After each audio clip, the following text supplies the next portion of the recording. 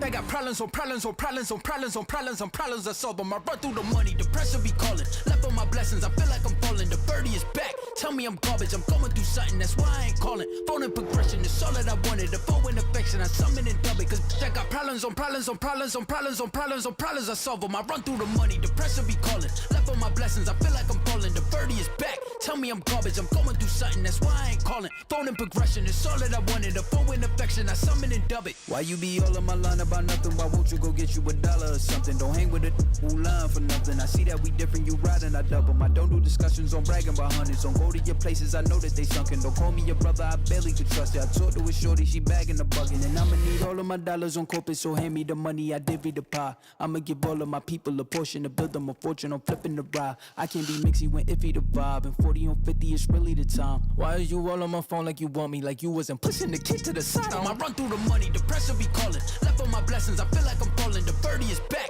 tell me I'm garbage. I'm going through something, that's why I ain't calling.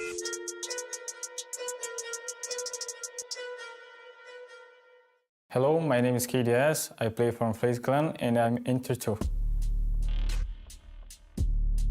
I think our performance in the championship is being good. The mindset of the team right now is show our game. We are prepared to make new things because we already play a lot of games. Each team is different to each other because they are the best teams right now in the championship. Step by step, we're gonna win this.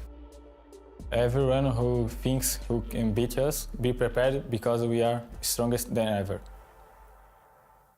My name is Ambi, I play for Sonics, and my role is entry.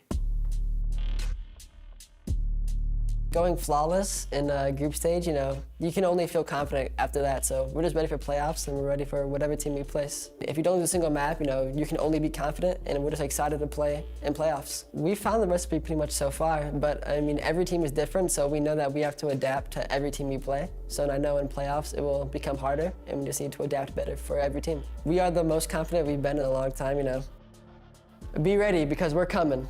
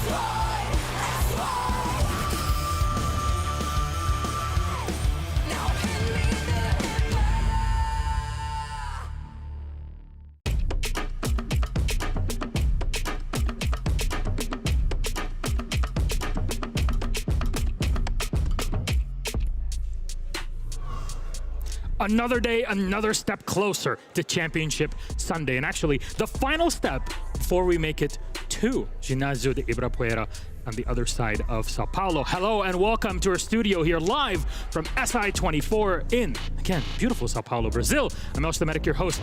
With me are two wonderful gentlemen, Fabian and Fresh, 3-time Invitational winners. Between the two of them. Between us. Yep. Gentlemen, yesterday was an absolute slaughter in many ways. We've had to eliminate so many teams yesterday, and we're going to talk about that. That's kind of the top of our show for today. But first, let's introduce what we've gone through so far. This is the last day of playoffs, which means we've gone from group stage with 20 teams arriving at the Invitational, 16 teams that have entered playoffs on Monday, and today, with only 8 teams left, we'll be down to 6 to head into the actual championship weekend in Sao Paulo. FaZe Sonics, here's our schedule. By the way, FaZe vs Sonics, Space Station versus W7M will be played on A stream. Dark Zero Virtus Pro, G2 versus Team Bliss will be on B. This is the final day where we'll have 2 streams, A and B. So take that for your knowledge. Once we head into the main arena, there will only be 1 singular stream to be watching. From our schedule, we'll move on to our bracket. Up next, we had Explosive Games Elimination Day was day 2 of playoffs. Now we're left with, as I said, Sonics versus FaZe, Dark Zero and Virtus Pro in the upper bracket. They are guaranteed to be playing on the main stage. So hallelujah, we have a Brazilian team in front of a Brazilian crowd. Great time. However, the second remaining Brazilian team is W7M. They'll be playing against Space Station Gaming. They'll have to beat Space Station in order to qualify for that main event slot, with Bliss and G2 also fighting for this position. APAC, we talked about them, and we saw the videos from the Australian talent here that were just jumping up and down in celebration with Bliss and Bleed prior to that. It's been a great day, but with a lot of glee comes a bit of sadness. It has to be a bit of both. And there we say goodbye to 8 squads. First 4, FearX, Lost, Falcons, and Fury. And our next ones, NIP, Bleed, Liquid, and Wolves. And now I can end my monologue, so I can actually finally ask my analysts, what about these squads? What can all of them learn from their invitational run? I mean, I think that they made it as far as they were expected. The only real upset we have so far in the underdog story, if you want to support a team you probably haven't supported before, is Bliss. Bliss probably, or in my expectations at least, would have gone out a little bit earlier. But other teams, I feel like they kind of slotted in quite logically. I think so, maybe apart from Brazil. That's the only thing that I would say. If you look at the Brazilian teams, you're looking at NIP, main stage of majors, Lost, we're obviously in the grand final of the Atlanta major, Liquid, grand final of Copenhagen major. Like, these are teams that shouldn't be going out very first, opportunity that they get, and they did. Obviously, there are now only 2 Brazilian teams left.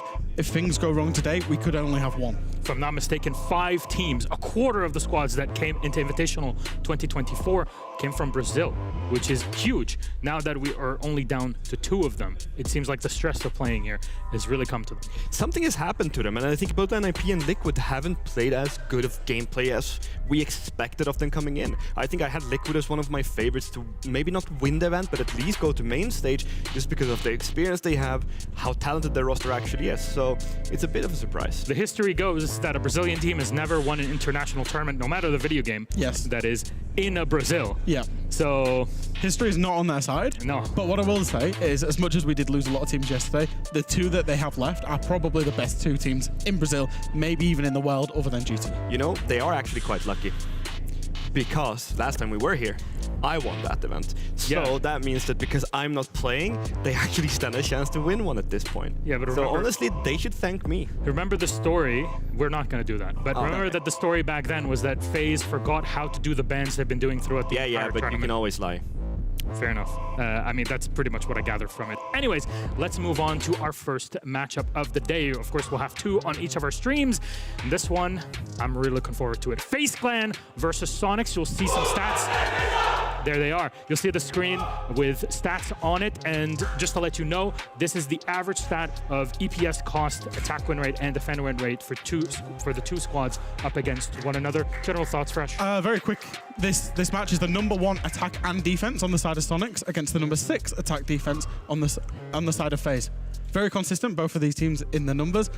FaZe 6th best, Sonics are the best in the tournament so far at both attack and defense. I just think it's going to be a amazing matchup. FaZe has been one of my favorites to win the event, and I think Sonics have shown that they are going to be taken seriously to that degree that they could also be the winner that walks out of this event. Then let's talk about Sonics. Big NA representation. We put them up on the screen for you. Again, those stats at SI 2024. This has been their average through this entire squad. And it seems like they've been better than ever, Fabian. Yeah, they have such a well-rounded roster right now. It's actually incredible to watch them play. Like, Gio brings all this experience together with, well, Citizen, Grixer, and Rexen. They all have been around for a long time now. They're very, very talented mechanically, but something seems to be clicking really well right now. We do have our thoughts about it, and we have our explanations, but I think we've never seen a better Sonics than this. Yeah, I think they've been kind of hitting their heads against the wall with who that fifth piece of that puzzle was going to be for pretty much a long time. Obviously, they thought it might have ended up being Gunnar, and I know Gunnar ended up in lots of different roles and responsibilities. They've now got Ambi, and Ambi looks like he is the final piece of that picture. And the reason is they've brought him in and they've made him that primary entry. His main operator, as we see him on the head-to-head, is the Thinker. Him being the primary entry allows Rexen to be the second entry, which allows Citizen to play in more of his lurk kind of role that he's known for. And I think that really completes the team. It makes them all in comfortable roles. Everything makes sense. And the reason we wanted to put this head-to-head up together is these two have such an incredible bromance going on so far at the event. Citizen's kind of taken Ambi under his wing, and Ambi's success is directly linked and relevant to Citizen's success, and Citizen is currently the MVP of the tournament. So you're telling me Ambi's doing well and enabling Citizen to get the plus 50 that he has on the board? I mean, it's not only that, but it's like when Ben feels comfortable and he has a goal with what he's doing, he's such a good teammate to have around, because he really puts his all into it. I'm not saying that he doesn't do it normally, but when he has this extra, well, friendship, and he has the, I would say, like a little bit of a bigger brother role that he has to take on and guide Ambi to success and how to act and how to behave as a professional player, it just have activated something inside of Ben that's, I've not seen it before. I even work with him, didn't see the same sort of Ben back then.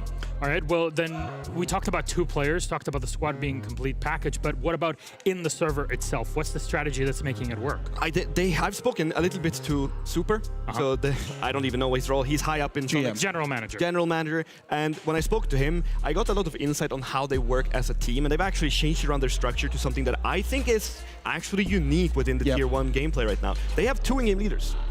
One for defense, which is Citizen, and then they have one for attack, which is Geo.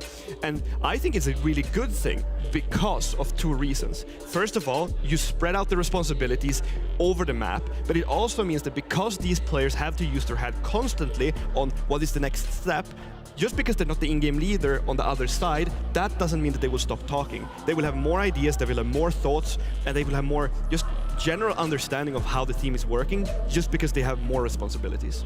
And how that's manifested in terms of like their actual performance, that's the reason that they are the top attack team and the top defense team. Yeah. And having watched Sonics throughout this tournament, they've 2-0'd everybody, right?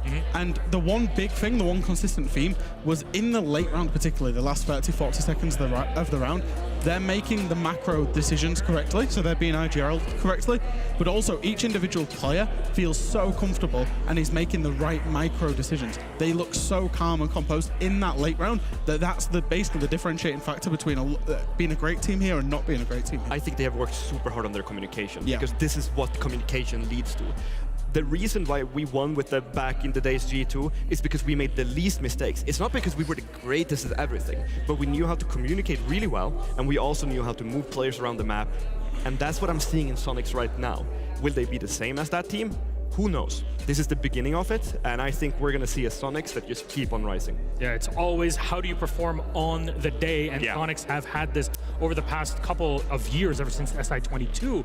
Keep improving event after event, top 8, top 6, top 4. We'll see how deep they can go today against their opponents, FaZe Clan. We'll talk about them up next. There's their team, and these are their stats, their average at SI 2024. FaZe, slightly rocky in the opening day of group stage, Jack, but they made it happen. They recovered. They got one. They're in the upper bracket. Yeah, I think they've shown that they're human. You know, of course, playing so many best of threes.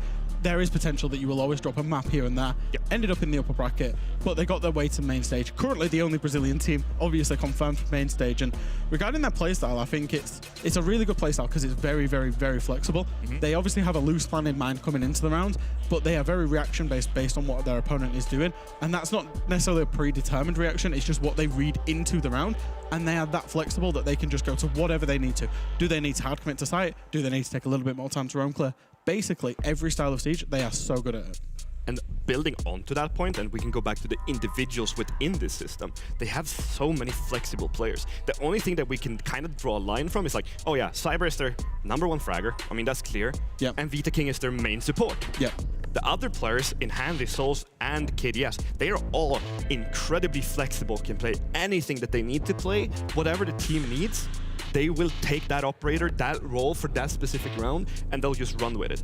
It's honestly, they're playing beautiful Siege, and I think that right now, they don't have that much more to improve on. Now it's just put it home, make what you can with this, take the pressure in, survive with that, and if they can, yeah, we're looking at the top contender. Then what sets FaZe apart from the rest? As you said, they're the only Brazilian team in the upper bracket in a tournament where there were 5 of them. A quarter of the teams were Brazilians. I think it's empowerment. I really do. I think, we've talked about their playstyle, we've talked about how good they are at the macro, but then they also have this kind of loose element in Cyber where he's absolutely empowered to do whatever he wants on the server. We've seen him play Caveira, we've seen him on Cafe play Rook and Dot constantly because they know and they feel that he can get a spawn peak and just set the round up. And they're not afraid to try different win conditions. And I think that's the biggest thing, right? Is a game of Siege can be all played out on paper, but suddenly if Cyber's picked Rook and spawn peaked your ace, it can completely torpedo around for the other team. And he's empowered to do that as and when he feels like it. And it's constant trust between the teammates, because if you always have strats on paper, right? I mean, every single team does. Yeah. They tell you, this is how we're going to play our defense, and then all of a sudden Cyber just does whatever he wants, and it's just incredible to see. Build up on that Cyber piece. It's just incredible. Like, the amount of kills he can get and the amount of impact he has when he pops off, it's brilliant. One thing I want to go before I throw it back to you guys on is when we get a top-down view on FaZe's movement, especially in their attacks, I think the viewers at home need to pay very close attention to the movement of the 5 FaZe players. Well, if there's 5 alive, of course. Look what they're doing, because there's going to be 2 different things that they do. Either they're going to spread out more and go together, or go away from each other to push everywhere and overwhelm their opponents, or they're going to push together and all go for the same sort of objective with some players on the sides cutting off angles. They are just... yeah, they're just masters of how to play this game. We talked about Cyber in the pre-show yesterday on his Buck and how incredible he's been. Over 40% pick rate that he has. It actually reminded me of you, Fabian, in the day, because you had an era where you played a boatload of Buck, be it on Bank, be it on Consulate, and it's a very similar style, even with no grenades. Not like grenades are doing much nowadays, but with flashes, it's definitely working well. The Skeleton Key is being put to work. Though, moving on, our map bans. I want to take a moment here because both squads are so incredible at what they do. I think every bit of the map ban phase is going to be important. Consulate, Skyscraper, Chalet, and Nighthaven Labs will be our first 4 banned maps. First up, FaZe's pick on Oregon. Again, Sonics will start off on defense. Sonics will pick Clubhouse and take FaZe on defense. And finally, with Border Cafe banned out, leaves us with only 1. That is our decider, Bank. FaZe will start on the defense. Fresh. So thoughts? Oregon's a very surprising pick because more or less over a long period of time, Sonics have had 2 permabans, which are Bank and Cafe. FaZe liked both of those maps and could have picked into them, but they went for Oregon. They actually lost it in the bracket against Lost the other day, so it's a bit of a quirky pick from us. I don't know whether Sonics would be, expecting that. Sonics have then picked Club. The reason they've done that is their #1 map preference. So for FaZe, Consulate and Chalet are their 2 permabans this event. They've had to permaban them away, so Sonics have been able to choose the map they want to go to for free. Thoughts on Oregon, Fabian? I think it makes sense in a little bit, but especially for Sonics. I don't think it makes sense for FaZe's sake. What? How come? What would happen in the server? The way that Sonics are playing, making almost no mistakes, that is literally what Oregon is all about. True. Any small mistakes will be punished massively by teams as good as these. So yeah, it's going to be an interesting map, and I think the game overall, I can't call it which way, but a 2-1 for whichever side wins, I'm happy with. How do you see Oregon? Our match is ready. I think Sonics will take it because I just think they're going to be able to attack better onto it. I think this is obviously their real test, but based on the tournament so far, there's nothing that would indicate Sonics won't be winning this. And just to disagree with Jack, because I have to disagree with him sometimes, you know, you need to put him in his place. Fair enough. Yeah, FaZe will win it 7-0. All right, thank you very much, Fabian. I mean, what can I say? They won't win it 7-0, but I hope it's going to be way closer than that. Thank you very much, Fresh and Fabian. Our casters are ready, so please, Intero Pengo, take it away. An awful lot on the line here, Niklas. As the team that has played the fewest maps remaining at this event plays the team that has played the most maps at the event. Now, out of the teams remaining, of course, FaZe Clan has played 15 maps so far, which actually trails W7M and Liquid. I guess technically W7M is still in this event. I almost forgot about them. But Sonic's only playing 10 maps is insane when you think about it. The only two teams that have played fewer maps, other than M80, who got bounced right at the very beginning, was D+ Kia and Falcons, both of whom played under 10. Despite this, if you look at the numbers, Sonics have players on the top of quite a lot of these categories, Nick. Citizen is the highest rated player at the moment. Grixer, the 4th highest rated player. Now, they do this with 106 kills and 91 kills, respectfully. Mowgli, he's no longer in this event, had 193 kills, almost double Citizen. So the efficiency of players like Citizen, like Grixer, like Ambi as well, has been wild to watch. But the question then becomes, is it because of Sonic's small sample size? We noted when we casted them the other day, they played in a relatively weak group. Yeah. That's why the term here from Jack as well was this is going to be Sonic's big test here going into this tournament where, yeah, they've done great so far, but what has really been their competition? If you look at the matchups, they played Scars, they played Lowe's, they played Falcons, they played Fury, and they played Wolves yesterday. But in a matchup where, or the day before rather, where they had, Wolves themselves had just played against W7M in a very long series, they were tired, they were exhausted, then they came up against Sonics and they got annihilated 2-0 by this American squad. So yeah, I do think this will really showcases how good Sonics they truly are, and for them could also be a shocker if FaZe coming strong into this and take a couple of rounds, you know, destroy their confidence. How will Sonics deal with actually losing for the first time in their current roster duration at this event? Because when a team have only been going through victories after victories after victories, you haven't dealt with those negative thoughts and negative vibes in the team. So want to see how they deal with that if things go the way of FaZe. But of course, as the desk said, at least Jack, he said Sonics, they're gonna win. Didn't Fabian also say that FaZe was gonna win 7-0? But Fabian's an old man. You know, he was behind Benja talking strats with him right before they had the G2 had their game. He forgot where he was, where he belonged. That's on the desk, Fabian, not as a coach. Now there was a slight tech issue that has been resolved, so we can actually get into the matchup. And the very first bomb site will be Laundry Supply down below. Sonics is a team, they like to buck the trend. They like to play well on attack, which is something that's been a bit abnormal, to say the least, with what we've seen so far through the entirety of this event. Looking specifically at a map like Oregon, well, you'd be surprised to know that 10 seconds to it's go. not an anomaly with these with the defender win rate. 66% of all rounds won by the defenders. Attackers are heading out to 66%. defuse a bomb. That means of every 3 rounds, you expect 2 of them to be won by the defense, or rather you just expect, you've had times where all rounds come in. It means that you have a better than 50-50 shot of the defense winning. Every single bomb site except for Kitchen Dining is defender side, and we will talk about those specific sites as they arise. As for the time being, Laundry Supply has been played 78 times at this event. One of the most played bomb sites, period. And it has been won almost 75% of the time. That is a very tall order for the attackers to overcome, so FaZe will have the work cut out for them as they start on that bomb site on attack for round number 1. Now, I had a big question going to this on Oregon. Which team will ban the Monty? Because both Sonics and FaZe like to play it. And funny enough, Monty doesn't get banned by either side. FaZe go for the Blitz ban instead, targeting, yeah, you guessed that right, Geometrics, who's been on the Blitz duty for the side of Sonics. And then in their first opening attacking round, FaZe themselves will bring out the Monty from Vitaking.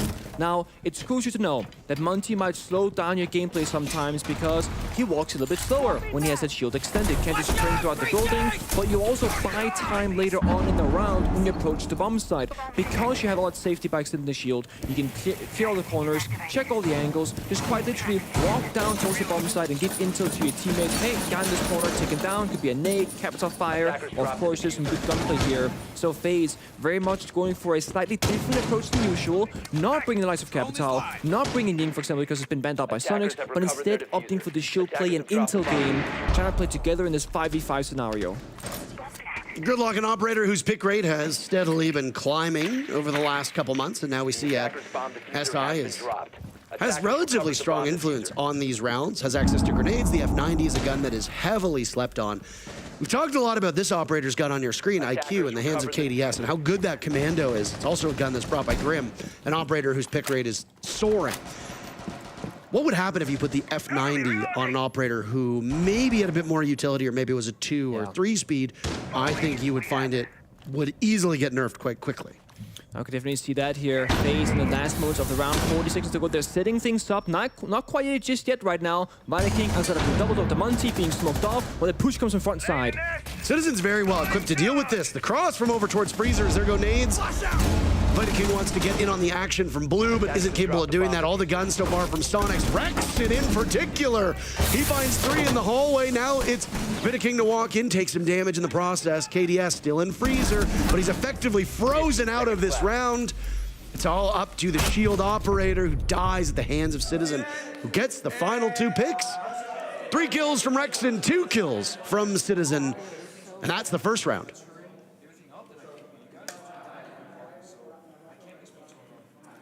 I mean, great start there from the side of FaZe in the execute beginning of things, but it comes down to shutdown here in those 5v5 moments. When you got the crossfires, when you got things set up, it is so difficult to pick it apart, which is why we expect the defenders time and time again to win that basement bomb side. Now, if you win this as an attacker, massive. And one thing I really think that surprised FaZe is Sonics barricade the Freezer door. So they push in for Freezer, they expect to get like a crossfire established, but immediately, door's barricaded. They can't get anywhere. The issue with taking Freezer control is that it doesn't really go anywhere else. The hallway is a very big danger point with a crosser from Pillar, from Laundry, and from the side itself. And Viking, who was on the Monty, who you would expect to be the primary pusher of this round, was single-handedly all alone outside blue double door, smoked off by Sonics. So FaZe's win condition in that round being the Monty didn't see any play whatsoever, and I think they were gambling on the fact that, okay, where Monty's gonna go, Sonics will rotate a bunch of players, expecting a big push to come from that direction, and then they go for the backstab. But Sonics didn't react. They locked out the Monty 1-to-1, smoke him off, he stands outside, and play those 4v4 guns on the front, and they come out victorious because of that. Sonics will play a much more active defense now as they go upstairs to the dorm's bomb site. Second most played site on this map, and it also has the second best defender win rate. 65% of all the rounds that have been played on this bomb site breaking in favor of the defenders. A Thorn being brought by Citizen. This is an operator whose pick rate has been quite low this event, but still has application, especially as we talked about how Fenrir gains some serious value. Well, Thorn's about to gain some right there as a Razor Bloom. Gives the position of KDS on White Stairs away, and Geo gets first pick. KDS almost within the bomb site in the first 45 seconds, but dies, meaning Sonics now can sit pretty for the remaining 2 minutes. Perfect application of Thorn there from Citizen, but also KDS was playing the IQ. You would think that you use the scanner, you see there's something that's gonna shut you down, could be Melusi, you know, Ella, could be the Thorn, for example, any gadgetry that will automatically activate as you walk up a staircase that's not barbed wire. But no, KDS like, I'm gonna take this off chance play that I might get a kill or 2, and you can tell that FaZe didn't really intend to do anything with that. No one else in a front 4 position, nobody tried to push the bomb side, it was just KDS looking for a lurk. I mean, looking for a lurk on the actual bomb site. Well, okay, looking for a side rush alone, I guess you could say, yeah. So Tuberau has shown up, and you see those Zoto canisters being put to use on that closet wall. Oh my, a nice toss by Rexon. Goodbye, Cyber. Down for the count. Impacts have been used by Sonics to try and get rid of the hard breach on closet wall. It didn't work out, so small part has been opened up. Guns from FaZe now hitting their marks, but the numbers are just not mathing for them. More Stalmas to go off as Vidaking sits on this position, takes care of Citizen, expecting another swing over towards Attic. It's a valiant effort, and the round is still going, so I don't know why that happened. But we're back to Vidaking. 3 players from Sonics still upright as Vidaking inside a trophy, looks towards the bomb chassis, and Sonics are currently exhibiting great patience. Yep, as Vidaking though, just waiting right now, but he has to make the first move with 35 seconds. Those smokes to go out, and again, the crossfires here. Top right, Kid Storm Store and Attic Doorway as well. Sonics in the 3v1, they lock things out, and they have the discipline and the communication of excellence here up against FaZe. So far, their test, they're doing mighty fine on it. Really working the bomb site as you would expect. Ambi started on that roam early at main door, as we talked about. It's not uncommon for teams to want to open up that door and get some control inside of that main lobby right away on Oregon. Ambi was gambling off of that, manages to get back into the site safely, and then KDS gives Sonics a huge leg up by pushing up white stairs right here. The Razor Bloom is not exactly a tool that we expect to get kills directly. The Razor Bloom in that sense gets a kill indirectly by going off and giving information to Geo, who then stands up and capitalizes off of that. Look at this. You've got information, you see the tracers, you hear the bullets. I had felt that C4 for like 3 months in scrims. Oh boy, I mean, this is why scrims matter, right? Mess up, like, this is the thing. A lot of players, when they first get to pro play, they'll care so much about scrims and doing the right thing, but scrims, which is practice games before a real series, is all about failing to then learn how to do it correctly. Rexon said that he had messed up that C4 for like 3 months in scrims, but now in this round, he gets a very important second opening kill, making it a 5 versus 3. And it's small things like that, trying to improve upon the things you keep failing at, and eventually it will work out. Rexon himself, sitting on 5 kills, Citizen on 3. And the more important story right now is that FaZe are looking like they're completely locked out. Their problem solving not really happening. And their opening kills not happening either. Both of these two teams between Sonics and FaZe are excellent usually in fighting for the opening engagements and converting that to a round victory. But right now so far, it's only really been Sonics in the driver's seat. Yeah, they played primary bomb site downstairs. They played secondary upstairs and Kid Storms. This tertiary bomb site is where the real story will show itself on whether or not Sonics can play this disciplined playstyle and shut out FaZe. Because as you start winning bomb sites, you go to a weaker and weaker defender-sided situation, which this tertiary bomb site really is. It's Kitchen and meeting. FaZe are pushing things right now with intel. The Twitch, the regular Jones, scouting for the bomb site, seeing what the players are playing from Sonics, and it's mostly towards meeting and big tower right now that things are happening. This is what's commonly referred to as the tertiary bomb site on this map. Though we've seen teams actually go here first, which is abnormal. You and I cast a matchup like that the other day. Meeting Hall and Kitchen is the 3rd most played bomb site on this map, and would you guess it? It favors the defenders. As you can see right now, Geo with the very first kill before Souls trades it back. Souls trying desperately to capitalize off of these logic bombs. Citizen falls to KDS. Geo now under fire as well as KDS takes a beating. Down goes Geo to Handy, and it seems like FaZe's execute. Much brisker this time, far more formidable as well. Final logic bomb will go off, and it's Grixer to engage in a gunfight. Vidaking with diffuser in hand, attempting the plant towards stage. Grixer will look. He gets shot and finished off by Handy. And it's all up to Rexon now to go into the exact same position that he just watched his teammate die from. Rexon will see stage, and just because you see it doesn't mean you can get it done. Big round from Handy to clean up through the backstage and give FaZe its very first round victory. The big thing there from FaZe that was different was that instead of coming from the majority of people from the same side of the map, so like basement, there was like freezer and laundry stairs. On Kid Storms, most people inside of like Armory and Master Bedroom, they were scattered across the map. 2 lobby, 1 big tower, 1 was spot on white, that was Souls find that open kill. KDS was coming from small towers, so they were approaching Sonics from so many different directions, and you saw what Sonics like to do. When they see a player from FaZe, they'll walk towards them, trying to isolate those members or take them down 2 against 2. But this time around, because FaZe were in so many different positions, they actually got backstabbed multiple times. We saw Sonics make a rotate somewhere, there's a person holding them. They take a gunfight, there's 2 players from FaZe holding them. So a big change up there in position game from FaZe, and this is the thing. FaZe, they have 2 very distinct attacking playstyles. They have one style where it'll be 5 guys going from the exact same location, walking through the map. Very old school Siege. Then they have that new style, like we just saw in the previous round. Scattered across 5 players, different positions, with some middle links that help one another. And that's like a more newer style of Siege. And it's hard to have the overview as a leader in a team to play that new style. Because you gotta worry about not just where you are and what you see, but where everyone is and what they could be doing to help each other and get the timings right. That's the big thing here, timing. When Souls attacks a player bottom white, KDS was in shower hallway to hold the white staircase. Small things like that requires a high level of communication, which you'd expect from every single team here. That's not always the case. Every team has a different play style, different systems in place, and different levels of communication, and how many people, of course, are vocal players in a given roster. For Sonic, with Embi being picked up, a young gunner, him and Ben have been looking mighty fine together, enabling one another really here on the entries and those aggressive fights. And with Sonic's new system of Citizen being the ideal on defense, he can pick a player like Embi, say, Embi, play in this position, go for this gunfight, I'll either support you or I'll give you a way out back towards the bomb site to safety. And Embi right now, who's not at a kill so far, has to problem solve. Person in dining, person at the server room, he is under a lot of pressure. Very slow start from Ambi, given the way we've seen him play right now. Again, the one conversation that I've seen, and it's been talked about by Talent too, is the strength of schedule for Sonics. I think many would argue that they had a relatively easy path here compared to a lot of the contemporaries.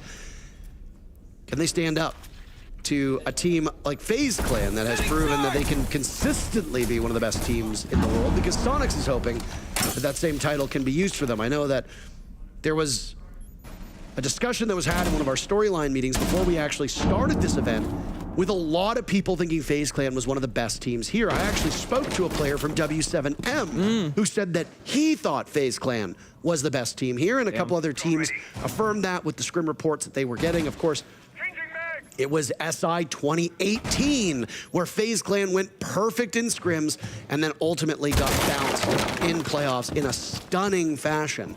So just because you're good in scrims doesn't mean it's going to translate to game day. For people wondering why I highlight that, I just think it's kind of funny that FaZe Clan back at that SI, even if that SI was 6 years ago, good lord, was the team to beat, and now a lot of teams think the same about FaZe here. They've got to obviously get over Sonics first. Both of these teams have made main stage. They will play in front of a crowd in Brazil. For FaZe Clan, that crowd buff will be all too real.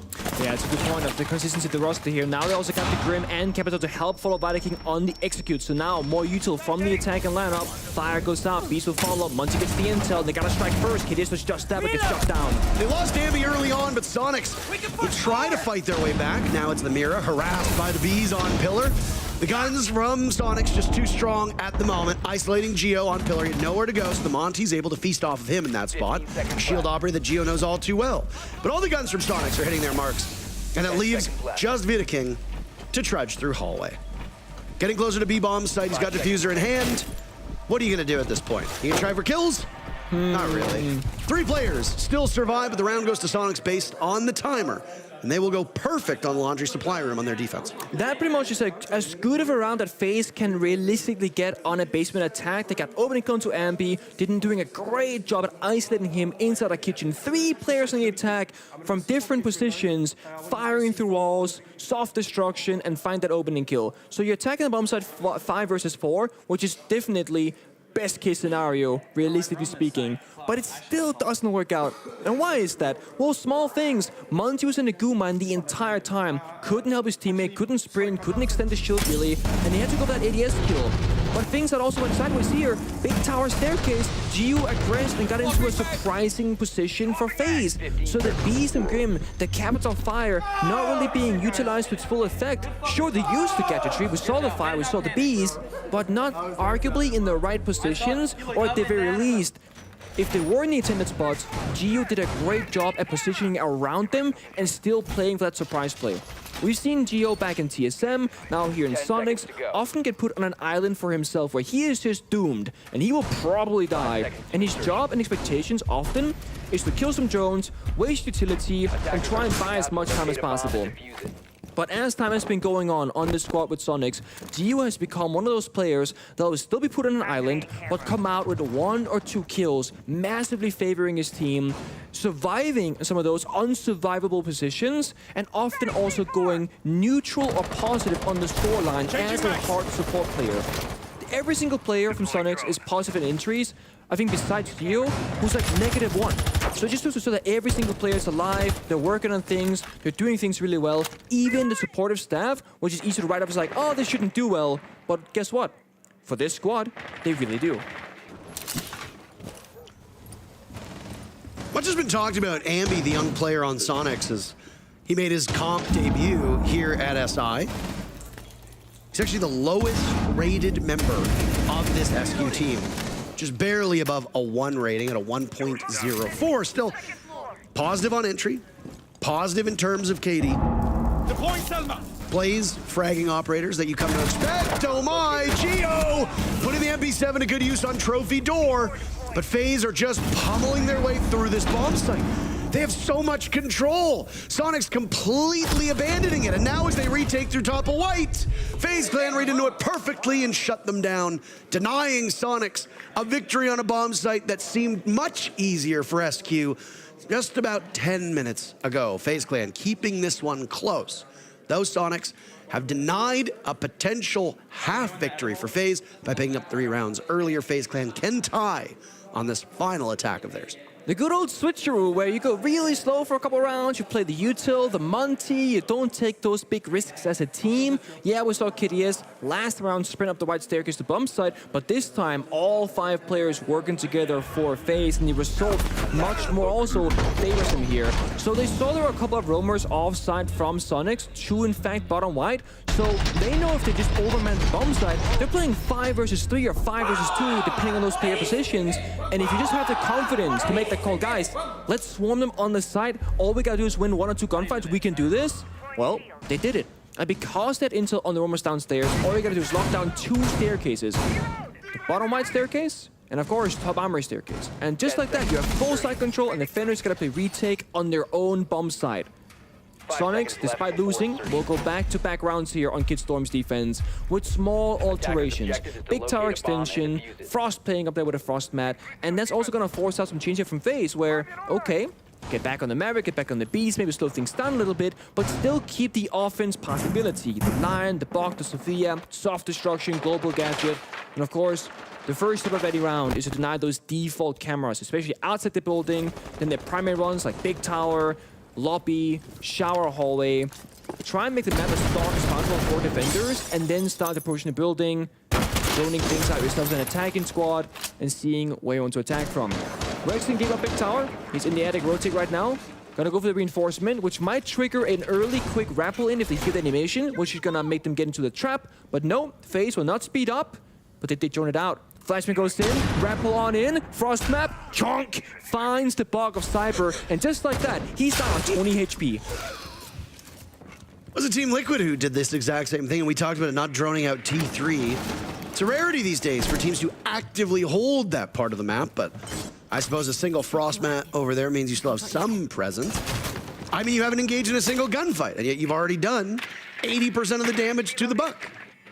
Excellent by Sonics, even if all they did was set the mat and set it and forget it, as you want to say.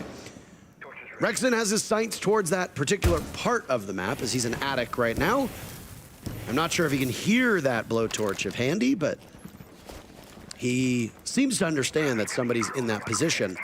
E1D will be burned as we hit the halfway point of this round. And FaZe are still looking to establish map control. Sonics don't really do too much, not a very active defense. But again, the bomb site is usually so heavily defender-sided, you just need to sit and wait for the most part, especially in sight. You can have somebody roaming down below. Beyond that, it's more about patience, and great patience so far shown by Sonics.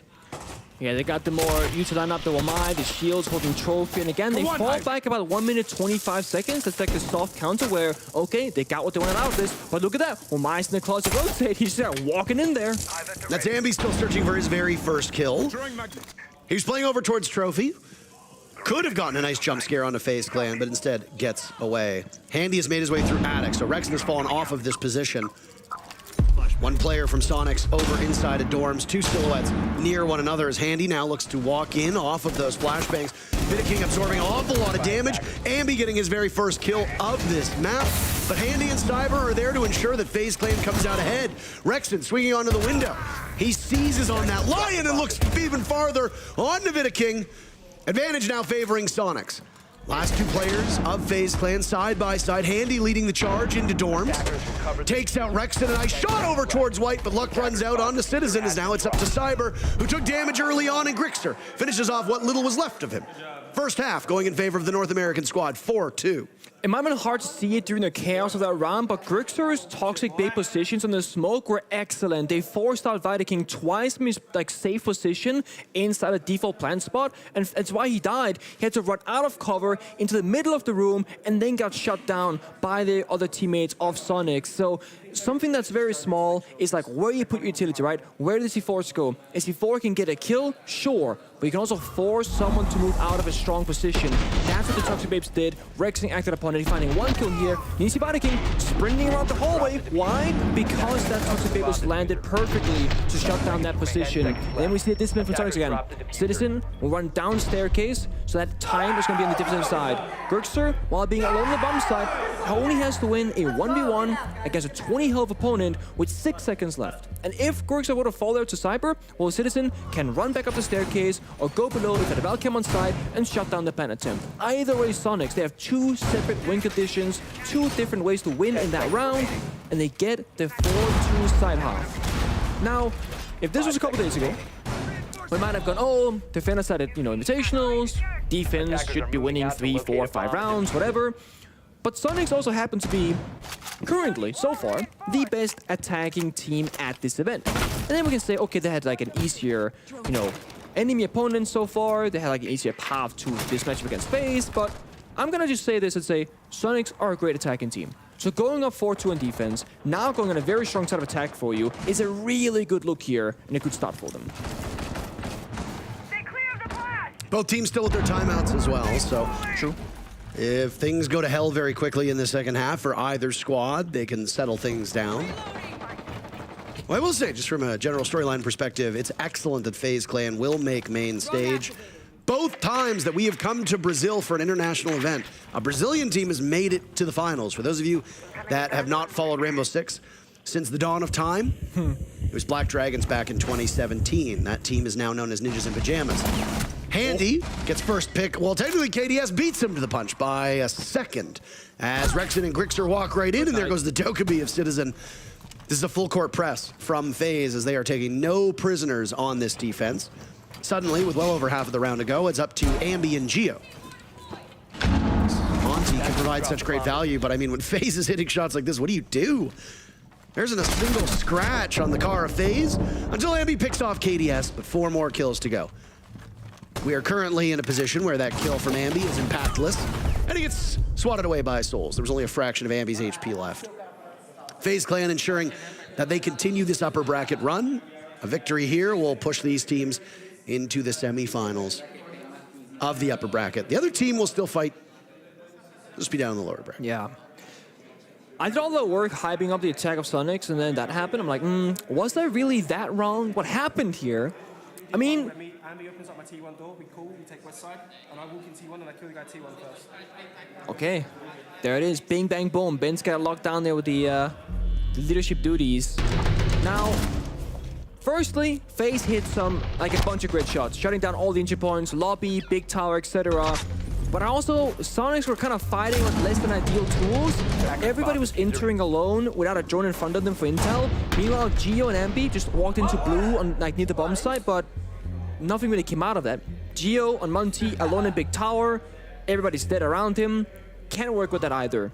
So a very scattered defense, and it doesn't lead to anything. Now FaZe are playing upstairs in kids' dorms. They're hiding the clash pick in the corner of dorms, bomb site itself, because they want to make sure that the attackers won't be able to repick the strong operators against it, like a Kali or a Capita, whatever they might find useful. But Citizen either droned out the clash, has a really good read on the situation, because Capita rather is being brought up as a counter pick. We don't see Clash all that often in Oregon, especially when it's not the basement bomb site. I dare you to come closer. I dare you. Clash is an intriguing operator. So much. She has the hardest lines of any operator. Just a lot of talking for an operator who doesn't often get into any real fights herself, instead of allowing and enabling those around her to get into those fights. Point I was making, by the way, before FaZe Clan decided to go full throttle in that previous round was that Both events we had in Brazil, we had Black Dragons in 2017. They were defeated by ENTS. They're now known as Ninjas in Pajamas, this Black Dragons team. FaZe Clan is the same FaZe Clan. Obviously, it's a completely different roster, but it's still the same organization, same lineage. They obviously got defeated by you in Rio. Now, we should have gone to Brazil in 2020, but then COVID obviously struck and it shut down all of the live events. It would have been fascinating to see what would have become of that live event. It would have been nice to come back here. Of course, our time spent in Sao Paulo was delayed by about 4 years. I think for everybody's sake, either W7M or FaZe Clan making a deep run would be excellent for the state of this event. And of course, there's no crowd as loud as a Brazilian crowd, and I think both you and I can attest to that. Oh, we certainly can. So let's see if they can do it. Soul's open and kill. Oh, nice. Sonic in trouble. He needs help.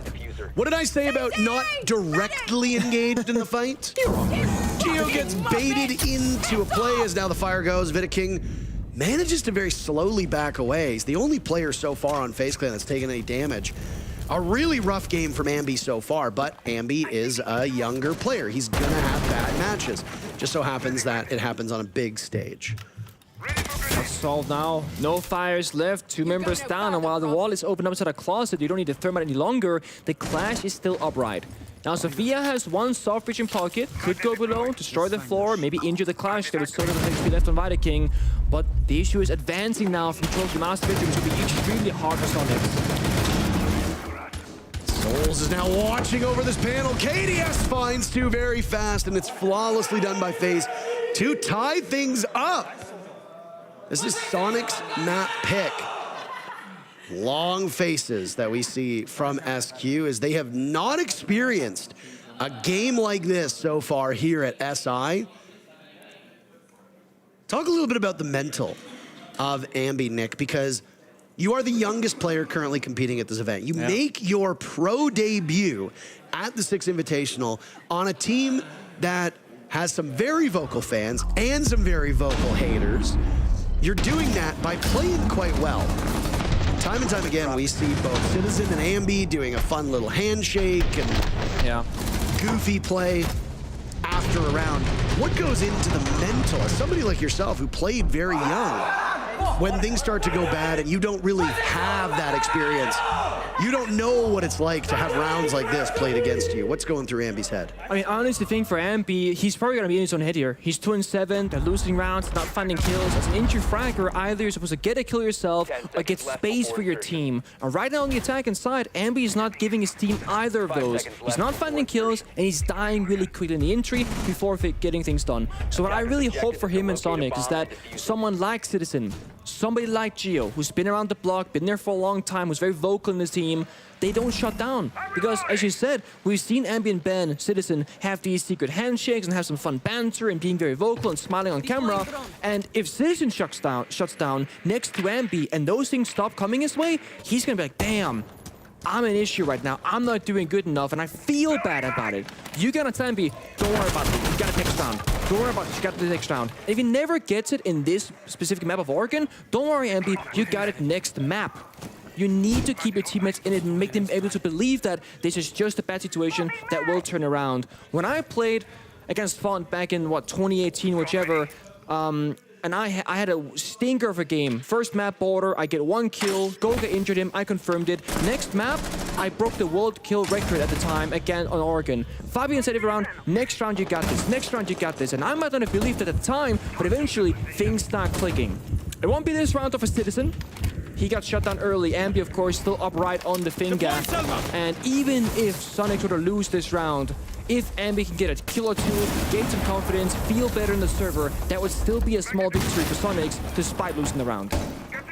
Cannot keep giving up these first picks, as we see, and with how good Citizen has been, and how good he's been since Ambi came onto this roster, with Ambi allowing Citizen to play more comfortable ops, and really getting full value out of a player who, at one period of time, was, I think, in conversation for best active player in the game.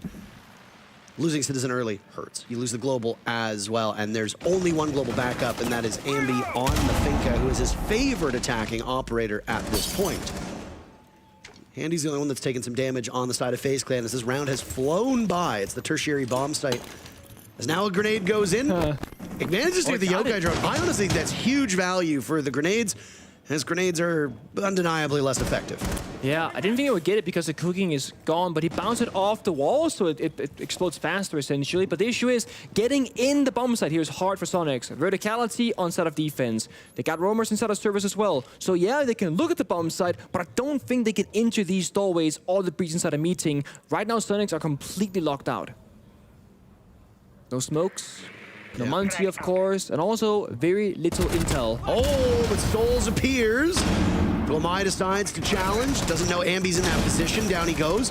Yokai back in where it was before, but instead it's Geo to bail off of that spot as KDS picks up a kill. 15 seconds to go, and suddenly Sonics have completely changed it up, but there's fire on the ground. Geo taking an awful lot of damage. Ambi is in, giving an adrenal surge as KDS is on the board, and the Warden is single-handedly saving the round.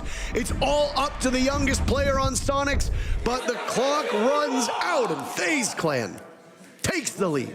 I like the rotation there from Sonics. Geo said, I'll lead the charge, I can die, you trade me. He sprints to the Goyo Fire, and it looked like a surprising factor, but there was a goo mine in the middle of the hallway. He could no longer sprint, and he got stuck in the fire for way too long. Timeout by Sonics, and diagnose this for me. You're the expert. I was gonna say they're trying to problem solve around like what were the actual problems, and I love when players, they say, did they have a Valkyrie that round? What was the issue? Was it intel? Was it lack of control? A lot of players will just say, that round sucked, like, you messed up, I messed up, whatever, but they're trying to problem solve right now, which is very important for best of 3 or best of 5, because the longer this goes on for, the more counter-stratting and analyzing you gotta do on the fly. So they asked, did they have Valkyrie? It was like, no, they have Echo. We killed one Yokai drone, one stayed alive, etc. And it goes, okay, so they had intel on us. What else is the issue? Okay, they were way too slow because they were playing Goyo. So when there's 15 seconds left and the Goyo canister gets popped, you have -5 seconds. Because the fire lasts for 20, you have 15, doesn't add up. If you're FaZe right now, you're laughing all the way to the bank because he won 3 rounds in a row. And I don't want to say with ease, but they didn't really have to fight all that hard for it. Right here we see it. The fire stalls things out, the goo mine slowed down Geo, and it buys KDS the space and the timing to get the shutdown kill onto side and the follow-up kill to Geo afterwards, and completely locking out that portion of the map. Sonics, of course, the easiest issue to point out right now is they're just losing early opening engagements. Since the side swap, there's been 3 rounds played. FaZe has all 3 uncontested opening kills. Sonics are playing 4v5 every single round right now, which is not obviously ideal. And it's different players dying. It's not just Citizen, it's not just Ampy. They're taking turns, but someone is dying early every round.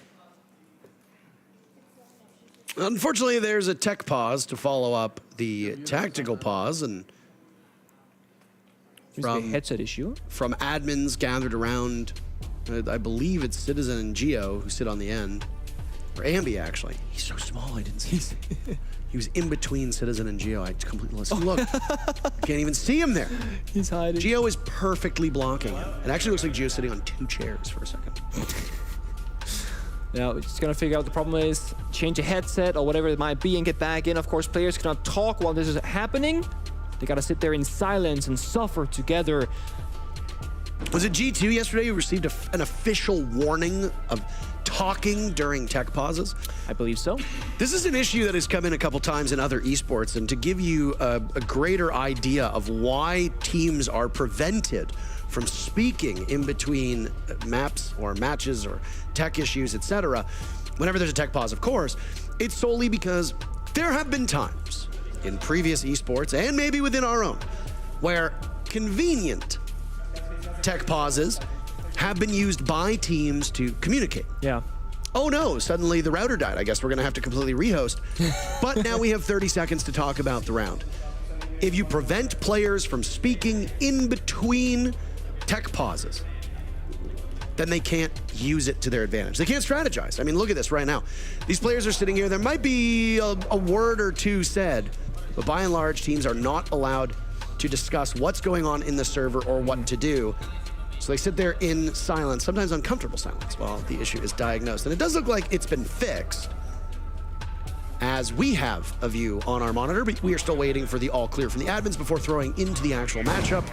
Laundry Supply Room, the FaZe clan, looking to take away at the momentum that Sonics is hoping to gain from that tactical timeout. And by the way, if you see those fun little characters in the bottom of your screen, that's a new Ubisoft game that is launched called Rainbow Six Small. It's available on the App Store now on both iOS and Android. 10 seconds And remaining. Netflix. Yeah, it's a Netflix game, isn't it? Yeah, it's a Netflix collaboration thing. So yeah. It is a lot of comparisons to Hotline Miami. I was going to say, which is what people were talking about. And it is a strikingly deep game for the fact that I didn't hear anything about it until this event. I don't know if you'd heard about it. I did not know it was coming.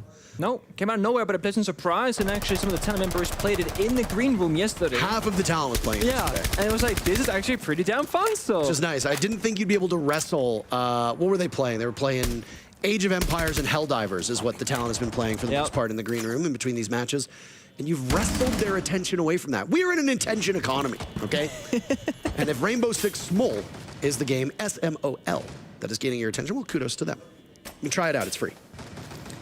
So while the take pause happens, as we spoke about, you cannot talk to your teammates, of course, but if you have clever players that can break down these rounds individually, you can take this as a time to sit down and be like, okay, what could we do in these upcoming rounds? Kind of theorize, because now you finally don't have to think about the active live round because you have a take issue. So there might be some players who are very smart at the game being like, oh guys, let's start playing this operator. Let's start doing that. Oh, actually, I just thought of a strat we can do while we were having this kind of like pause time. It's been a bit of a slow round here. An early roam from Cyber is going to drop down the meeting hatch and advance towards the big tower side of things. But we know there are two players from Sonics waiting for him. So now Cyber, does he have to read? He does, but Ambi, the young gunner, back in action here, now 5 and 7, has found himself a bit of confidence and ground in these rounds to finally, for Sonics, get their first uncontested opening kill on attack. It's on the Solus too, which is quite large. Still got plenty of denial operators on the board. You're going to have those Goyle canisters from Handy likely still in effect. If you look at the lineup from Sonics, they don't have any of those extra drones, no Flores, no Twitch. You don't need to worry about those canisters getting popped, so hopefully for FaZe fans, FaZe is able to use them at best to deny the rush from Sonics towards the bomb site. Additionally, you've got Smoke and a Warden, both of whom are excellent in the cut and thrust of an execute. Final moment now, and Rexon will hack the cam, so utility is also present for Sonics. Don't count them out. They've still got all 5 Bs in Geometrics. Grim, got Adrenal Surges, you've got Explosives. The only operator that I kind of question utility is going to be Gritzer's Maverick. FaZe is in a similar position where they got the opening pick but still lost the round, so we still need Sonics to step up here. You guys see those Grim Beats from TU being used at high efficiency level to shut down the player positions of FaZe and get some intel, and then when the 3-2-1 execute comes through, there has to be some trades going on Sonic's side. You cannot die alone and die for nothing. Players dropping hatches as Rexon takes up space inside of Freezer, but his advance will be halted by the fire of the Goyo canister. Same on the front of Laundry as you see Citizen and Ambi both stacked up, but the flames will deny them for now. Ambi on the board with Souls dying a second time for Ambi, but KDS and Vidaking fight back. Citizen's in the midst of the flames taking tons of damage. He needs to do more, but FaZe locked them out. The clock works against them, and the rush from Sonics does not pay off in the final moments of the round. On Sonic's map, FaZe moves to map point. The misread there from Sonics again, where they don't account for all the variable possible player positions from FaZe. And yeah, Ambi, he makes the play, push through the fire, take down the Smoke player. But the initial push was a 2-2-1 take. 2 Freezer, 2 bottom Laundry, 1 person backside, either meeting hatch, big tower, outside double blue. That was Sonics' attack and lineup positions. We see it here. And KDS, with 11 kills when that round starts, just holds down Freezer. He finds both kills. That's the entire half push from front side. Remember, 2 Freezer, 2 Laundry. The only way that attack works is if both Freezer and both Laundry, they succeed. Because otherwise, you're going to be met with crossfires from the defense all of a sudden. And that's what happened. Ambi pushed the Laundry. Guess what? Kid isn't Freezer. He swings Freezer. Ambi dies. Likewise, if Ambi would die, you lose Laundry control, they would push the Laundry rotate and kill the person in Freezer. Both fronts have to live and succeed on their mission. It's why most oftenly we see teams play a Blitz, a Monty, or an Osa when you go for a frontside execute, because you have those shields to keep your players alive, because it's not just about getting kills on attack, but holding on to map control in those crucial kinds of positions to allow your team to succeed. Now Sonics, they've not been in a losing position this event so far. This is only map number 1. Things, of course, long ways to go. This is FaZe's map pick. It's not all that bad for Sonics, but mentally speaking, this is still new to them. They've not struggled like this before. FaZe put up a great defensive side right now, winning 4 rounds in a row, 1 flawless, 1 almost flawless. Looking to make it 5 for 5. Just end things here. Sonics' attack and win rate's gonna plummet after this one, that's for sure. And just like last time, Vidiking will be on the Clash for the upstairs hold. KDS has been spectacular so far in this matchup. Multiple multi-kill rounds, playing on high-value utility operators. And I mean, FaZe Clan, like so many of the teams that are here, and Sonics you can even include in this conversation, have no shortage of tools at their disposal. The unsung hero so far, though, I would argue, has been Vidiking. He has been playing operators that undeniably enable the rest of his team to get picks. So while you look at him, he's 5-4-2. You might wonder what's going on. Well, there's the answer. Nitro Cell tossed out by Cyber, who from inside of Attic gets 2. He's had a quiet game, but almost draws to an even 7-7. He's sitting at 6 kills so far. It's genius. Sonics now will have to deal with a clash at a disadvantage. That is dire. That is indeed dire. IQ had grenades, no soft reach available, and they don't IQ scan because why would you IQ scan it? You got Maverick, just open up the wall. So pre-play C4 on the soft wall. Here's the touch, pops it, finds the second kill, and that right there, that's one of those rounds where that might just win FaZe the entire round, which also gives them the entire map because now you got Clash in the bomb side, you lost Big Tower control, and all of Sonics are outside the building. 2 players outside Big Window, basically. They have no ground on the map.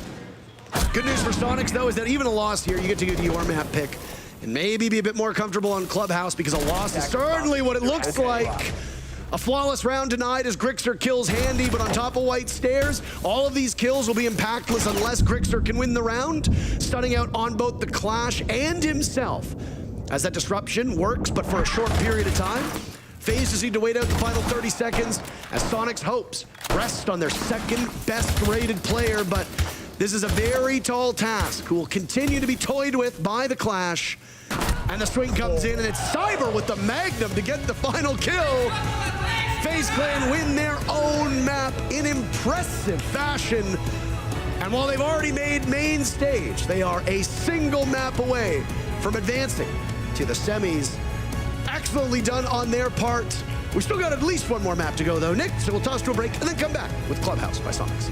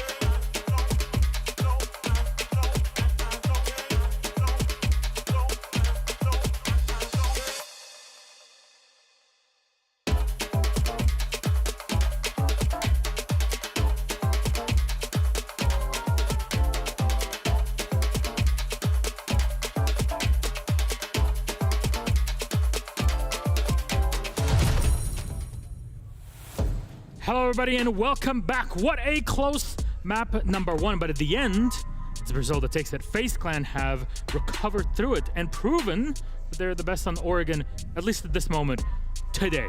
But here we are to break things down on map number 1. I'm Milos, with me are Fresh and Fabian, and you're just in time for some more analysis. Friends, it looked like FaZe are not afraid to utilize any sort of strategy, down and dirty, to get the win. I don't think they were. I mean, they played a lot of Clash and Monty, which I think that Sonic struggled taking care of. They didn't seem to have the keys to unlock these tools, and a team as good as FaZe is, well, kind of a new challenge, Jack, isn't it? Yeah, absolutely. I think, you know, we talked about how they can change things round to round based on what they saw of their opponents. Their first couple of defensive rounds that they had, they managed to find early picks onto Sonics. Now, when you read into that, what you go is, well, if Sonics have had early picks against them, what are they going to do? They're going to group up more. They're going to be a bit slower, a bit more assured. Then FaZe switched the win condition. They switched it to time and late round. Lots of Goyo, lots of Clash, and presented Sonics a different problem. Excellent stuff. And with that ahead, those two shields with KDS just behind collecting kills at 15-6 on the board. Impressive, but that's just kills. We're not talking about the pure strategy behind it on its own. Yeah, he's consistently one of the best players in the world playing around his team. As a unit, I think everyone on FaZe today was absolutely excellent. Yeah, I mean, we can see both Souls and Cyber in the bottom, and where have we seen them on the scoreboard usually? At the top. Yeah, and that's what we mean what we spoke about before the game. The flexibility of this team is second to none. Like, I genuinely believe that they have the most flexible team in terms of players that can play operators, because they just have so many guys that just, yeah, we need this, I'll play that. Well, there's one player that's actually been leading. We talked about them yesterday. We talked about them earlier on today, and it's Cyber. He is pretty darn good, I would say. And Fresh, do you want to hammer that home? Yep, so we talked about in the pre-match, we talked about this flexible role that Cyber has where he sees an opportunity to just make a little bit of a quirky play. Leaves the wall soft on the attic. Ambi's obviously made a little bit of a mistake there on the IQ, not checking for the C4. Waits for the Maverick to blow up the hard wall, and then he blows up the C4. This is it, obviously, from his point of view, then follows it up with an unreal kill. And this is what we was talking about from Cyber, where he sees these opportunities, he makes those opportunities happen, and that was a 5v3 in that round, completely from an individual play that he is trusted to make within this team. And from there, the round was only ever going to go one way. Yeah, and we saw the scoreboard just before, right? He was second to last. Yeah. I mean, it was 7-7 or 7-6, I think Souls had. So it doesn't really matter, but it's just that they have that overall team ability. You spoke about Ambi making a very small mistake, and that's what we were talking about before the game as well. Sonics haven't been making these small mistakes. Ambi himself, I think, have had a little bit of a rough start to his day because, honestly, I think he's had quite low impact today. We're looking at his defenses. He didn't do much in the defenses until he got a flank kill that in the end didn't lead to much. And in attack, he only had one round really on a basement attack where he got 2 entry kills. I think we need more from him. I think he has that by far. Like, he's shown that he's got that. So maybe it's just time to wake up between maps. But with kind of that afterglow of map 1 hitting everybody, including Sonics, and especially that pregame that we hyped up Sonics about it all, maybe we have to reconsider. Maybe it's just after one map. I mean, how tough, how stiff was the competition heading into this game that Sonics were presented? Yeah, I suppose that's one of the things that you can level at Sonics is the level of competition they've come up against. They have not come up against a top 3 team, you know, worldwide that would have punished them, realistically. Every team that they played has exited the competition at this point. Whereas FaZe have played multiple teams such as, you know, for example, G2 and, dare I say it, Bliss, who are still in the competition, right? So I think that was like this is like been the first big test for Sonics. They've had the best attack, you know, win rate coming into the competition. Didn't win an attack today. So they need to, you know, cut up. They need to sharpen up on these mistakes. And they've got what it takes. They've shown what they've got what it takes. But they've been punished by a team, and they know they need to raise their level now. Yeah, it's the next level step that they have to take now. And honestly, Sonics didn't look that bad as it may sound that we're saying. They didn't. They actually looked very solid. Their defenses and their team play in the defense was actually really, really good. And the only reason that they lost one top for attack as well against FaZe is because FaZe are just that good. So we're talking about two teams that are at the absolute top. They're the absolute best, and they really showed it in that map. Even if the scoreline, yeah, sure, 3 rounds apart, but I don't think it really reflected the game. Yeah. And with the absolute best, you have to be able to recover and take each map on its own. For that, let's turn to our map bans. We already went through map number 1, Oregon. going the way of FaZe Clan. Now we go on to Sonic's big Clubhouse, where FaZe start off on the defense. Fresh, I turn to you. What are expectations here? So this is where it happens in the best of 3. You're supposed to lose your opponent's map pick. You're then supposed to win your map pick. Sonics could not be on a better map pick for themselves. FaZe have 2 permabans. Clubhouse was always going to be open. Sonics were always going to pick it because it's their favorite map by far. Lost it once across 10 plays in this year. 90% win rate on the map. They absolutely love it. And the map in itself, I think, fits Sonics a little bit better because now we're going into a map that Oregon is very rigid in 1, 2, 3 steps. Sure, Clubhouse is also known to be a very rigid map, but I think you have more options on Clubhouse because you have different takes that you can take on the basement. Oregon basement is you have 2 options, front or back. Which one do you select? On Clubhouse, you have way more. Well, now is the question for Sonics. Like we said, a team at this level is supposed to be able to just snap and bring it back, right? But Sonics, can they learn to stand against FaZe that are able to run shields? And shields is very common on Clubhouse also. Is that something that is going to come up again? Monty Bank could be a potential here because taking Monty basically anywhere really can enable an attack. I think that Monty is reasonable. Clash, maybe not so much of a reasonable ban on this map because I think there are more options and more ways to take care of Clash here. The big determining factor for me as to who will win this map and whether Sonics can win this map will be that attack start that they have. The first 6 rounds are going to be huge because we saw Sonics be good on the attack on Oregon. Sonics good on the defense on Oregon, but struggle on the attack. We saw FaZe good at both. So Sonics need to level up on their attacks. Well, you talked about the overall comfort that Sonics has on Clubhouse. Yes. What would set them apart on the attacking side? I think we're looking for Ambi to make that entry, make that step up in terms of the entry play, and then the play off the back of that. I think their attacks particularly, Sonics attacks particularly, were a little bit disjointed. It was very small timing differences that other teams in this competition have not punished, but FaZe will. And that's where they need to level up, is 1, Ambi, 2, just be together. I think there's one important thing to look at. You guys see on your screen the face cams well, you don't see the face cams, but cameras on their faces, and they're not showing any sort of fear or any sort of worry. They're comfortable, they're happy, and I think that's going to be one of the main reasons. If they can show that, and I see it on their faces, they don't care about map 1. It wasn't their pick. Now the real game starts for them. Map 3, yes, no, game's ready. I hope so. I think map 3. All right, Fresh, Fabian, thank you very much. Our casters are ready, and Taro Pengu, take it away. Well, FaZe win their map, and that's A-OK. So now Sonics go to their map, and if they win it, then we are well positioned for an exciting best of 3. If not, then FaZe Clan advances to a highly coveted spot in this tourney. Now, I will say this. Both of these teams have already secured main stage. It cannot be said enough. They will both play in front of a crowd. The next time that either will be in action will be at the earliest Friday. I'll have to check the scheduling because I believe the winner of this match also plays Friday. I believe so. Because Saturday is typically the lower bracket matches, and then Sunday happens to be, I believe, and I'm no grand finalsologist here, but I believe it's the grand finals on Sunday. Okay. You and I know. You and I have casted just a couple in our short time as a duo. We've casted some 6 invitationals before, just as we are doing here right now. Monty Ban was touted by the analysts. Will it come in? No. Capitao and Ying are banned, which means every shield operator is up for now. Clash could potentially be banned as a defender, so 1 shield operator could be removed. But I think we're going to see. Some combination of. There you go. Azami, maybe a Fenrir. It's Clubhouse. A Kaid ban wouldn't surprise me either. What do you think's coming in? Depends how they want to do it, because they love Internet Organs. I don't think Valkyrie is told us necessarily, but Mira, okay. So again, FaZe, they do want that Intel game like previously, and I think it makes sense. Banning out the Mira also makes that base and bomb site just easy to attack when you gotta go for those. And if you don't intend to play the Mira yourself either, you might as well. He switched mice. Between games? It's Geo of all players, actually. I understand like why you have the grip tape there, but it just looks so cursed. It does. You see people who get their grip tape and it'll perfectly match the mouse, and it looks so like aesthetic. And Geo just cuts strips and just places them down like a goddamn They go like beyond the clicks too, I think. That you could rip them off from the edge. Geo has an odd grip, and last I know, Geo actually leaned on his mouse. Interesting. Oh yeah, I believe so. Geo has lean bound to his mouse, not QE on his keyboard. He used to, at least. I don't know if that's changed, but way back in the day, it was a conversation that actually happened. I think Talon also had lean bound to his mouse back when he used to play on that old Onslaught / Ronin roster. People were saying, oh, it's bad, you know, because when you press that button, it temporarily throws off your aim. I agree with that, actually.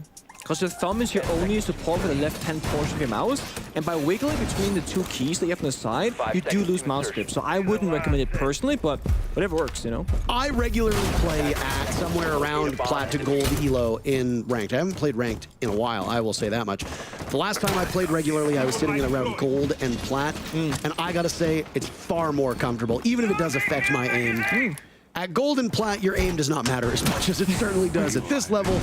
Honestly, I think you can get to gold with pretty poor aim, but very good game sense. Do what's most comfortable for you. Either way, Gio switching out mice is an intriguing one, that's for sure. He'll be starting on the Hibana as Sonics begin this map on what I think is fair to say the unfavorable side. They picked it.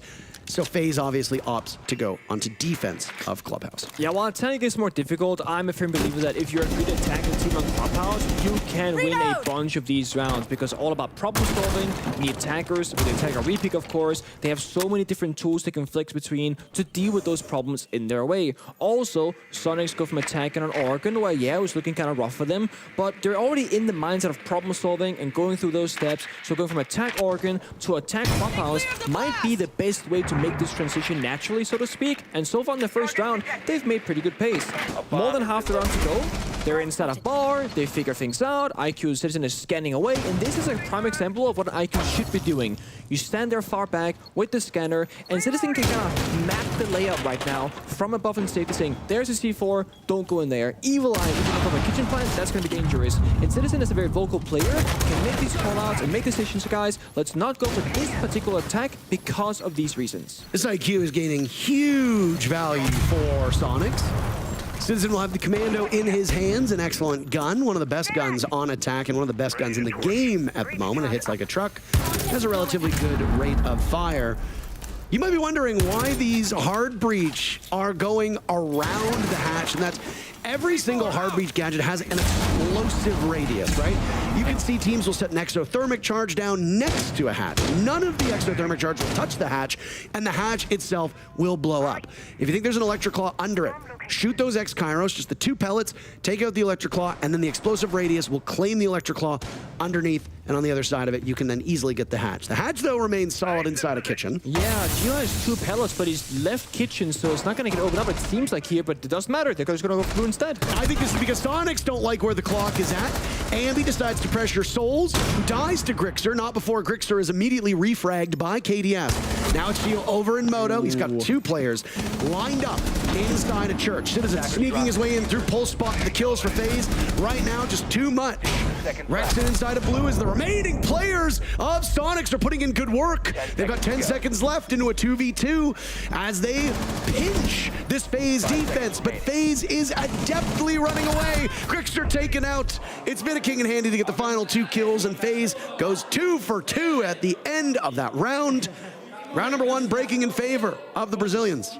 Perfect position there in the 2v2 from FaZe. They recognize the diffuser on the ground. They will play inside a Moto and buy triple church breach and just lock down that single portion of the bomb site and say, you know what, you can't plant. You gotta come to us. You're in a really bad spot with no time on the clock. The big thing here though is, while Sonics did not like the timer there, dropping about 37 seconds, Gio had 2 X-Kairos left in pocket. Only 1 more was needed for the hatch because sadly, when he did 4 pellets from the freezer door, one of them clipped the, I guess like the pantry unit inside a kitchen, so only 3 hit the hatch. That means the hatch doesn't get opened up. And the fact that the hatch is closed means that FaZe know the attack will not be coming from dirt, it will not be coming from kitchen as a primary execute scenario.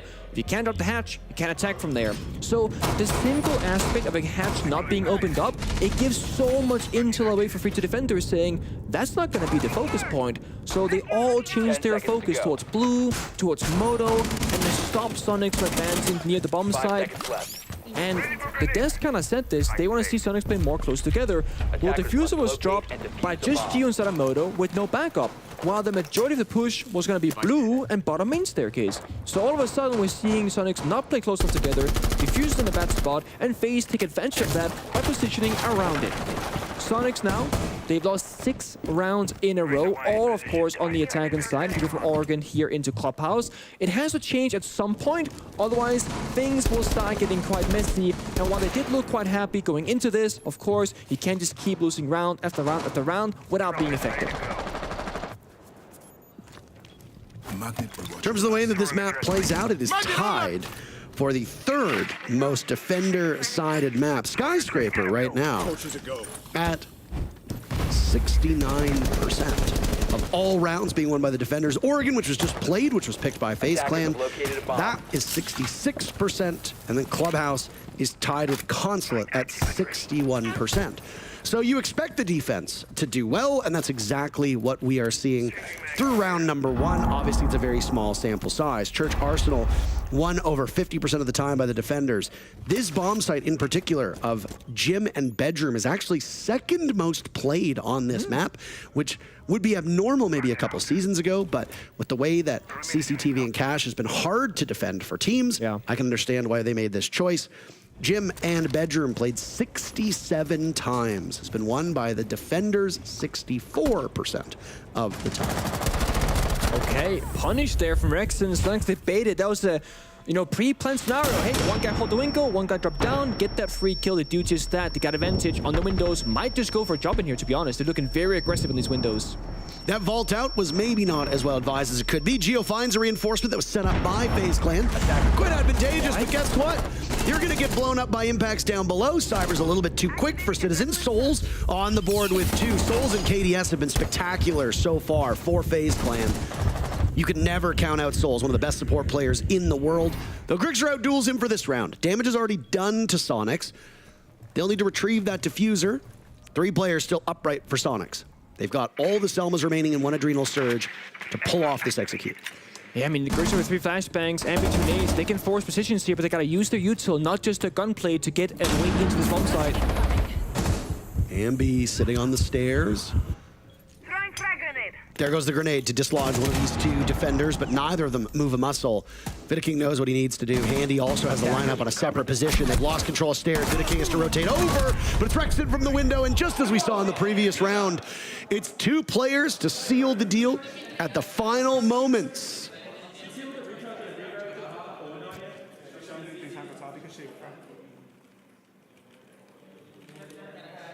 Man, Ambi is typing up a storm in chat right now.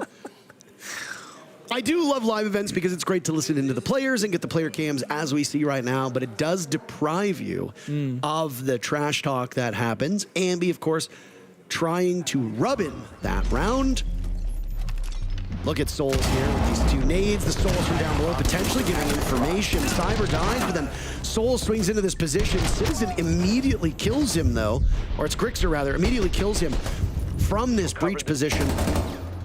All the while, as we saw in the previous round, Sonics wanted to spread out. They wanted control of that pull spot, bottom stairs, Moto, and Blue. And then they wanted to just kind of crush FaZe in between this tri-prong approach. It's very similar to what we saw on that site, but it actually worked this time. And honestly, KDS going on the jump out of the window, not expecting somebody from Sonics to be actively watching it, gave Sonics an opening that they take advantage of. Yeah, imagine that was a 5v5 instead of a 4 versus 5 favoring the attack inside. That might play out very, very differently. There was a small mishap though, Geo getting injured, stalling out the plant, not of course going according to plan for Sonics, but they figured out the problem. They slowed things down. They found those, the main stage control from Ambi. The nades got tossed out. Of course, he had the confidence to take those gunfights and shut things down on the staircase itself. Now we gotta see problem solving again. It's abandoned play. Maverick Torch goes out. A lot of damage onto Handy. A nice play here from Sonics. Very small, simple things. But now the question is, will you torch the entirety of that wall or rotate Grixer on the rappel to breach it instead? Because you might just do that. The beauty of playing Mavericks is that you don't gotta deal with the Tuberao, the Bandit, the Mutes, the Kaid, etc. You will guarantee get the wall every single time, or at the very least, have the possibility of getting it every single time, without being locked out by something like a Bandit.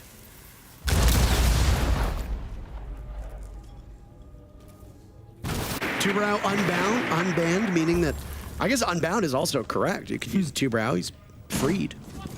Not anywhere near the prevalence that I thought.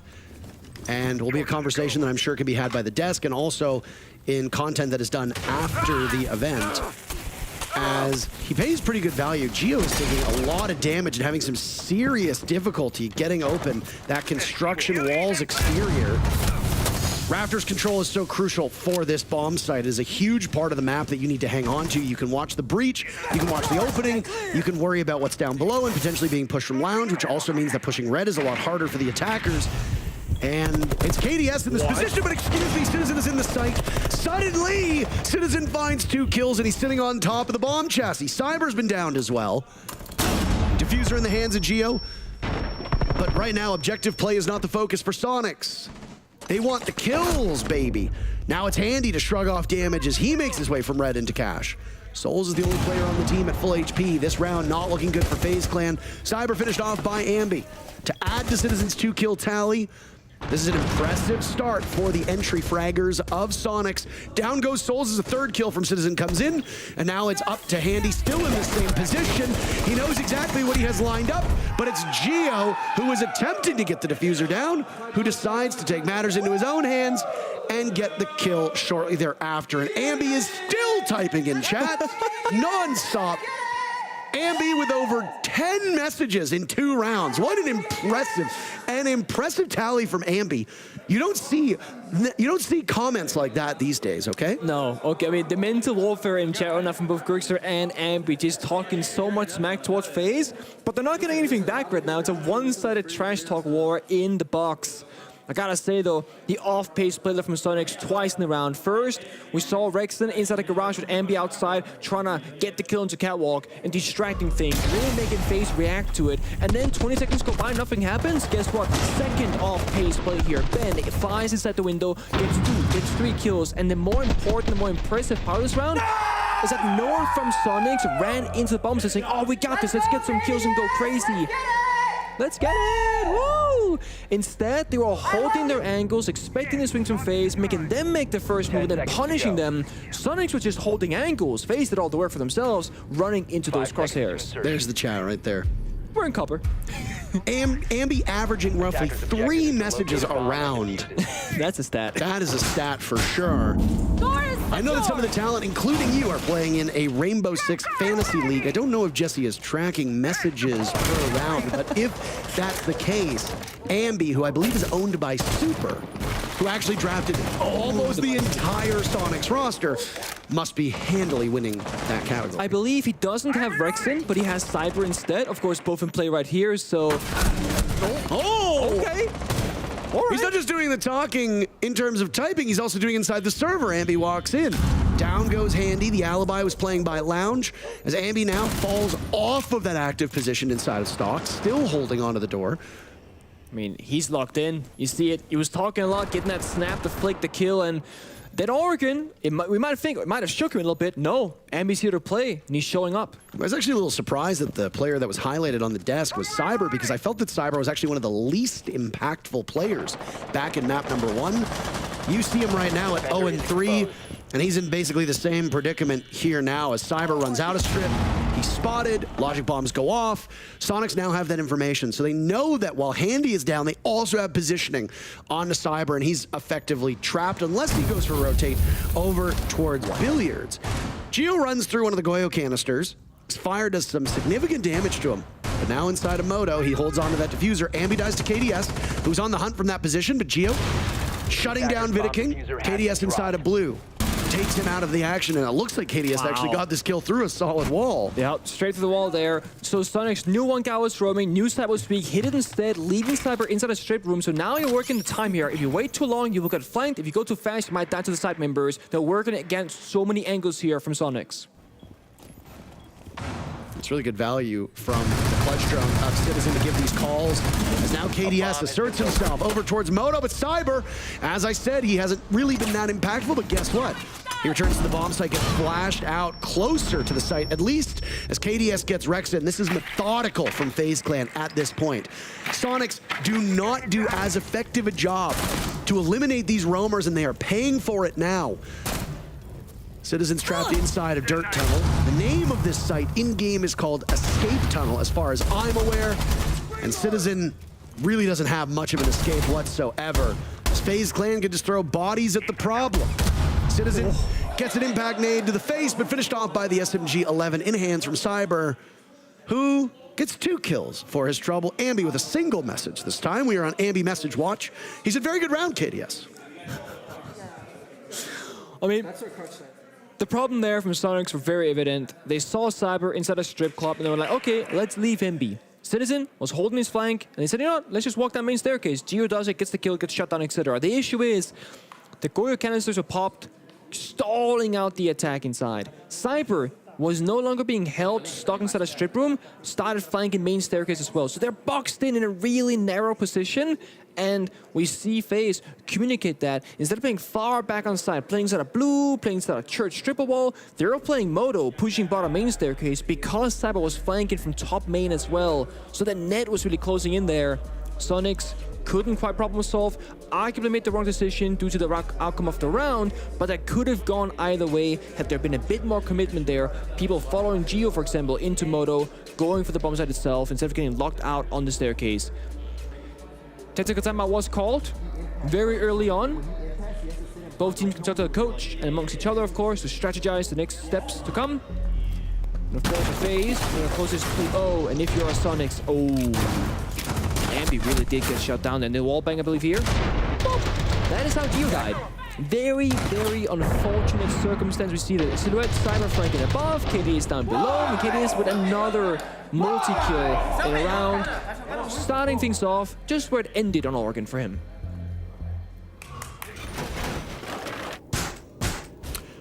Given the way that this map plays out, and the numbers that we referenced all the way back in round number 1, FaZe Clan are, I don't want to say deeply unhappy, but are unhappy enough with the way that these rounds are going to call their timeout. It is a bit surprising to me that you use your timeout on defense, Nick, because you're going to go to attack on your opponent's map. So you're playing on a map that isn't your own. FaZe aren't a bad clubhouse team, but Sonics obviously picked it for a reason. And you're going to go to the harder side, and you're not going to have a timeout to fix it. It's not like this is round number 6. It's round number 5, so there's still 2 rounds to go. But assumption, and I think this is a good one to make, is that FaZe probably talked about the next 2 defender rounds instead of looking towards attack. So what happens if you don't succeed here? You're going to go to attack, and you're not going to have any way to get yourself back in this matchup. It's definitely a gamble by FaZe. Could make for a good question if FaZe prevails. Why did you use a timeout here? Obviously, it will look like a masterful gambit, good sir, should FaZe turn around and win the next 2 rounds and ultimately win this series 2-0. It's good time to remind you as well that for North American and European fans, there is another match going on the B stream. That's on the Rainbow Six Bravo channel. Virtus Pro and Dark Zero are in action. They're being casted by the Aussies of Guz Xenox, and boy, oh boy, do they have quite the match after that. G2 looks to hold on to their place here in Brazil, going up against an Australian team that has made top 8, which, no shade to Bliss, is frankly quite surprising given the power rankings coming into this event. Bliss have an opportunity to send every single European team home. And boy, what a show that will be. And the fact that the Aussies get to cast the Aussie team will be excellent. In our game, though, not much has happened. Sonics just breaching walls, getting a bit of control. Ambi is whole lonesome downstairs instead of bar. And FaZe is just putting up a really good disciplined round where they're not moving a whole lot. And this is important because when they were moving too much previously, they got caught off guard. Citizen drops the hatch, gets a 2K. Where's this coming from?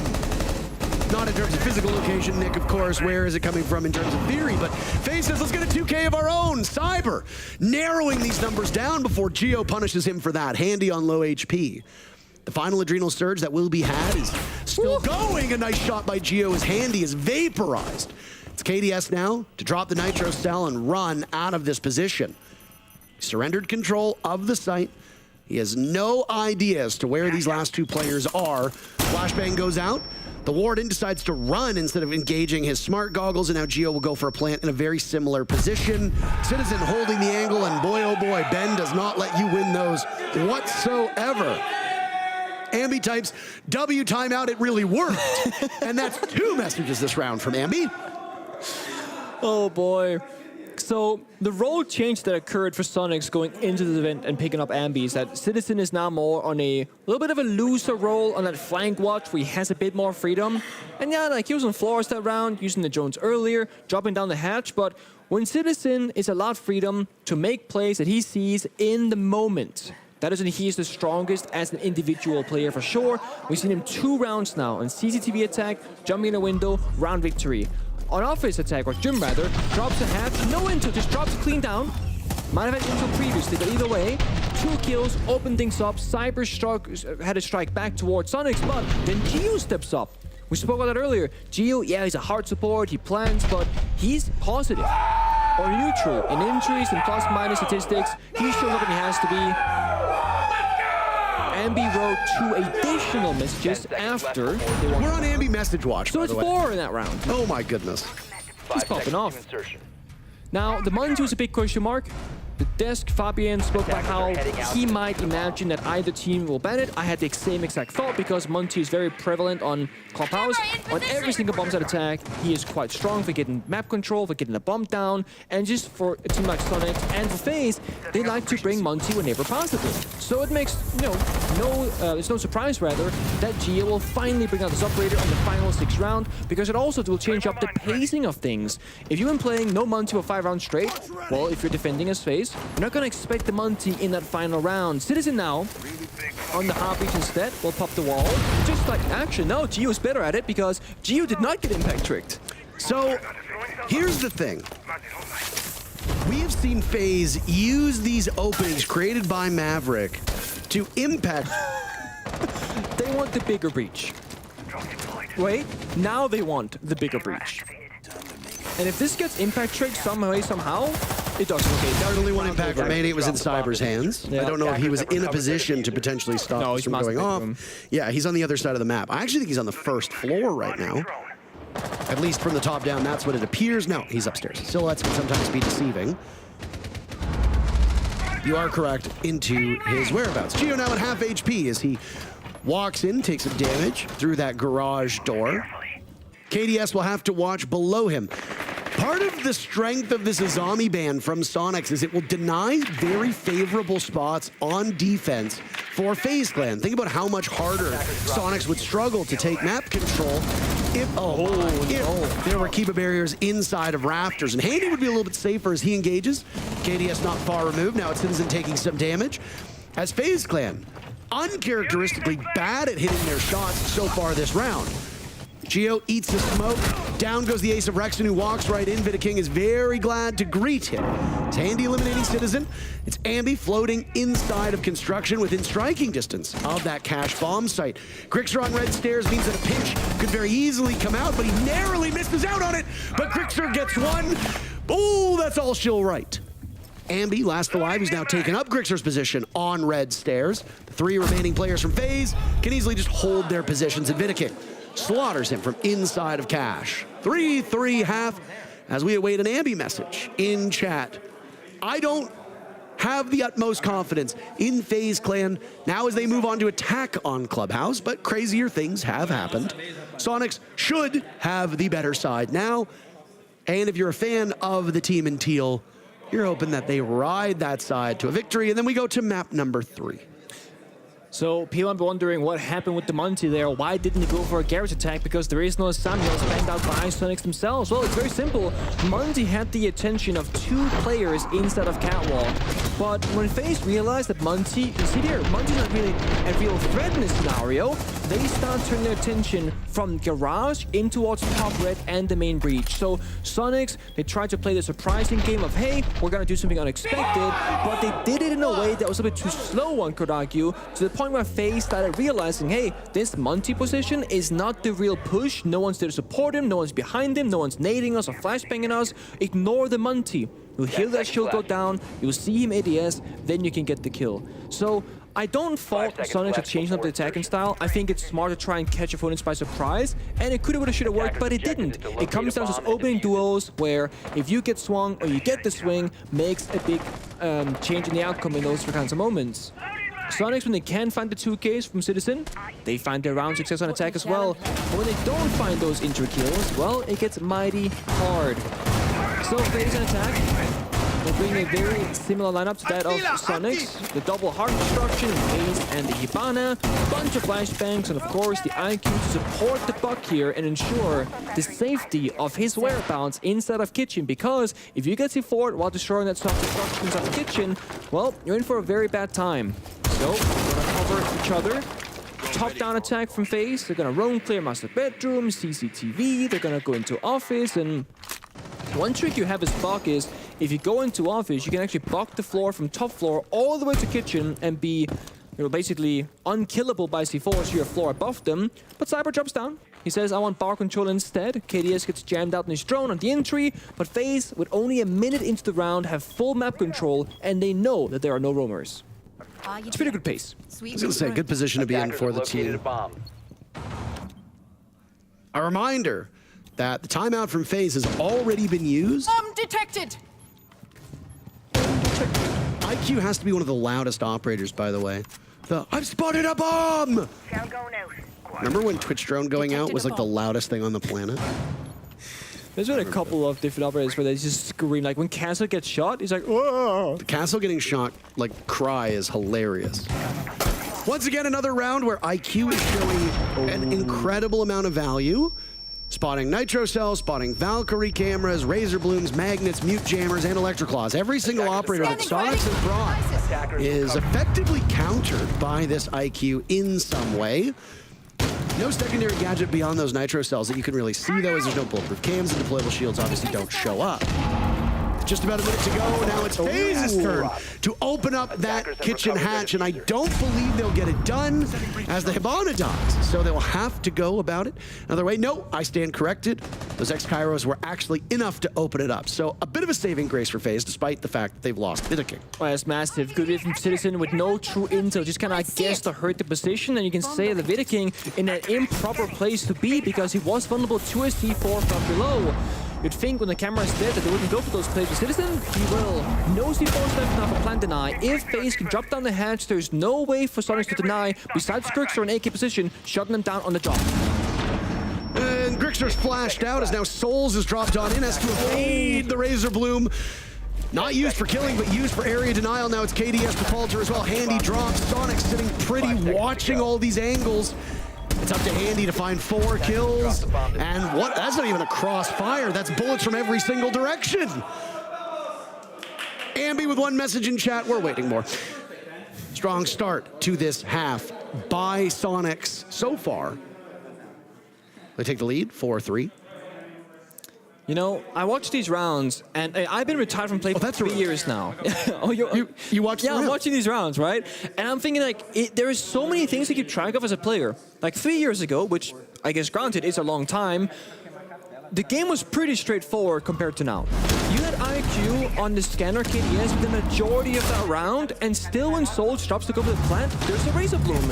So like, you find both Valkyrie cameras, one you shoot, one gets grenaded, you spot out, you know, the bomb itself, etc., whatever, tons of utility, and then there's still things unaccounted for. And whether you're IQ scanning things or droning them, keeping track of things, it's just so much to keep track of.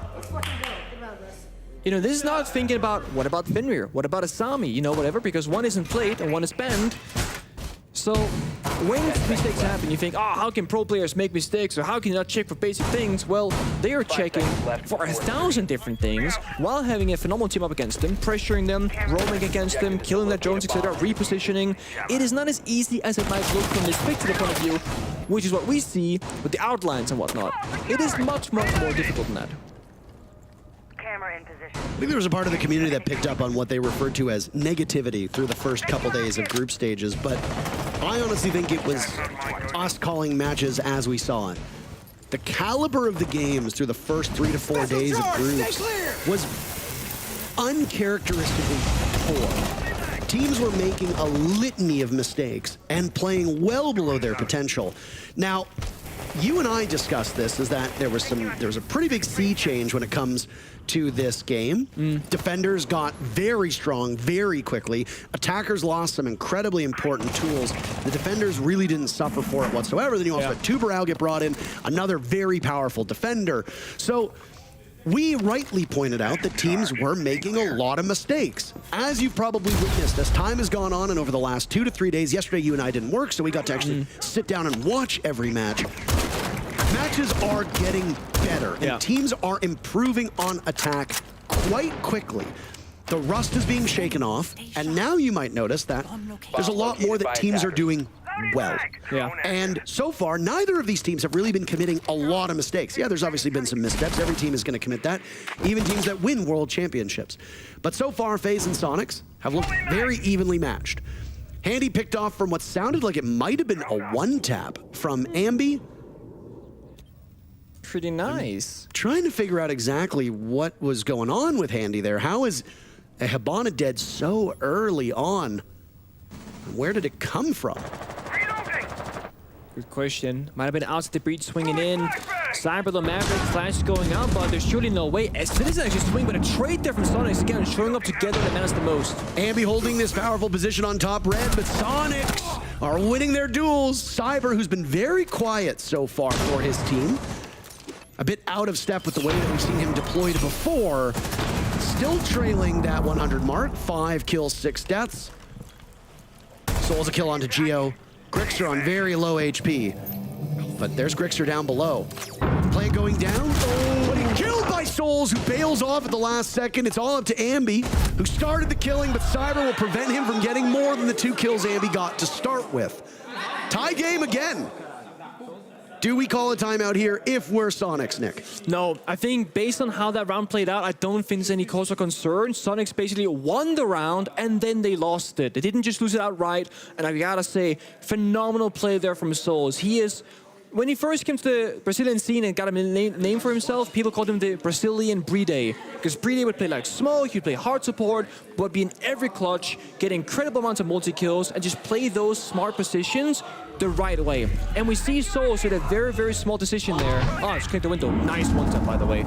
He plants very, very close to the hatch, where if Geo just walks up, he might even see him plant, but he does it because he can get it off right here, boop, baits it in, and goes to the kill. It is perfectly set in motion from Souls as the judge, jury, and executioner of that play, and it opens it up for FaZe. They get the 2v1, the cover's there from Cyber, and we cannot get the clutch in that round.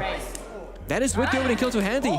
That's a 4 versus 5 from FaZe. With 2 members win the entire round from just Jacuzzi Breach walking in, and that is it. Very impressive stuff. FaZe, of course, very consistent organization throughout various rosters. They entered in 2018, and they've made us, more events than I can count. They've won events, they've gotten second places, they've been top 4 in the majority of the events they go to. Rarely do they ever get grouped. And they are here again. They're locked in top 8. Of course, they want to go further and further and further and stay in that upper bracket. But this is the FaZe that we know and love. An eruption has occurred over on the B stream as we hear Guz and Xenox losing their minds. And I believe I heard the word Bolo. Oh, suddenly everybody watching the stream's ears are perked up. Bolo. Bolo and Dark Zero are in action on the B stream right now. Some of the best of NA are going up against some of the best of Europe as Virtus Pro and DZ are battling. Both their matchup and this matchup are occurring in the upper bracket. The winner of DZVP will go up against the winner of FaZe Sonics. If you are a fan of the eventual losers of that matchup and this matchup, fear not, none of these teams will be going home at the end of today. However, that same cannot be said about the matches we have later. You and I will be casting W7M versus Space Station. The defending major champions versus an organization that has actually won the 6 Invitational. The loser of W7M, SSG, goes home. SSG has an opportunity to prevent W7M from winning every single event in the calendar year. Both teams will go to battle later. And then, of course, on the other broadcast, it's G2 versus Bliss, as you and I mentioned earlier. But before we get there, let's deal with FaZe Clan versus Sonics, because for this round, after FaZe Clan just prevailed, they'll start off round number 9 quite well. Rexon, who's been a huge threat for Sonics, and is playing a very crucial operator, will be no more as he's picked off. They got the Monty now, catwalk control, getting up, hop reach on the wall, and this means that when they want to, they can get in there and plant. We know from the hot, Grixter on Bandit with a single C4, that is it. So even if Vidiking or Monty walks in and dies to a C4, someone else can walk in afterwards and plant, and then there's no denier for Sonics. They have to lash out, go for a flank, play below, or do something proactively, because they do not have enough plant deny for this. 45 seconds, Vidiking baiting out a plant. He could have stuck it, but Grixter very wisely reads into this, doesn't bother to engage.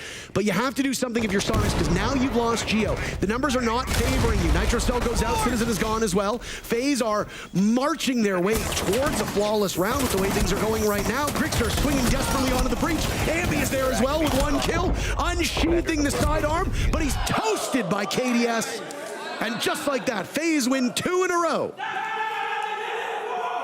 There it is, the Scream back some souls and a perfect round from FaZe. They had so much time on their side because of how effortlessly they took catwalk control, walked in, and Vidiking. I'm always very critical of Monty play in professional leagues because we see people make mistakes, play Monty quote-unquote incorrectly, and not get the full value. But Vidiking got so much in that round. Early in, fixed the pants a couple of times. His mission there was not to get the bomb down because they had 50 seconds left, just to try and bait out the C4. Once that is gone, he knows it is a done deal. It is a safe round for them. So he fakes it, gets off, fakes it, gets off, and his teammates are getting kills around this because they know Sonics have to react one way or another. When you play CC, either the clock has to run very low for the attackers to force a round victory on 0 seconds, or you gotta have a tremendous amount of plant deny, echoes, C4s, you name it, or you gotta get kills at some point in that round. Sonics had none of that. Not enough plant deny, didn't find any kills, and the time was on the attacker side. There was no real win conditions for them because FaZe were so quick. And look at this. This is how you get catwalk control. It's because Rexon swings the breach outside. You don't have those keeper barriers. You're just not safe on rafters. And we see FaZe getting 3 different kills from outside spawn into the building, from Rexon peeking the breach, and from below holding down the flank. So they're covering all their bases while the plant also is going down. FaZe in full control. I always appreciate it when teams that don't speak a common language yell at each other because, nobody speaks English. Or nobody speaks Portuguese, rather, on the side of Sonics. FaZe Clan, as far as I'm aware, all the players have a working understanding of English. Some of the players speak it better than others, but there was a hilarious tweet by Drip Boolin. And it might surprise you to say that I don't like quoting tweets on broadcast, but Drip's tweet was especially funny, and I read it to you, where it said, the Sonics don't speak Portuguese, Ambi barely speaks English. And obviously these are friends joking with one another, so it's not inviting hatred of Ambi, but I did think it was quite funny. And it's like you get a team that speaks Portuguese and you get a team that speaks Japanese and they're yelling at each other. It's like neither of you can understand what you're saying. So oftentimes what people overlook is that it's more about getting yourself in the game, right? That's it. That's it. I mean, also, players, they can hear a little bit, but it's just clutter stuff. You can hear background noise. Not that you can make out exactly what the enemy is saying at all times. Sonics, they need a round. They go on defense, they play 3 rounds, only won a single one so far, and I would say FaZe have been looking like they were the ones in control for the majority of the first map, and also with this, now here on Clubhouse. They're gonna be on a slow start. They want to drone every corner of the map. No one's gonna get past FaZe's drone phase here, because if somebody's hiding from Sonics, they could go for a flank later on. We know someone like Citizen loves to make those kinds of plays. FaZe have studied that, they're ready for it. Valcam's in position. No IQ this time. Your droning has to be excellent. Thank you for pointing that out, because that was about to be my next point. Yeah, it seems quite simplistic to just look at a single operator and say, hey, there's no IQ. That's a bit odd. It's really going to hurt them. But in this case, again, you can highlight the operators here. Every single operator being brought by Sonics is spotted by IQ's gadget. You get immense value from that operator, but FaZe have opted to bring a different lineup. Again, that falls on the shoulders of them to drone properly. And for a team like FaZe, they don't usually have struggles with droning, so that is A-okay. Yeah, I would say going back when Brazil/Latin was first introduced to international play, they were known as the best region to drone and get that kind of intel. They wouldn't play IQ. They would just drone every corner of every room, find those Valcams, organically, naturally, and just shut them down. Whereas in Europe and North America, if you didn't have IQ, you wouldn't find the Valcams.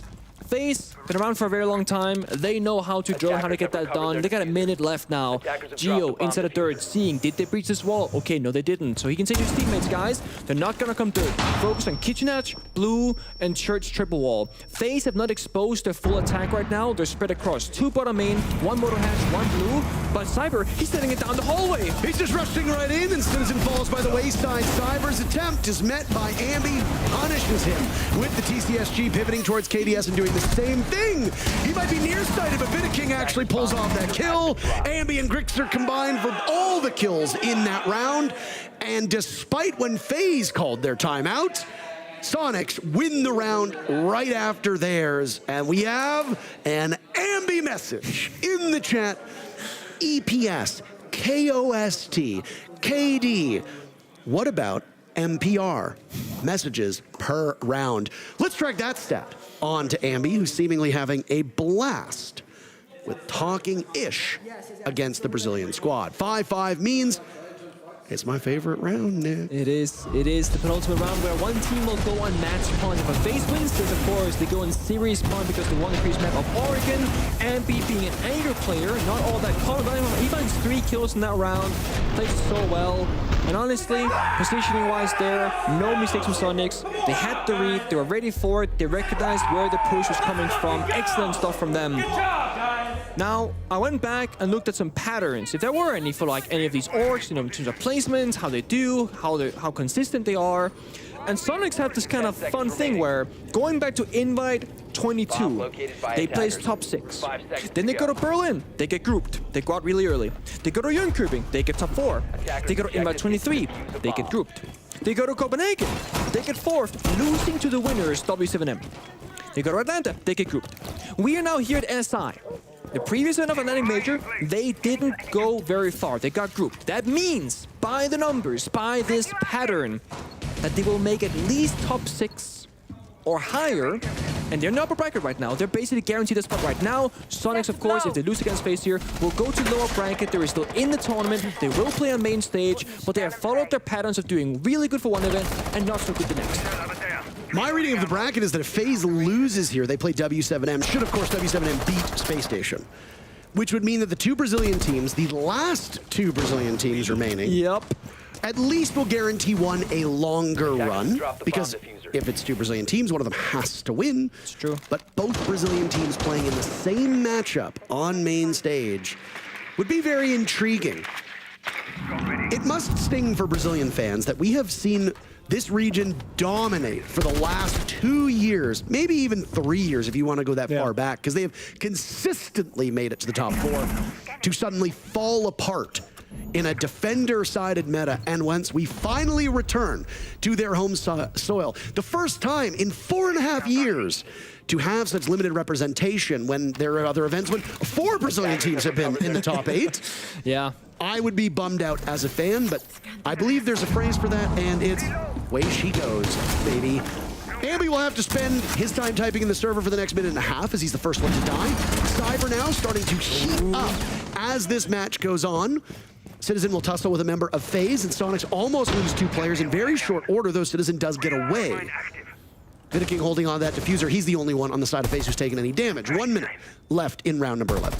Yeah, and Souls can make the call there that Citizen is indeed back on side, so they know all 4 players' positions now from FaZe's side of things, and they know they got this problem solved, but now Sonics, they recognize we don't get any plant deny, we gotta go for the swings. Rexon does that on office rotate, gets shot down by Cyber, and now things look worse and worse for the defenders. You want as many guns available here as possible. There are so few injuries in on June Bedroom, so the more people that fall, the worse it gets. And Grixer's found an opening, and he exploits it! He picks up 2 huge kills, technically 3. Geo wins the round to seal the deal. And Sonics will stun FaZe in what could be that penultimate round, moving to map point. There's no way. I mean, Grixer, he has this thing about him where, yeah, it's over, you know, it's not looking good, and all of a sudden, Superman performance time. I'm gonna swing this door, I'm gonna get the kill, but I'm not done yet. I'm gonna jump out the window and find 2 kills to follow up, making it 3 in total. And Sonics, it looked like FaZe had the read on them, because when they were swinging out, they were holding those angles, they got the first kill, but then they didn't expect the second swing. Like, they're all out of juice. They can't take this kind of risk. We've seen that before this event, where attackers will have a significant advantage and stop holding those passive angles. And the timing here as well, as Handy goes on the rappel. Bergster. That might just be what could send us to our third map, because now Sonics just need one more round. Let's go, Analyst! Let's go, Analyst! Either take it in regulation 7-5 or face to take us to overtime, where Sonics will have another shot at taking us all the way to bank. They can choose the bomb sites. Well, they go to CCTV. Bar not in action here. And last time we saw them defend this bomb site from Sonics, it was over very quickly. FaZe got catwalk control in about a minute and 10 seconds, and that was over. Basically a flawless from FaZe. Yeah, some people died, but there really weren't many ways that could have gone better for them. Sonics, they have to have addressed that issue if they want to go back here. So guys, priorities. We cannot lose catwalk control that early. We gotta stall for time. Guys, let's prep in case the attacker we pick onto Monty. That's why Rexons have smoke on catwalk now. And we got Gumans and Gio as well. And then we gotta stall for time, right? There's another win condition. Citizen on Tuberau. So time is gonna be better, and Monty could deny, although not being played, is there for them as well. Cyber holding on the diffuser to start off with is a bit of a choice. It is certainly a choice. The deployment that they have with Cyber is not necessarily in that get the diffuser down support-oriented role, though the numbers for FaZe have actually been quite interesting. Cyber has been the third highest rated player on the team, perfectly in the middle. The timing? It's been Souls and Handy, speaking of Handy, as the top two performing players on this team. But an early pick from Handy to get rid of Ambi means the likelihood of us seeing overtime has just gone through the roof. But of course, you can never count out Sonics. This is their map. This is their favorite side. Even down one, there's still a good shot that they win. Yeah, they had 3 win conditions. Below performance and roam/flanking, time deny and plant deny. They just lost the first one there. The roam is gone. The verticality from Solus plant deny is also gone. Toxic Babes, once been used, second one follows through with half the round to go. So statistically speaking right now, Sonics are losing their win conditions relatively quickly and are again kind of forced up against the wall. And with that, Citizen will go for a swing or get shut down swung by Souls, and FaZe are looking for another flawless CCTV attack. And they're about to get it. Gio is well off site as he now rushes from bedroom through construction to confront whichever player from FaZe happens to cross his path first. FaZe now bull rushing up red stairs, and Gio had so many targets he could have pushed. Now it's KDS to get the diffuser down. Gio looks that way, and it's a flawless round from FaZe to send us to overtime. Oh boy. I mean, it's a tough call there. Either you go CCTV or you go to Bar that you've not played yet in this matchup against FaZe. And Bar bombsite is very commonly played in Brazil, where not that common in North America or Europe in comparison. The opening clear though, this here timing aspect, Handy and Ambi walking next to one another. Citizen died through the drone hole as well from Souls. Look at how these players are dying right now. Then it's a round that FaZe stole. Every single kill coming seemingly out of nowhere and effortless as well. Drone hole, vertical play, timing and catwalk jumping down, and of course the opening FaZe. They got the read all across the map, and they get rewarded. 6-6 overtime. Sonics, they will stay in the defensive half and FaZe on the attack. Where they start, they will play 2 of the next 3 rounds. And you need to win 2 of the following 3 rounds to take it here. Either, of course, you can win 8-6 or 8-7. Operators are staying the same. Ambi and Bandit not Kaid this time to trick that triple wall actively. Whereas Kaid more of a stalling for time. You can get EMP'd, they disappear. Bandit can now denied for sure, and also sell my charge of Handy. FaZe will not change the operator lineup either. There's no IQ, there's a Grim instead. Same gun, different gadget.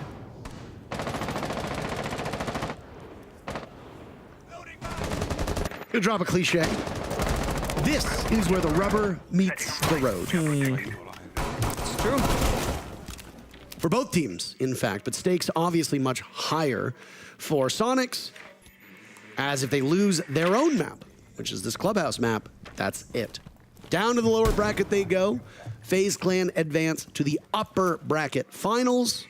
where they will go up against the winner of DZ versus VP, and if they win that, they go into the grand finals at that point, in which you wait for the winner of the lower bracket in that best-of-5 series that will be played on Sunday in front of what we hope is the biggest crowd that we have ever seen in Rainbow Six Siege history. Correct me if I'm wrong, but that distinction right now is held in this country. It was the Rio finals that had the biggest crowd, and the aim is to top that with Sao Paulo. As far as I know from ticket sales, if everybody shows up, we will indeed have a new record, which is quite impressive, frankly, for an esport that is in its 8th year.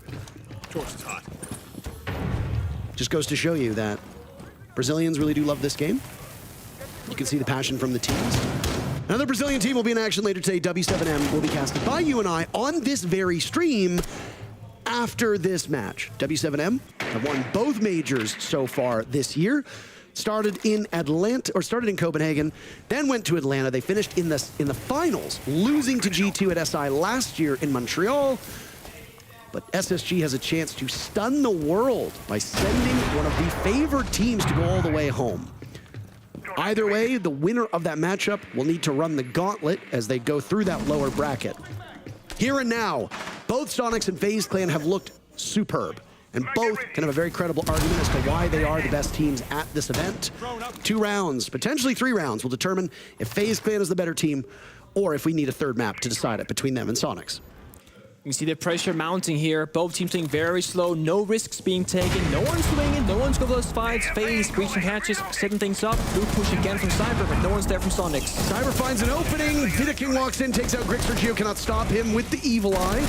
Nice shot from Cyber as it's a 5v3. 30 seconds to go. Citizen far enough. Back swatted away at by Cyber, who is just looking superb.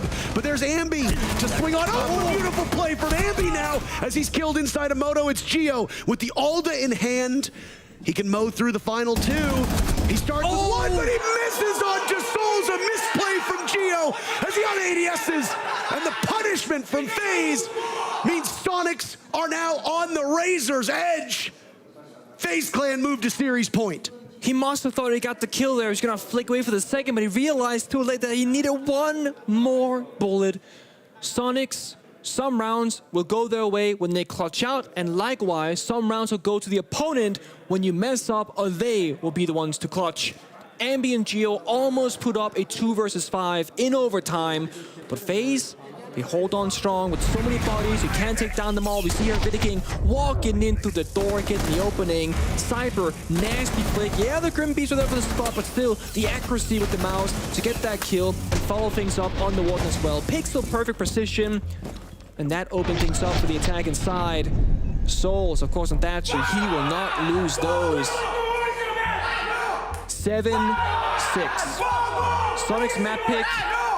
They've not had the same stable kind of performance as previously, and I don't fault them for it. FaZe are expected by Manny to make the grand finals and make top 4. Sonics come into this, big question mark. Are they better with Ambi? Are they worse? Will they be the same? How well will the individual players perform? And will they make any drastic changes in roles going into this? Well, Ambi's looking mighty fine. The roles were indeed changed. Citizen back on what I would say like his old EU performance, putting up ridiculous numbers, back on that flank watch rather, or flex role. And things have been working out quite well for them. But they did have an easier path to this position by having opponents in the bracket that just were filled with more of the teams in the bottom than the top. But that's not to downplay Sonic's success. They've played well, but FaZe is their first massive obstacle at this event so far. If they were to lose this round, they would go the distance on the second map and try the hardest on the first. It wouldn't be a bad way to go. And of course, they're not going to be going home. They go to the lower bracket with 1 more chance. A little cheeky angle being held. I hope the desk highlights Cyber this round. In this particular map. Reloaded. Win or lose, I think you can talk about the impact that Cyber has had. The impact he had was small but significant in the previous map, but again, Cyber's numbers are not where they usually are. He holds the best of 5 kill record, I believe. It was set in Yavla, if memory serves me correctly. It might be, yeah, it might be. There's a lot of records to keep track of.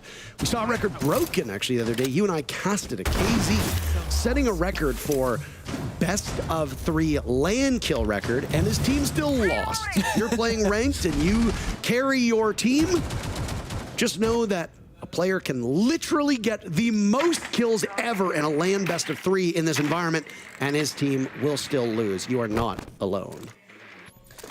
A tough one. And now, what could be the final round? Sonics, they're doing the hardest thing possible. Overtime match point, you're on attack. You need to problem solve. You need to get down the diffuser. You need to go for swings. You need to have confidence, but also knowingly that if you mess up and if you make the wrong play, you will lose this map, you will lose this series, you are going to lower bracket. Gio on the Osa with diffuser in hand, that's gonna be the plant position for sure. Likely, what we're seeing right now, they're gonna try and clear all that utility, drop down the kitchen hatch with the Osa shield in hand, and try and establish a plant here. But there are Evil Eyes, Meister cameras deny, 5 defenders alive still with 35 seconds, gonna be a slaughter. I mean, Gio's probably gonna drop with the shield in hand. There's Grixer down first. Gio looking for a play. He wants a line of sight. Cyber the very first kill. Smokes to greet the players from Sonics as they go to drop through the hatch. 20 seconds left. Grenades go out, but Sonics win their duel against Cyber. Vidaking taking damage as well. Gio has managed to get out relatively unscathed, but now will choke through the gas. Kills from Pulse Spot. Face Bang getting on the action, but Sonics turn the tide and send us to round 15. An impressive recovery given the circumstances. Frustration from Sonics. They know what's at stake. A 15th and final round between these teams. Sonics are not going to get away with winning this map easily if they win at all. FaZe go to attack. Sonics on to defense. Oh my god, was the right way to sit there from Rexon and Grix, because what even happened in that round? I saw Gio drop, I saw Gio die, and all of a sudden a spree of kills go out, and out of nowhere, Sonics they win. Ambi dropped the hatch with Gio. I was thinking that's not necessarily the right play here, but he got a 2K. Bottom main stairs, Citizen as well gets the 2K. Not the strongest positions, not the ideal scenario. Things were not looking good for the plant to go down, but sometimes all you need are a couple of kills.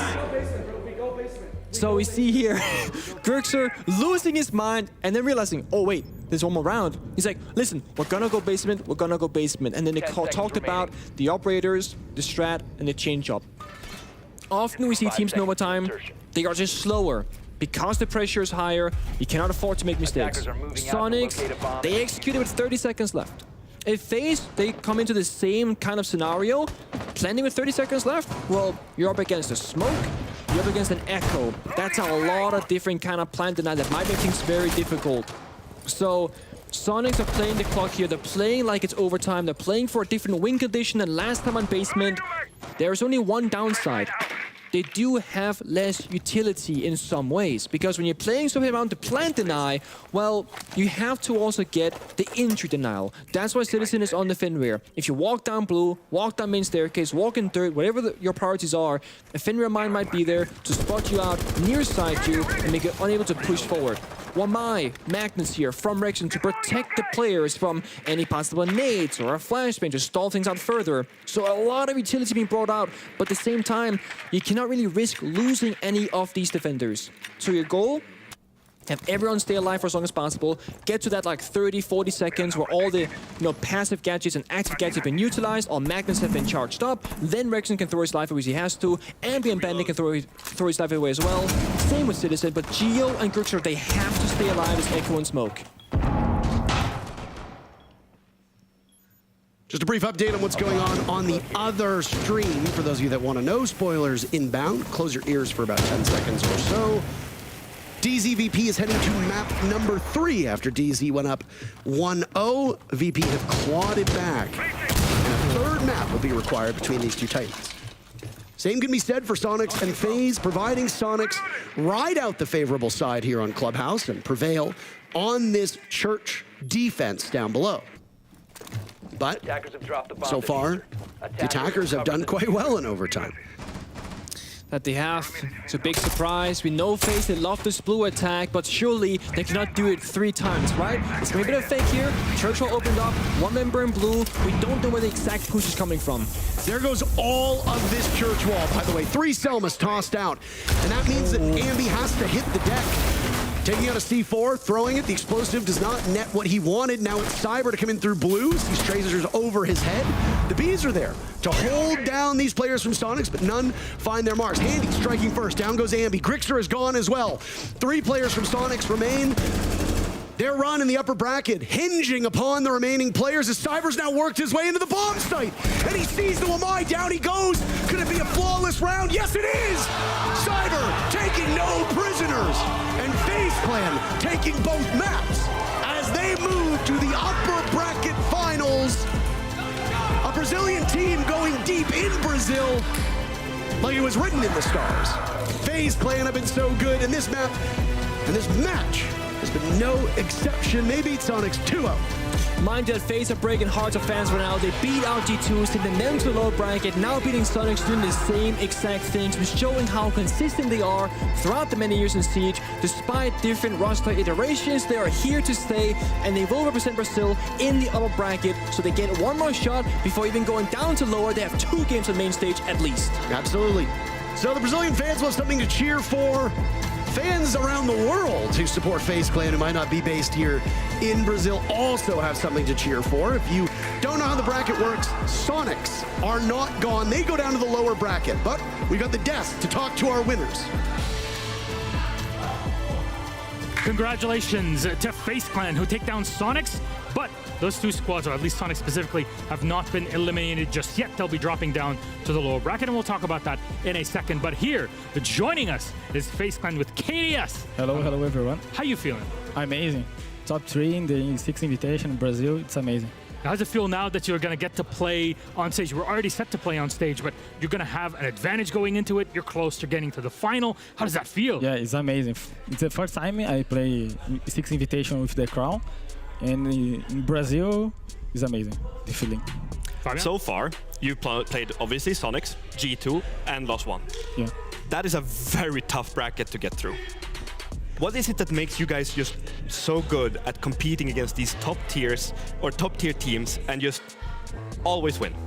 I think what you are gonna do is continue to play aggressive sometimes, or other times just waiting, then getting the free kills. And I think that is the thing we are doing, and playing happy and confident with the team. On top of that, you say opportunity taking. It seems like you guys have adaptations to almost everything that your opponents are doing. It's like you have this perfect understanding and reading of this is the next move that we have to do. Is that because you guys have so much trust in each other and you believe in each other to always make the right decisions? Yeah, for sure. Like in the round we play, I think Oregon. Yeah. I just go in the white stairs with the drone. If I got killed, fine. If I'm not, we don't care, you know. Yeah. We just play our game, and I think this is the best for us. Yeah, and you love each other. That's the way it works. Yeah. Honestly, that camaraderie really does show in FaZe and the entire squad. You trust one another. I think it's very important to do that. Now, with this victory, anything you'd like to say to all the fans out there of FaZe and of yours, and you can do it also in Portuguese, here to camera 4. Thank you everyone to support FaZe and send messages. We are working a lot to win this 6th Invitational, and yeah, that's it. In Portuguese? No, it's fine. English. No. It's English, good enough. Look at him. It's not Portuguese fans. Anything though to the Brazilian fans who are going to see you on Friday? Espero que todo mundo aproveite o tempo no Ibirapuera. Vai ser grande evento e é isso. Thank you very much, KDS. Thank you. Congratulations, FaZe Clan. They move on, defeating Sonics. Thank you again, and good luck in the rest of the tournament. There it is, our match summary, 2-0 between FaZe and Sonics. However, you flip a coin and maybe this game goes the complete opposite way from one moment to the next, yet still fresh. FaZe, incredible performance in that max OT. Absolutely, and I think I've got probably the weakest analysis I've ever done. They've all got the same trainers on, and it's in the FaZe colours. And that's why they won. It's very simple. Oh yeah, there it is. Let's head to a break, shall we? Yeah. in reality, good at hosting. this team is so good at changing their playstyle within round. Yeah. Within round to round, but within the round, they can change what the outcome is and what their win condition is. Add on to the fact they've got some of the most incredibly talented players on this game, and they punish every mistake that the opponent makes. They're looking like probably the favorites right now. Oh, for sure. I mean, I'm trying to find their problems, like their mistakes, but it's almost impossible. We sit and look there, don't we? We're like, how can we criticize them? Well, Yeah. what's their weakness? There isn't one, because they just keep going. And if they lose a round, they have the adaptations for the next one, or completely just pull another strat out of their hat. They just have answers to everything. They truly have the master key to everything that their opponent puts in front of them. If FaZe is stumping both Fresh and Fabian in this, I really wonder what sort of analyst or coach on the other side that are going to play FaZe later on in the tournament, how they're going to find those weak spots and be able to fragment them themselves. And it's just the mentals. Like, if you look at the teams that I just mentioned to KDS, which teams have they gone up against? It's some of the greatest teams that we have still in the bracket. And they just, nope. We're here to play, we're here to win, and that's what they're doing. I think one round really exemplifies this, which is our Intel play the game. Play of the game, bring it up. Here it is. And a dive here, you'll see from Cyber. Look at it, perfect positioning, Fresh. Yeah, he played this round exceptionally well, and this is one of the things about basically everybody on FaZe, but especially him. Some of the shots that he hit inside of this round was just absolutely exceptional. Sonics thought they had this round won, and then just Cyber just turned up, bang, bang, changed around again, and that's exactly what he does. That shot onto the shield, nuts. Yeah. Like, Listen to behind the shield, that one is nuts. It's when, like, we say FaZe don't really strategically. Obviously, they don't win every round, don't get me wrong.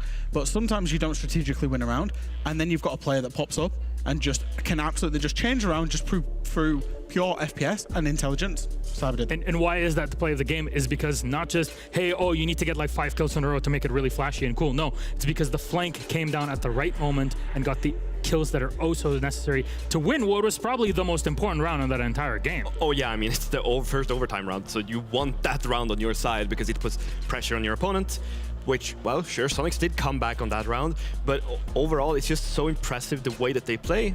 And then Cyber, he has that extra spice on top too to hit those shots. I love that when you put a little spice on top. Thanks, Fabian.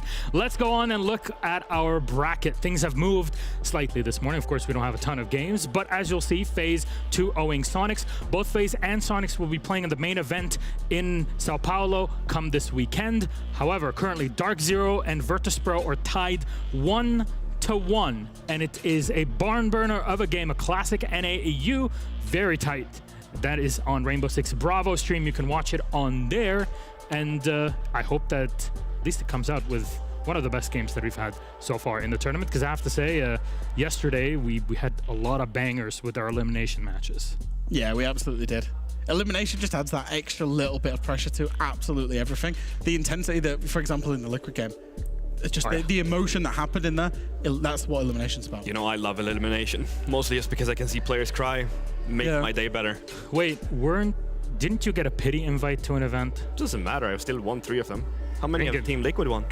I don't remember. Hey, remember where we are, buddy. I've seen them cry more than I've seen them win. Fair enough. Anyways, with that said, coming up is our halftime show. I'll tell you right now, for those that haven't subscribed, you have to right now and start asking questions, because Fabian and Pengu that'll be on here with me, and we all 3 old men will be asking, getting the questions to answer on here. So, see you in a moment.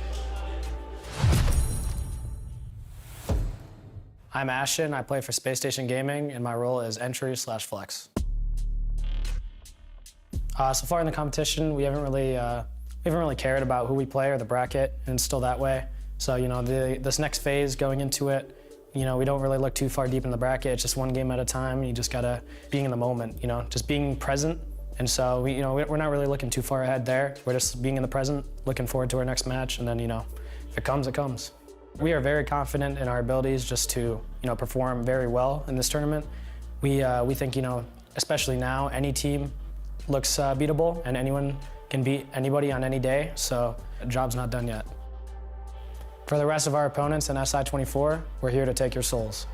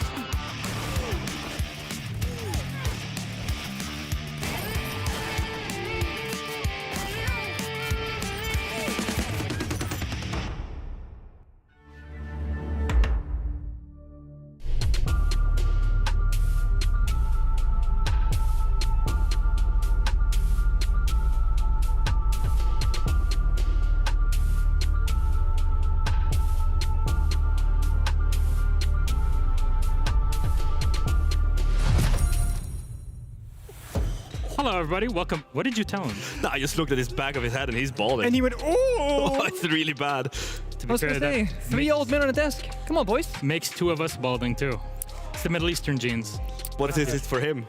I don't know, Nordic genes, I guess. They're bad, that's all I know. I mean, I have too much hair and like everywhere else, but not here. I don't even have that. I'm like hairless everywhere, and it's also disappearing up here. Like, I'm losing on every front. We're here for a halftime show, guys. Yeah, Let's talk about thank you. You're a great host, by the way. You've asked me questions in the past on the desk, but King Fabian, we're here, and of course Prince Pengu. We're gonna be chatting with the chat. Actually, since you guys are in the chat with us, I would ask you to subscribe to the channel here, twitch.tv/Rainbow6, because then you can ask all 3 of us. Because let's be honest, you just want to ask Pengu questions, and Fabian also. He's not even a 3-time. Just a 2-time. Hey, look, if Canadian wins this, you are out of a job, my dude. You can no longer say, oh, I'm the only 3-time. Well, he'll be the only 3-time that actually won. No matter how much Troy wins, I still have 3 Pro League titles. I have, well, we have 6. Only 3? I have 4. Yeah, but I have 3 aside. How many do you have? Yeah. I cashed you lifting it. That like half counts. All right, I'll give you a third of an event. I have his shirt from when he won Pro League in season 3, well, season 4. Season 4, yeah. Which is season 1 of 2017. Yeah. You took it off and you gave it to me, and then you stole somebody else's shirt for it. I still have it, and it's unwashed. Oh God, that is terrible. Disgusting. There's many years of sweat build up in there. That is almost 7 years of, God damn, 7 years of it. All right, you know what? We got questions loading up here, so thank you very much for our staff here at Blast for helping us put all of this together. Put your questions, subscribe, and put them down in the chat. We got like 10 or so minutes to ask through it. Pengu, how did you get your start in Siege? I know you've never been asked this question. Never. Okay, so I saw the trailer and I was like, that's cool. Played the beta in 2015 October. And I hated the game, so I uninstalled it. But my friends were like, come back, please. And I tried it again, and now we're here. All right. Fabian? Yeah. Is Siege Pro Play as cutthroat as many people think it is in terms of roster selection? I mean, yeah, now that the season is much shorter and we don't have as many games, you need to perform once you're on the stage. I think the biggest thing that Siege is now, I think it's a little bit more based on having the right relations with people, so you get the opportunities to try on to be picked up. Back in the days, it was much more heavily statistically based, and I would say it was more cutthroat back then in a different way. So yeah, I mean, it is very difficult. You won't stand a chance if you're not prepared. Yeah. Nick, how well did you play, in your opinion, the 1v2 clutch? Who has that Thank you for the question, Jack. I don't know. I don't know. Jack's alt account? Yeah. How well did you play it? Should you be peeking with a Habana in a 1v2 with a Bearing 9? And 3 flashbangs in pocket. At long range? No. But the thing is, like, when the adrenaline builds up like that, and I feel like I had to take control. I couldn't let the timer run out and be like, okay, what should I do? When should I? No, I gotta go right now. Like, Jesus, take the wheel type style, you know? And it was worth it because we won. Personally, I think it's the greatest play in the history of the game. Hey, what about you won? Actually, no. The greatest play in the history of the game is the round before, where I clutched a 1. Oh, right. Yeah. I was also alive. We were like 2v4, you know, I was there. Yeah, and I died. It was a 2v4, and then, C4 Canadian, that shitter. This is the halftime show, so we're allowed one of those. I'm not the boss here. Trust me, I never want to be the one. So let's go. What do we have after? Between Pengu and Fabian, which one of you is the best Nordic player?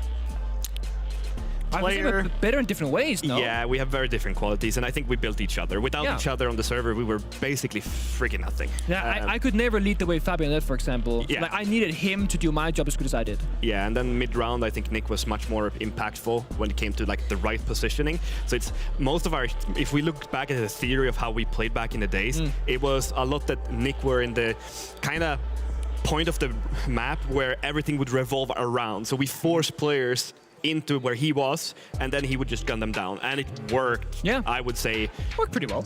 Very well. What do you think was the I guess, what is your favorite moments throughout all of your playing days? I'll go for Pengu first. I think something like not in the server is like Fabian and I shared out hotel rooms like our entire careers, talking strats, talking Siege, talking life, and it was like on the road with my brother for many years, and then we also shared a bed multiple times. You know, and you later like cool, we have one bed. I guess we gotta live with this somehow, right? When I became a caster, I asked Parker, my duo, are we sharing a hotel room? Expecting the same thing as 5x9. He's like, no, we get our own rooms. What do you mean? But back then, we got only one room. And for those who wonders, he was always the small spoon. Okay, relax. I need to just put it straight there. Yeah. What's wrong with being the small spoon? Nothing. It's just a fact. Yeah. See? Being a small spoon is really fun. Yeah. It is Anyways, great. Fabian, what is your favorite moment throughout? Oh, I hated all of that stuff that Nick just said. No, but it's hard to look back at it because I don't know what my greatest memory is. I think like overall, it's just a big group of memories together, like the camaraderie that we had with the team. It's something that I miss every day. That's like you don't get that back. You don't have it anywhere else than inside the team. You don't have it as support staff. You don't have it on the outside. You don't have the same in talent. I think it's a feeling of belonging. That's what we value more so than the trophies. You can snuggle up with me. I'll skip out on that one. That's not what you said. Don't worry about it. It's no leaks. Next question. Anyways, moving on. Who has the best beard in the competition? Of all the players? I mean, in general. I mean, you're up there, but who does have the best beard in the competition? I don't pay attention to such stuff. No, who even has a beard these days? I don't even know. I'm gonna go with Milos. Yeah, you win. Yo, first time Invitational winner. Let's go. I got one. That's it. So, Fabian, you've been a player, a coach, and on the desk. Yeah. What are some of the biggest difficulties of transitioning between all three? Desk work is the simplest by far. You just have the experience, you know what you're talking about, you understand how the teams think and all of that stuff. Coaching is mostly that coaches in esports do not have the same amount of influence or power as they do in real sports. Like the coach is more of a support staff to the players, like in the hierarchy underneath, which is something very strange, but it's just the way esports work. As a player, just everyday life, you sacrifice everything, and if you want to do that, that's up to you. Long term, I don't know if it's that smart of a choice, because if you don't succeed at the level that we have, is it worth it then? You know? Yeah, I don't think that it is. Like the level that you have to, amount of stuff you have to give up, and then maybe not even make it. Yeah, it's a tough time. You have to sacrifice everything. Just a reminder for everybody at home, if you would like to ask any three of us a question, you can subscribe and then put it down in the chat. Of course, our staff here at Blast will be taking note of it and putting it in a document for me to take a look at and peruse every bit. So, moving on to you, Pengu. Because you're someone that has had, a bit longer of a player career than Fabian has had. Maybe like a single season, but fair. Yeah, but you played in Pro League a bit before him, right? He was like 3 months. He played with Phoenix and all. Oh, that doesn't count. Fair enough. Okay. Yeah. How do you mean it doesn't count? He said it doesn't count. I qualified to Pro League on Yacht. The way that you say that map alone. Are you proud? Yeah. I dropped like 14 kills. It was a great game. That's huge back then, by the way. That was serious because we won at 5. That was first to 5, yeah. And I think we would have won like 5-2, so it's 2 kills around. What was, in your mind, the healthiest Pro League meta? Oh, so people are gonna say I'm biased with this, but I think 2018, 2019 were like, I say attack was like 3+2, where you had 3 attackers you had to bring, like a hot breach, a nade, or vertical play, but you had +2. You had so much creative freedom. You can play black, glass, Monty, whatever. I also feel like most pro teams had a distinct definition, like the slower teams like Supremacy, Vitality, aggressive like NIP. So that period. Well, do you miss those Penta, G2 days, or in general, actually, Penta G2 EG days? Do you reminisce on those regularly, or? Why do you think we're making a team when we're back home? Yeah, we're coming back for it. Yeah, have you not heard? Yeah. People think we're kidding whenever we put out these things. We want to join a team as coaching staff. staff. Every other week. Or players. No. So what me and Nick are doing is we're making a team when we're coming home that we're going to play the qualifiers with because we can. And therefore we're going to have fun, and we're not playing it to win everything. Are you going to be Wolves again? It's not that hard. Sorry. Oof. No, but it's that's what we miss with it, right? We miss that camaraderie and all of that work that we put in together. So that's why we're gonna have fun. We're gonna make a fun team. Like we're doing it because we enjoy the game and we love the game, not because we want to be a new professional or go back to professional play, but because we love it. For our mostly controller-based players here, of course, on console, we asked them because actually this was a chat that was happening in the green room a few days ago. But do you think a controller player could ever go pro? pure controller or to swap, that's up to you. I mean, we've seen a lot of current pro players came from console. Like even for example, in terms of talent, something like Laxing or Kids guys. The second they came from console to PC, they swapped to mouse and keyboard because you are inherently at a disadvantage, especially long term, if you don't learn mouse and keyboard. So could you compete with it? Yes. Could you be like the best player ever? No. Fair enough. Fabian, what was one thing you wish you could have changed in the time you were playing professionally? Should have kicked Pengu, I think, a bit earlier. But now we're making what? I thought we were making a team. What do you now mean? We're kick me. Didn't What do you you mean already earlier? leave? Didn't you leave? He's got his memory's so. Wait. Let's get that memory working again. Didn't you go to Vitality and get benched? Yeah, you know, French people, they work that way. They buy you. Stab in the heart. They buy you and then they put you on the bench. Damn. All I have to say is I had most entry duels on Ace and Cade. So fair. Yeah. Yeah, I shouldn't have that on Ace and Cade. No. You were really good on Buck. I actually had positive rating that stage, so You weren't the problem. Yeah, I wasn't the problem. Lift your hands up. So they're getting ready. We'll talk about that in a bit. What team has been showing the most improvement through the years to you, Nick? Especially ones that are here. I mean, oh boy, that's hard. I mean, I guess that's really hard. Because you can argue like W7M, they came out of nowhere, kind of like Empire back in the day. Now they're like everywhere, winning majors, you know, making finals, etc. You can talk about Sonics, but they have been like one good tournament, one bad tournament for like a long period of time. So they've always been good, but always like also gotten grouped, for example. I think Apex as a region has shown up pretty big these times, like making upsets happen, so they've done well. One more reminder for everybody out there, if you'd like to ask any questions here on the desk, make sure that you subscribe to the channel and then put them down for our halftime show. We only have a few minutes left, so this is your shot. Go for it right now. Our next question. Fabian, you're a bit of a foodie. I love food. Okay. So what's your opinion on cabbages? I think cabbages are actually amazing. Like, no matter what you do. Like, the best one, I don't know what you call it in English, spetskål. It's like a... spetskål, yeah. It's like a more sharp shape. Yeah, it's like... It looks like an arrowhead. Yeah, kinda. Put that, you cut it into 4 pieces. Some Parmesan, olive oil, and the lemon zest. Put that bad boy in the oven for a while. Mwah. I did not see that one coming, I'll be honest. I had no idea that was coming. Man, guys, you're not cultured. That's I gotta try that. I'll make that happen. You saying that about me? No, him. Okay, no, me, yeah, fair enough. Yeah. Couldn't be you, Milosh. Couldn't be you. Ah, fair enough. Fair enough. I was about to take it personally, but anyways. Let's see, what do we have after? There's so many questions in here, and I have to pick between them. I'll have to pick one. Wasting valuable seconds. That's true. 20 seconds on the clock. What do you do? What do you do? Exactly. How's it possible to join a team if you're, a rookie and you want to just get on a pro team? I think you gotta take like the bowl, ambi, whatever approach. Like you play ranked and high level, you play Go Forest, tier 2, tier 3. So to get your name out there, your name has to be in the hat to be picked out of that hat. So make yourself known. I think you just need to DM them and say, hey, I want to play pro. You need to have no reason. Experience. you don't tell them who you are, what you've done before. You straight go up from casual game, maybe it's like quick match, and then straight into pro play. Or you do it realistically and you start at the bottom of the ladder and you start playing with your friends. Yeah. From there you start playing smaller tournaments, like the every weekly tournament on Sundays, and then you play against other teams in practice. When you see that someone's better, well, try to get above them with your team, and when you feel you can't get above them, then it's maybe time for you to change. Yeah, Fox is signaling that we need to wrap this up because we all know Fox is the person running the production in the back. So, Pengu, Fabian, thank you very much. So it was a lot of fun. Thank you for everybody that subscribed over at home. We'll have more stuff to go as the tournament continues. Speaking of which, we got games coming up in just a moment.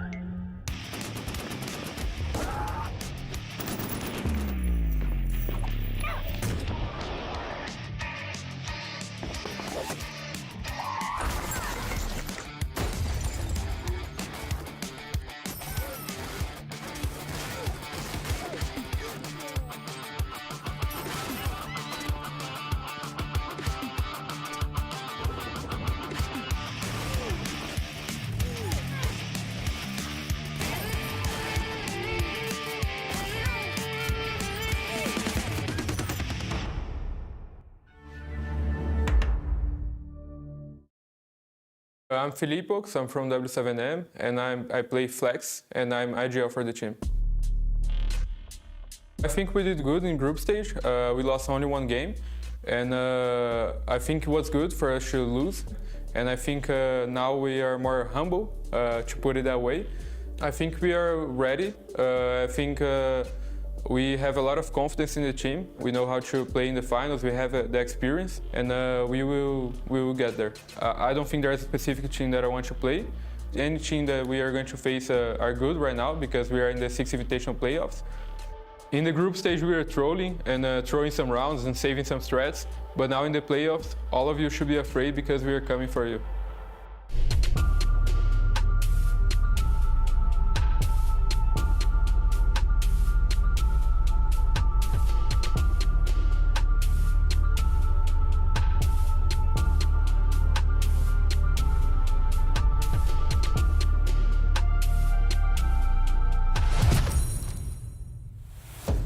Welcome back to the sprawling city of Sao Paulo, one of the most lively and vibrant cities on earth, which right now is home to the Hammer. The final best of 3 here in the playoffs is upon us, and it is a big one as we set all eyes to the main stage and who will make it there. My name's Ian Chambers, joined on the desk by 2 men I was really excited to be alongside until they rocked up this morning. Miles better dressed than me. Guys, you didn't tell me that you were going to come, like, you're going to a wedding. What's going on? Sorry, it's the French style, you know. I'm the Frenchie, I've got to dress well. It's part of the character, right? Exactly, and I'm from Montreal, so it's like a little bit French. So, yeah, it's Canada, it's a little bit we French. have to. Well, of course, you know who these guys are. Former professionals, turned analysts. We've got Fox and Alfama here to talk you through all of the action. Can't wait. Very glad to have you both here. And it's a big one. W7M versus SSG. 2 teams who deserve to be on that main stage, but only one will make it under the bright lights. The history when it comes to these guys coming up against each other, Leo, is very much in W7M's favor. Yeah, look at this graphic. I mean, W7M beat them 5 times in a row in the last matchups. Obviously, the SSG roster has changed a little bit, but historically, they were not even close to winning them, to beating them. Only 3 rounds, I think, maximum they were able to win against them. I think this time, it's a very different story, right? Why is it a different story? What do we think? I think when it comes to W7M, this is the first time that they're regarded the favorite for the whole tournament, that they have to make it. They have to win to get that trifecta of tournaments. And unfortunately, the stacks just don't really end up in their favor. I think, literally, if you look at all the teams here, all the teams in 6 Invitational, I think the team that has the most pressure to perform right now is W7M. After the 2 consecutive major wins, and such in a dominant fashion as well, 3-0, 3-1. 6 Invitational is their home country, right? In Brazil, they want to play against the home crowd. And this is the matchup that defines if they will be able to play against them or not. It's huge for them, and the amount of pressure must be tremendous.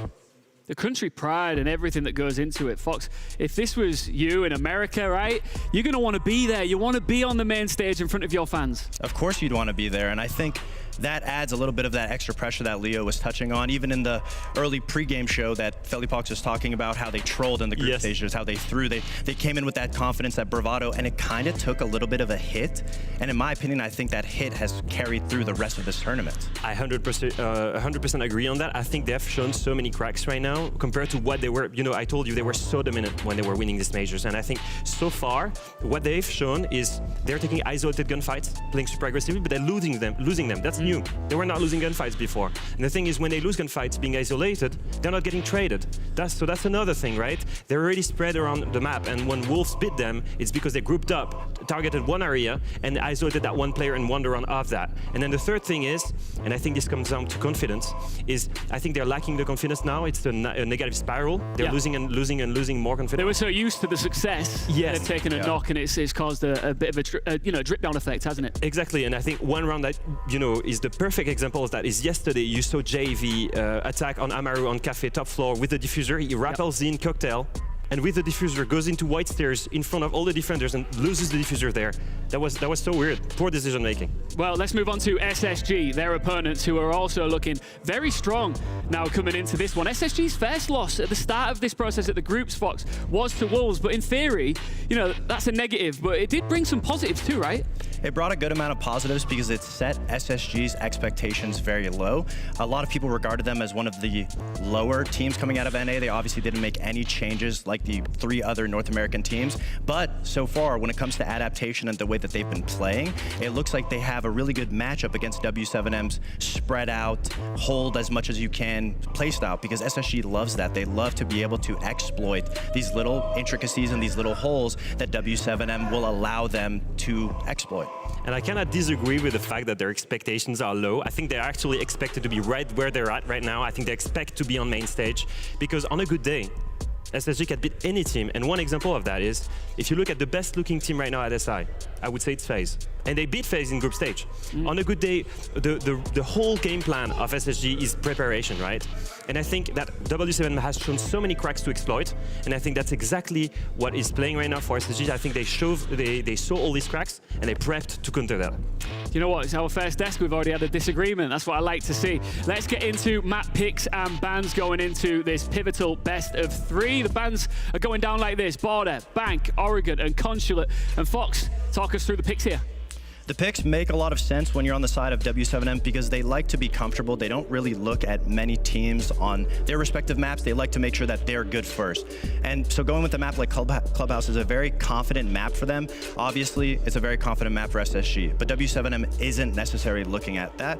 Whereas Cafe, on the other side of things, SSG aren't too strong at Cafe. They have been showing it a lot at this event. They haven't necessarily been winning it all the time, but it goes to show that they pretty much go off of the information that the other team gives them. And Leo, I think we both looked on the last map that W7M played against NIP, and what did you think about that game? Well, the thing is, when you look at it, it really feels like it's a big curveball because, like you said, like Cafe is super defender-sided. When you pick it, you know you're going to start in attack. On top of that, it's not necessarily the best-looking win rate map for SSG right now, whereas for W7M, it's a really important and good map for them, right? So you're like, why did they pick Cafe against W7M? I think they're coming to it with a really prepared game plan. They have had 15 rounds to analyze from yesterday again versus NIP, and I think that's exactly what SSG has been doing. They've been preparing counter-strat on it, and this is why they threw that curveball. Super short, Snappy, who's taking it? Map 1. I think SSG has to take it map 1. I agree with him. All right, it is ready. We are going to it now with the legends, Parker and Pengu, calling this one. Thank you so much. You all look excellent, by the way, as does our special guest, Jackie Boy. The second time in the last 2 events that we have been joined by none other than Jackie Boy Fresh. Alan, welcome to the show. Thank you very much. Thank you for having me back. After Atlanta, we cast W7M as elimination, not W7M, M8's elimination game in Atlanta. Well, now we have both of these teams fighting for their proverbial lives, but their lives in the event. You are usually an analyst, Jack. Yes. So I have to ask you the question. Do you think it'll be SSG or do you think it'll be W7M? I think, I'm with the 2 NAL casters, aren't I? I think it will be W7M. I mean, they're the favourites coming into the tournament, right? If you'd have been on the balance of things before the tournament, everyone was saying W7M is their tournament, 3 in a row, Dynasty, all that stuff. But, you know, they have showed that they're human. Yeah. I mean, I'll make a counter argument and say if the SSG that played against FaZe earlier this event show up today, I fear for W7M. I don't want them to lose, but SSG against FaZe was on another level when they were pushing together, the crossfires, and on attack, understanding the timings of when one guy gets into combat, everyone is there to follow as well. We talked about this in the green room briefly before we got into this matchup, and we said there's a very real possibility that W7M end up going home. Both of these teams are a single victory away from competing on the main stage on Friday. W7M have won it all this year, except for the Hammer. And I think a lot of teams will be happy with winning majors, but Nick, as you can speak from experience, the Hammer is ultimately why most of these teams play this game. And W7M, having won Copenhagen, having won Atlanta, having come so close to winning the Hammer in Montreal, to not even make it to the main stage in their home country would be considered an abject failure for this squad. But SSG has shown moments of brilliance. This organization has lifted the Hammer before. This is a world championship organization, even if the composition of the team looks a little different. W7M will start off on attack. Space Station on Clubhouse will go onto Laundry Supply down below, the most played bomb site on this map. Jack, when we saw W7M throughout this entire calendar year, I feel like we all said they don't have any clear weaknesses. They have no gaps where we're thinking, okay, a team could exploit this, take advantage, and like win maps or win games against them. Do you feel like that's changed throughout this event because it hasn't been the same dominant performance as previously? I think there's a couple of factors there. I think with this event particularly, obviously you've got the best teams across the world across the year. Yeah. So they've played more high quality opposition in more best of threes. Remember, a lot of the major runs are best of ones through the play-ins and obviously through the Swiss, if you get there. And the second event is obviously, they will be leaving the organization. There has been a little bit of turmoil that, as much as it doesn't necessarily, you don't intend it affecting you at all, it can affect you just in your kind of subconscious, I guess. And it might well have distracted their preparations coming into this event. No, I think it's a fair point. I mean, I know as a former player as well, like when there's stuff in your private life going on that you want to ignore while you're at this event because this matters right now so much more, you can't just shut your brain off and not think about those things and worry about what does the future look like for me or my teammates, etc. W7M, they've had an okay tournament, but not to the level that we expect. And Forrest, look at the opening kill against KZ to start things off. That's Grim now in the grave. And that's the man who just a couple days ago set a new LAN best of 3 record, 4 kills, breaking Nesk's contribution before with 50 kills. Now the thing is, Nesk at the time obviously having 49. W7M lost that match. They lost it against Wolves. They need to make up for time here, and ultimately, it might not be KZ who's being a factor, but you've got a good supporting cast for W7M. They've already got 3 picks against SSG. Well over half the round to go. J90 in a desperate attempt. Swings, he's got the most kills on Space Station. It's all up to Forrest now to hold off the Horde, so to speak, as there's 3 players for W7M. They've got half of the round to go to crack open this bottom floor bomb site. Well, now, what do you do, right? You're Forrest, you gotta swing out, C4 in hand, but you got 1 HP left, so all W7M gotta do, wait, stall for time. You got 1 minute and 20 seconds. You know Forrest is gonna be feeling the pressure, running around, looking for something to happen, and if you are a back-to-back major team, you don't throw bodies at the problem, you will drone him out, make his adrenaline go away by stalling for 20, 30 seconds, and then going for the push. C4 goes out, it does a fair bit of damage for Philippox, he stays alive. Forrest has been trying to find a 1v1 engagement, and like you say, W7M, they've not been giving them to him at all, working out where he is and then planning their execute into sight. Well, that's Forrest inside of blue.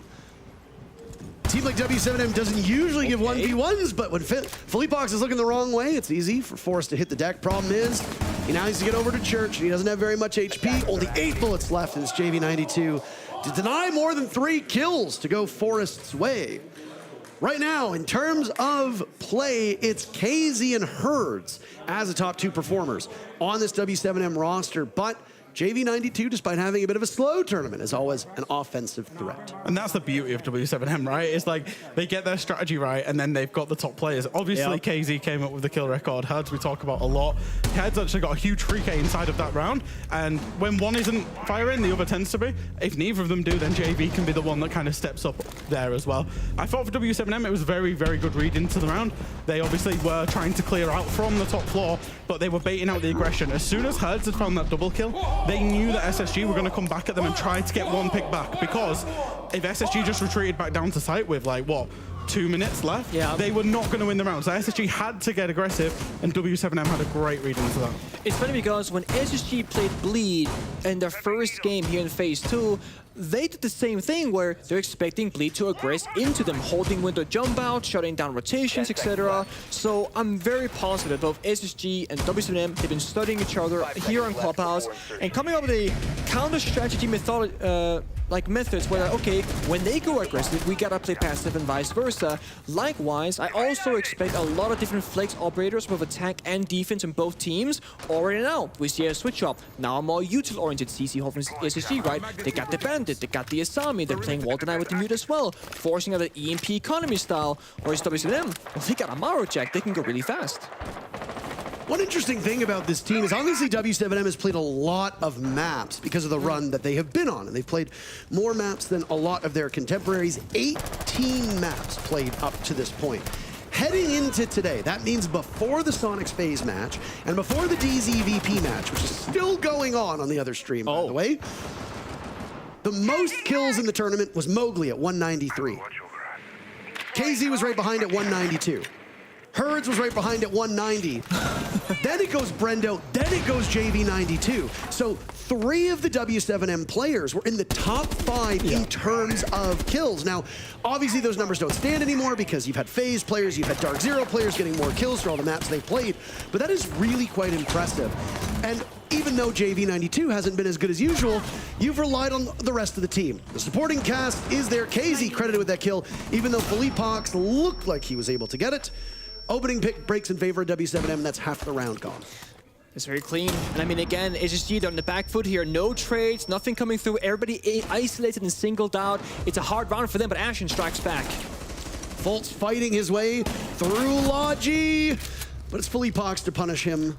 Ashen and Hot and Cold, last 2 defenders, standing in the way of W7M going up 2-0 on attack on Clubhouse. Now this is their map, okay, so they should do well on both sides, but Ashen will attempt to keep numbers close, as now W7M have 3 to SSG's 2. Yeah, W7M will be waiting to bait out the aggression. Herds is actually on a rotate down through lounge. He's going to come up red stairs, and that's when you would expect the 3-2-1 to happen, as KZ actually just finds both, finishes the round for W7M.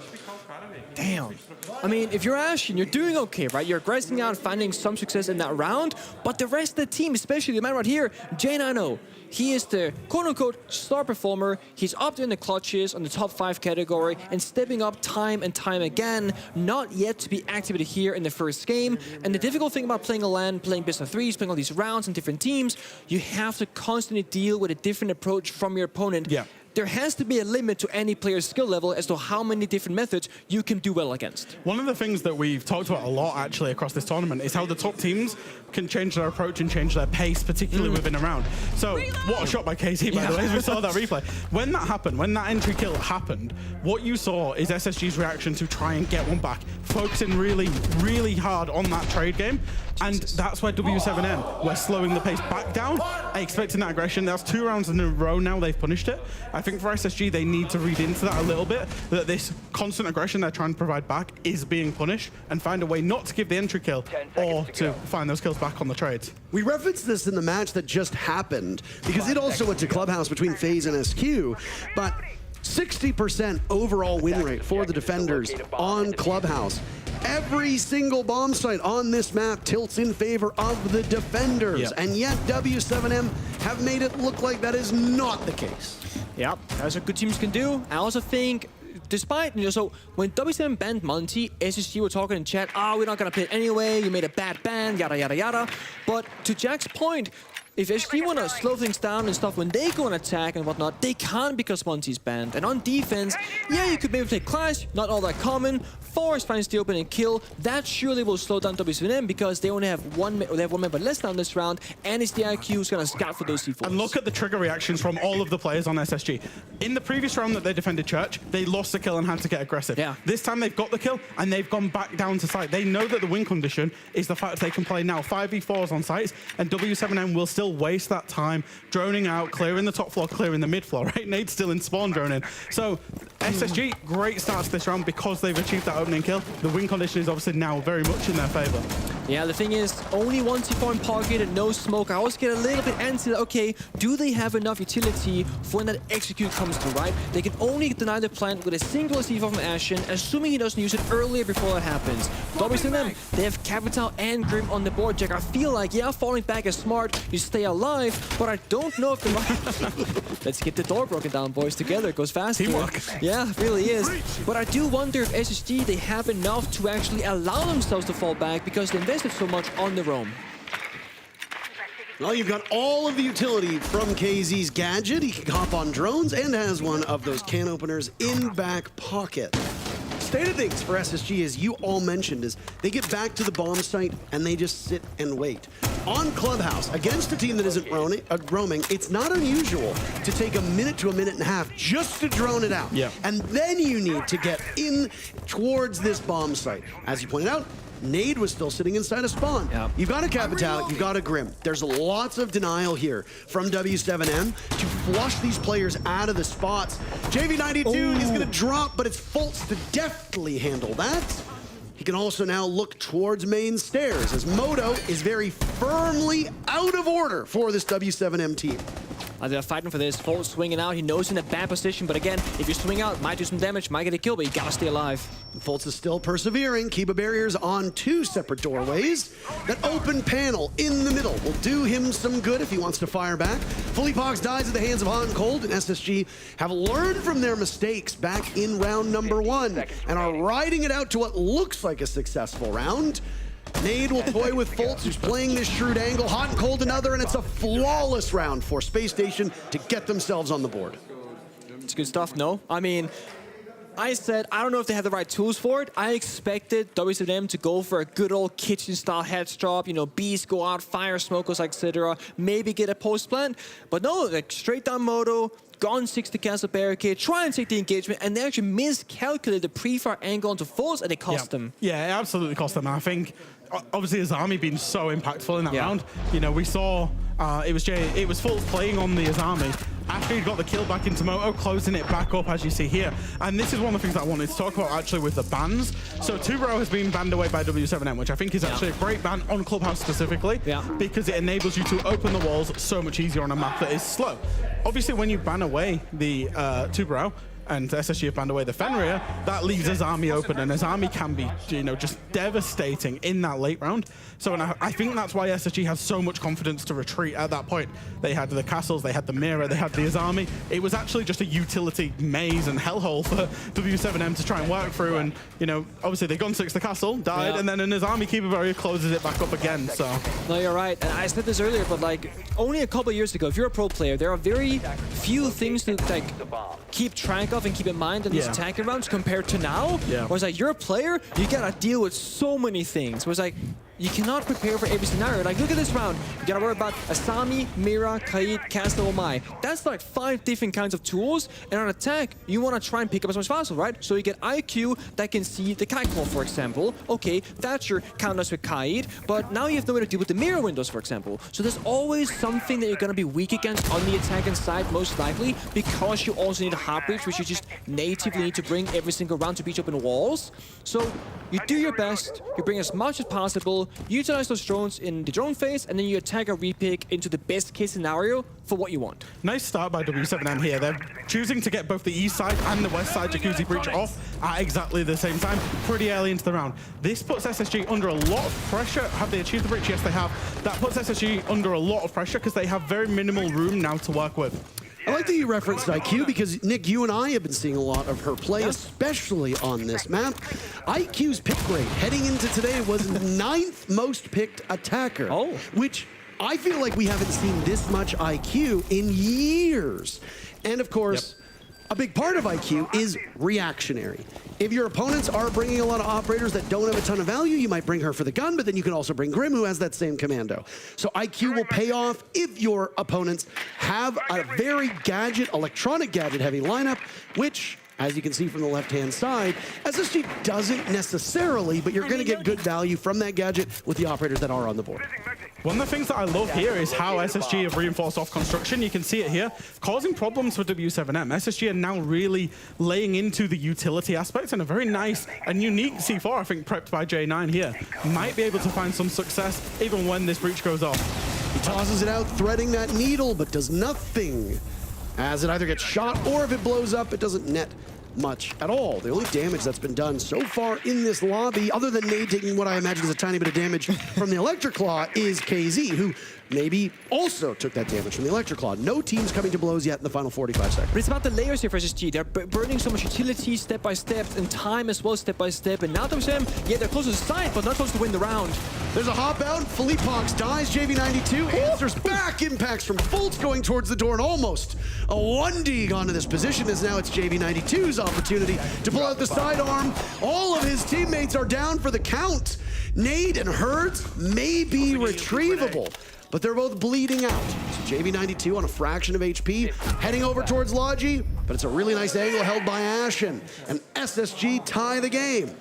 some things never change, right? SSG, even going back to like 2020 when Troy was there, they're a structured team. They're like an onion, right? They have layers. It's all about the strategical setup and creating a maze that's difficult to navigate for the attack inside. No matter the roster, I've always found SSG to be that kind of team, and in that round, it really showed through. I was just about to say, I think I'm in 2020 again with the operator lineups, and just the fact that they're playing for so much utility. I thought, you know, they've clearly realized what they perceive W7M's weakness to be. Exactly. You know, they had the first 2 rounds where W7M were very good at clearing the people without the utility.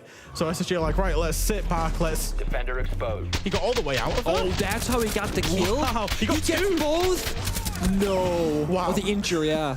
I mean, there were 2 injuries, right? And in this state in the round, you're going to benefit from a DBNO, even if they're not actually dead. Ah, that's criminal from Hot and Cold. He actually typed in chat, guys, I was detected, shoot me. I mean, I actually wrote in my notes that I want to see a bit more from Hot and Cold so, like in this series, because throughout this tournament, statistically, he's been a bit underwhelming, but also we have to recognize the role and the job in SSG for him is this kind of unknown entity, the flex operator. On attack, he still plays Nuke, for example, every now and again, which he used to play back when Nuke was a present in the meta, for the nade chains, etc. And on defense, he'll kind of flex around. He'd be your +1 person, like here, +1, around the wall, but gets shut down because he whips the bullets. Felipox reacts, but taking down Capuzao there would have been massive for SSG. You know how I just said SSG are leaning into not trying to take gunfights and trying to play behind utility? What do they do? Good idea, actually, in all honesty. It was a good idea. Had he have got it, it would have been amazing, but obviously missed his shots, and now they've got to play a 4v5. The consequence of that, actually, is that SSG at some point do have to try and get aggressive again to try and level up that man advantage. Doesn't have to be right now, but it has to be quite considered when they do it. It's one of those rounds where high risk and high reward, but looking at how it played out, Philippos was not even looking in the right direction. That was a great play from Hot and Cold, but he did whiff a couple of shots. But you're right now, you lose the magnet, you lose the cover, and you also lose the manpower. And it's why Force, like you said, looking to aggress, even back those numbers. If not, you're gonna get grilled on the rafters by Philipox, Capuzao, and the Fire later in this round, because W7M, they're not looking at Master Bedroom, they're looking at Lounge and they're looking at Garage. Almost the halfway point of this round, and SSG defending pretty well inside the site despite being down in terms of numbers. JV92 taking more damage than I think he expected from inside a garage, but guess what? Now you've got an idea as to where a defender might lay. Should you be worried about those drones? The thing with W7M is they've actually been quite good at ensuring their drones aren't dying early on. 3 drones remaining, and oh my. Felipox walks in, Ashen gets annihilated, and now it's all up to the anchor play of J90 and Fultz. J90 has been the best performing player on Space Station, but it's been a rough start for him. Still without a kill, as now he dies down in Lounge to Herds. And unless Hutton can do anything, it'll be a flawless round for W7M. Hutton dies. Herds walks up red stairs. Hutton knew, but just because you know doesn't mean you can do. A little bit there. Now, if you look at that catwalk hold, Jack, are you thinking, okay, it made sense they aggressed because they lost the player early, or do you feel like they overstepped the line? I think Forrest overstepped the line. I think we didn't see it necessarily on camera, but Forrest got caught out by KZ, who was just hanging on the breach, just holding an angle. When there's so much utility, that's when Forrest can obviously step up and help out the Izame on the catwalk. We might get to see it here. Maybe it was just a lovely shot. He's exposed himself to the garage window. That then triggered the reaction for the Izame to try and walk down and get the kill. And it's the kind of snowball effect from there down into a 2v5. Yeah, it was a bit tricky on that one. The fact they were already in a 4v5 obviously didn't help. I think for W7M though, like that's 2 attacks on CCTV where they've done 2 different approaches. First time they went over from the master side as one and basically ran through SSG. This time they went for the garage and the breach and the catwalk with somebody trying to walk up red stairs. 2 different approaches, both of them worked perfectly. Yeah, and I think it's a good point that you said, because that snowball effect, it's so vital to know, because you might be sitting here watching home saying, why did Asami swing down the staircase when you got keeper barriers and stuff? Well, it's because when Forrest dies, like you said, the cover is blown, the link in the middle is broken, you are as good as dead, so you have to keep in mind that one person's reaction can be based off another person's fault, or of course sometimes a good play from your opponent. It's not because he's a bad player or anything like that, he just kind of had no choice. Third time defending this bottom floor bomb site now for Space Station. This will be their final kick at the can. This bottom floor bomb site has been played 101 times prior to this match beginning, and it has been won by the defense 56 or 58 times. So not exactly so decisive for the defenders. It actually is the least defender-sided of all of the bomb sites on this map. Obviously, the one caveat here is bar stage has only been played twice, so you can't really go off of that. But this gives the best window for W7M to go up 4-2, and they start off with 2 big kills. Herds walking in through Jacuzzi, absolutely dominating Ashen, fighting upstairs in cash. Good for 1 pick on the KZ before JV92 equalizes. And the advantage favoring W7M is they double up in numbers over Space Station. This is more like prime WCM, where when somebody dies, someone is always there to trade them out shortly after. That's how they won back-to-back majors. They didn't look like that earlier at this Invitationals, but here against SSG, they are looking more like their old selves. Forest has now got to try and win a 1v3. It's going to be very difficult against Herds. Does manage to find 1. And now he has to isolate those 1v1s. Finds another one. Only JV left. JV's coming down blue, will finish it off. So close for Forest. Forest was in that exact same predicament back in round number 1 on the Mira, if you recall. He got the 3K, tried to push into church, and got gunned down. This time, a little bit more winnable. I think that's because Space Station were able to hold that middle floor for far longer. You invested quite heavily on the top floor. 45 seconds go before you first see that bit of action. It was Ashen that was playing upstairs. And then if memory serves me correctly, it was Hot and Cold playing on that main floor before W7M struck back after his quick kill. And this is something that always comes up with this W7M team. When they look unbeatable, it's because of the counterplay that they have. Yes? Damn.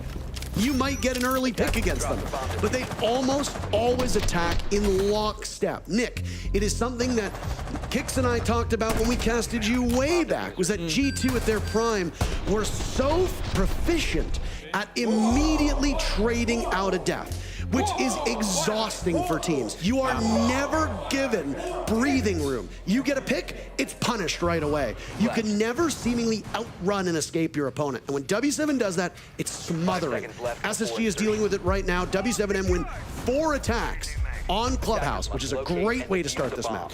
Yeah, the way that I see Siege as an individual, it's always been about the numbers, right? There's like, every gunfight has like a percentage in your favor. You know, there was a 50-50 gunfight, so it's even, you know, nobody's like clearly favored here. I view every decision with a risk and a reward. And yeah, when you play against a team like WCM that always trades you back, it never seems like an honest advantage or a 50-50, because you're always losing out somewhere. That's a nice angle from Ashen. Pops the hatch, sees over the railing or the bar desk, and will take some damage off KC. Not ultimately a factor, but still have this health. So comparing and contrasting basement defenses, because we just saw SSGs where they all died on the top floor. W7M already on the basement, as J9 will find the first kill on Herds, but already on the basement, they're choosing to lean into that utility. The Azami, the Mira, the Wamai, who is obviously now off the board, but that's what they're trying to play into, and the late round is what they're going for. If you're going for late round here, well, it's looking good for one team and not so good for the other. Losing magnets early, but still I would say 2 C4s could make a big change here for W7M, because you can find a kill or 2 that will sway the numbers to your advantage. I really like the gadgetry that's being brought from Space Station. The Grim, the Capital, and the Flores all together. And you can really use these operators in different ways. Yes, Flores is almost always going to be used to destroy gadgetry from the defenders. But a side effect of this Rotero drones is they can be used to flush you out of a commonly held position. Think back behind boxes. Think back in church behind bar. You're going to be holding these sheltered positions, and a Rotero drone is going to make you have to move from that spot. If SSG can be well practiced around those drones, they can easily follow up on that with a kill. We see W7M, they're running across the bomb side, looking through the vertical holes, looking for angles again. Same like SSG, they want to get back that 4v4 numbers equalization. They get it, the shutdown third, Hot and Cold, way too early in the round here. His team was not ready, and it buys the defenders a lot of space. KZ reduced to a single point of HP. It's a damning spot to be in. It's JV92 as a premonition. The one's pushing through dirt. He's correct. Goodbye, Forest. Forest tasting a bit of his own medicine. 45 seconds left. And the remaining SSG players will now need to drop through hatches. It's a precarious position to be in. Ashen dies. Fult's now watching the hatch inside of Kitchen. J90 was watching the hatch inside of Stock. Where do you go? Now over to the Moto hatch. This is the troubling position that you find yourself in if you're SSG. You have to drop. You are so vulnerable in these spots. W7M have a long line of sight on the J90, who's picked up a kill, but is well below what we expect of him. Now towards hallway, he gets ganged up on, bullied, and it's Philippe Pox to swing into blue to give W7M a successful round on defense. What makes the best teams in my mind is the teams that can play the game. Obviously, they're in first person, but they can see the game in third person. So you noted it in the round there, Nick, is that Houghton went early and he got killed. What JV realized then is if we've killed Houghton, somebody else has got to rotate out to dirt. What did JV do? He just made a play that they were not expecting, walked his way all the way up there, found another kill.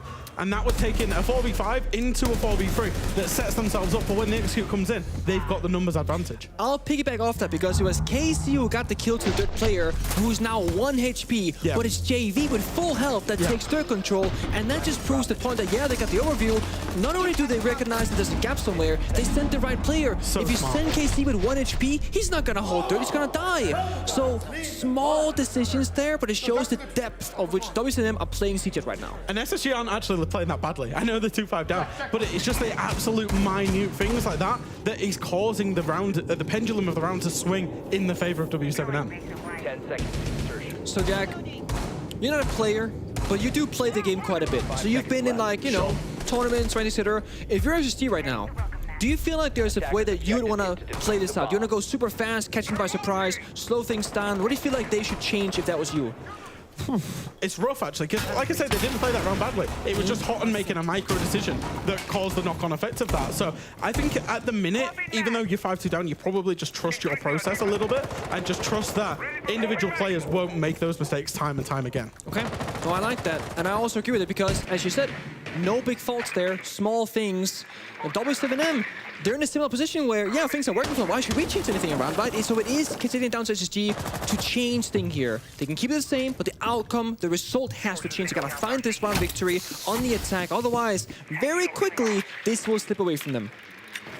So, still in the discovery phase this round for Space Station. They've only lost 2 drones, haven't used much of their utility, all of their players still alive. No early action to characterize this assault from SSG. W7M right now holding this gym bedroom bomb site. They seem to be relatively confined around this site. There's not a huge roam presence at the moment, so SSG can get map control, gain visibility on where these defenders are, and really not risk an early fight. The key thing for me here, I think, will be the fight over construction. You can see KZ, he's playing as Wamai, behind a shielding construction with this construction wall reinforced, and has the keeper barriers to protect him. This is awful, as he's going to impact the breach, for SSG to try and attack into, because there is just so much utility. Util game, util game, util game. Attackers, again, problem solving mentally every single round, every inch of the map is very draining on your players, especially in a best of 3 or a best of 5, these long kinds of series. SSG, they've been doing a good job though. They rotate constantly throughout. They're never standing still. W7M, they never have the full read on the exact attack that's on the comment. Because of that, they will find these kinds of rotation kills when they are making movements. That's a big pick on the KZ as he lurked below the bomb site. At this point in time, most of those magnets should have been thrown out, so at least you're still gaining utility from the Wamai, even if he himself will not be a factor. Now the Skeleton Key can go to work down below, but JV92 will fight back. As people have said, holes go both ways. Ashton from the window, able to trade out JV92, not before J90 dies though. Now, Space Station's focus over towards Jacuzzi Breach and over towards Logi. Philippe Pox pushes and he goes down. SSG doubled up in a 4v2. Down goes Fultz. Herd still inside of the bathroom. He's the last one standing. He sees the Hibana, but he's trapped at this point and will need to fight his way out. They'll swing on him at the exact same time. Good coordination from Space Station as they survive a bit of a scare and get the round. I was a huge fan of the rotation from SSG there. They noticed that the construction was going to be awful to try and attack their way through. They didn't have the utility for it. Immediate switch to go back for Jacuzzi, work the book angle from below, and it there's so much reward came of it. Obviously, it got them the round. I think had they have tried to layer that across from the East, they'd have been struggling. Yeah, and they stuck their guts. So I said, trust the process there. Things were working out well for them. And they're okay, let's still commit. We see them in that 2 versus 1. They start planting and they go, no. We shouldn't plant right now because then it becomes a 1v1. Instead, fake it, get off it. And we see the timing in the secondary screen. They timed the 2 versus 1 push perfectly inside a bathroom against Hurts because he will look one way, he will die to the other. I'm trying to stall for long enough. It's gonna... We're not gonna see it. I was trying to see if we could see the replay there at the end, but no. Oh!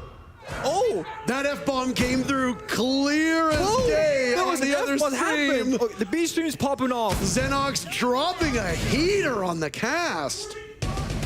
I'd like to remind you that while the action here between W7M and SG rolls on, DZ versus VP are on map 3 on the B stream.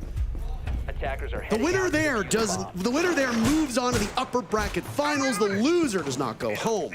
A different story over here, whereas the loser of this match is gone. That's right. W7M might go home. A team that has won every event except for SI in the last calendar year, looking to complete the trifecta on home soil, might not even make it to main stage. After a year of utter dominance, that would be falling well short of their expectations and frankly well short of ours as well. So if you're invested here, feel free to keep it on. If you want to see what's going on with DZ versus VP over on the B stream, please go tune in because it sounds electric. We actually just pulled it up, I'll be honest. We just pulled up the clutch that we had. It looks pretty good, to be honest. Into this round anyway, it's obviously CCTV. As SSG are trying to work the main breach, obviously the problem, and we see it a lot now actually, with the mirror window going onto the breach, especially the fact that they're bringing Hibana, makes it very clunky alongside Impact Trick in the breach. Does go scuffed from time to time, and it looks, based on player positions, that they're going to go for Garage after that. Yeah, that's a bit tricky because, like, the first step to get Garage, like, you want to get a nice big open breach in the main wall CCTV, because then you get those lines of sight in towards Catwalk that applies more pressure to defenders. And if you don't have the breach open very well, you also have Cube barriers. There are one-man magnets to make cover. Like, you just don't have a clear, like, clean plan here. A lot of angles are restricted. It's going to be a difficult round to attack versus G if they stick the Garage push, but of course things can change. We saw Valk camps as well from Philly Pucks. They have intel on construction, so if they do rotate, W7M, they will know. I hate to highlight bad performance. Then don't. Okay, do it. Okay. J90 is not really helping his team in terms of utility. I cursed him right on the spot. J90 the first casualty. Forrest has been downed. He'll need to be retrieved as now it's Fultz inside of Garage to tussle with this Rafter play that JV92 is locked down. Kiba barriers to keep him safe for the time being. KZ was there through the floors, Houghton with a nice angle. Forrest has been brought back from the dead. He has the case and full utility on the Capital. You'll need those firebolts to get JV92 out of this position. He's not getting out of alive. Burnt to a crisp. And Forrest back from the dead proves to be the best thing that SSG has done so far. They have an advantage over W7M as Nate has now fallen below the bomb site. W7M can taste map point, but SSG is going to make them bleed before they get there. Look at the HP on SSG. They're winning this fight despite losing gunfights here and there. But Fleepox is last alive, and out goes a Nitro cell before Ashen collapses on him, and Space Station keeps them in this. 1 round away from a tie game. What a round! Yeah, I was gonna say, how do you break that down? How? And I mean, the value of the Capital is the one thing that I want to mention there. We obviously saw Houghton when he was on the defense, Impact out to try and get the kill onto the Capital. SSG have Monty banned away. Yeah. What are they going to use to facilitate that Garage push? Capital. Even though he was down with not how he managed to get the rafters obviously on fire. JV, that was a big one. Oh, wow. And then just an execute in sight, a flood into sight because there's so little time. Yeah. But sometimes that happens where every single kill goes your way, even when they're not supposed to, and you recover a round from the dead. Yeah, I mean, even in a death to a Guma, and that's how chaotic it was. Timeout. From SSG. They won the round. Like, oh, great. Hey, FaZe did the same thing in the matchup against Sonics just about an hour or two ago, where they win the round and they say, we got some things to work on, let's settle it down. Now for FaZe Clan, they ended up going on to win the map and the match, but they did not win the immediate next round. If the same thing befalls SSG, that means W7M moves to map point. You have zero room for error on that point, and you've got 2 rounds to ensure you go to OT. Huge kill, that one. Yeah, that was a nice angle. And it's because all of the focus was over towards Raptors, right?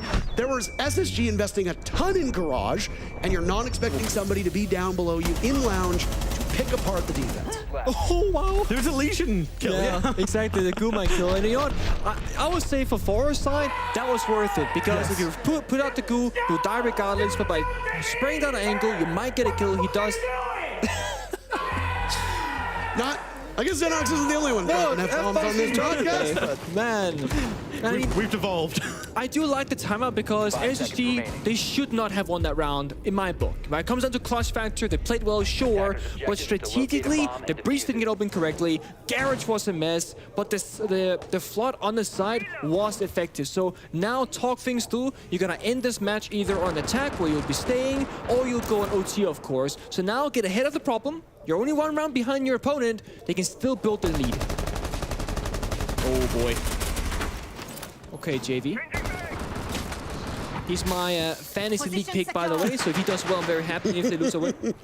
He's doing pretty good 10-5 so far. Who's winning though?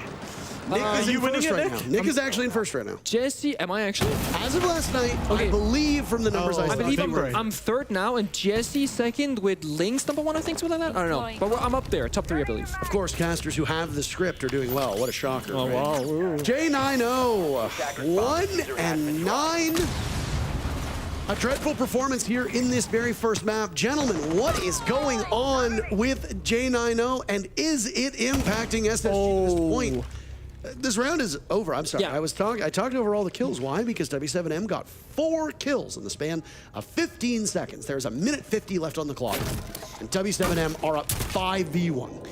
You call your timeout, despite winning the round. You talk things through, guys. This is the game plan. Let's change this up, etc., etc. This happens. Oh, disaster in the server, right? And if you're J90 especially, I'm not sure his impact vocally with like making calls, but statistically in the server, he's really not shown up, and usually he really does. A big missing link for SSG. Yeah, it looks like Hotton's actually going to have a go in this 1v5. Doesn't even get the first kill onto KZ. That will be a flawless round, and I think that's not how you want to follow up a timeout, really, is it? Really? Let's be honest. You know, you won the round, your coach just called a timeout, and he's gone, right, guys, we kick on from here. Flawless round in the first minute. I think you just forget about that round, right? Okay, guys, they won basement. They're supposed to. We go do something else. Not a big deal. This match is actually like, it's really intriguing from the point of view of, I think SSG generally have played the utility game better, and their coordination and reactions has been pretty good. However, and you know, you hate to kind of dunk on some of the individuals from SSG, but the pure gun skill obviously belongs in the side of W7M. So when SSG get kind of drawn into this gunfight type attack or defense, that's when they're losing. You know, you saw here, it was all around the gunfight. It's no utility whatsoever, and it was a flawless. Yeah, it's not even just that it's a round win. It's that it was done so efficiently by W7M. 4 separate engagements, all break in your favor so early on. And SSG, a team that loves to talk trash, is relatively silent after that round, as you would come to expect. So back to the drawing board for Space Station. They are battling uphill at this point. W7M built up a pretty nice lead in that first half. A nest egg, if you want to call it. And are now riding out downhill, accelerating, it seems, as they careen, not to disaster, but to victory. Good news for Space Station is you've got Chalet up next, or Cafe up next, pardon me, as your next map, and your map, most importantly.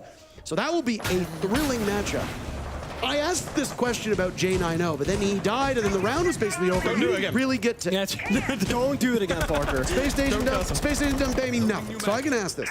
What do you think it is about J90 that is falling short right now? Because he is far and away the best performing player heading into this match for Space Station. I mean, I said earlier, I think like you go up against so many different teams and play styles, and eventually the way that you play the game will be countered naturally by your opponent. W7M here in Clubhouse might just be that kind of thing where he's not allowed space to thrive, no space to do anything, and there's no easy ways in throughout the map because of how tight of a ship W7M they have on defense. No action yet through the first minute. Only 1 drone lost from Space Station. There's a Solus on the board, which makes it quite impressive for SSG to evade the operator, who is probably most proficient at getting rid of those drones, other than maybe a mute. Maybe add Mozzie to that pile, but the Mozzie pick rate has been virtually non-existent here at this event. It's been Solus taking away intel for these teams. No Mozzie, no win. Again, we tend to see match point or overtime rounds. Teams tend to slow down because if you mess up now, well, you lose the map. For SSG, they gotta fight really hard every single round for just the smallest of victories. And right now we see again, W7 they got the layers as well. Shield being deployed, wall gets open, you fall back. SSG, small mistakes, did not want the barricade first, allowing Philippox to run away. Oh, he almost gets away. But Ashton punishes him. That's the commando in the hands of Grim doing all the work that needs to be done. Unbeknownst to Space Station, the Solus is roaming in the basement of this map. Problem is we all know how dangerous stairs can be. Yep. Not just in terms of falls, because you can break a leg, but more importantly here, you are very, very exposed when you go up these stairs and are fighting against the high ground. JV92 also prone in Logi. If this has gone undroned, he can be incredibly important in the thrust of the round. Nate, as we said, lurking down below, almost gets 2. Doesn't even hit a single shot against Uncold, but JV92 pops up and assumes the position. Case has been dropped as well. So in the final 25 seconds, Space Station in trouble, left just to Forest, and SSG will come back down to earth in map number 1. W7M takes their own map in scary yet confident fashion.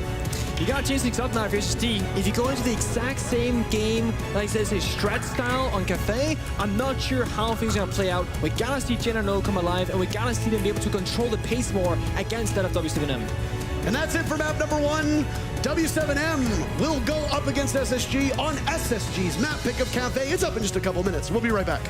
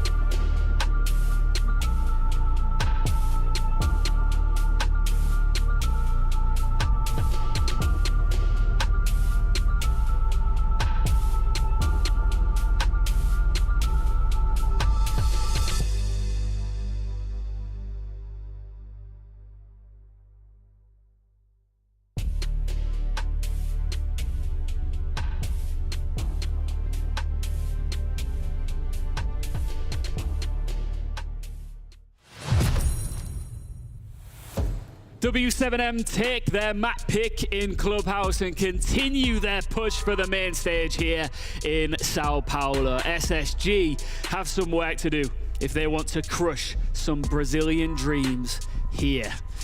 My name's Ian Chambers on the desk alongside Alfama and Fox. Before we talk about what went well for W7M there, Fox, let's talk about SSG's defense. Let's talk about it. I mean, we praised a lot of SSG's adaptability and the way that they can read a game. And the first 2 rounds, they started off very aggressive against W7M. W7M very comfortable with it. They were able to handle it very well. SSG read that. They ended up switching up the tempo, slowing down, playing behind the utility, forcing W7M to come for them in the site, be able to get the round wins from them. It worked perfectly in SSG's favor. Then it was almost like a little bit of overconfidence out of SSG. They had the utility, and then they started going for these aggressive plays, almost trying to prove it to W7M that we can fight on your playing field, and it just didn't go in SSG's favor, and that's where the mess happened. They got a game plan, it was working well, and then they kind of abandoned it.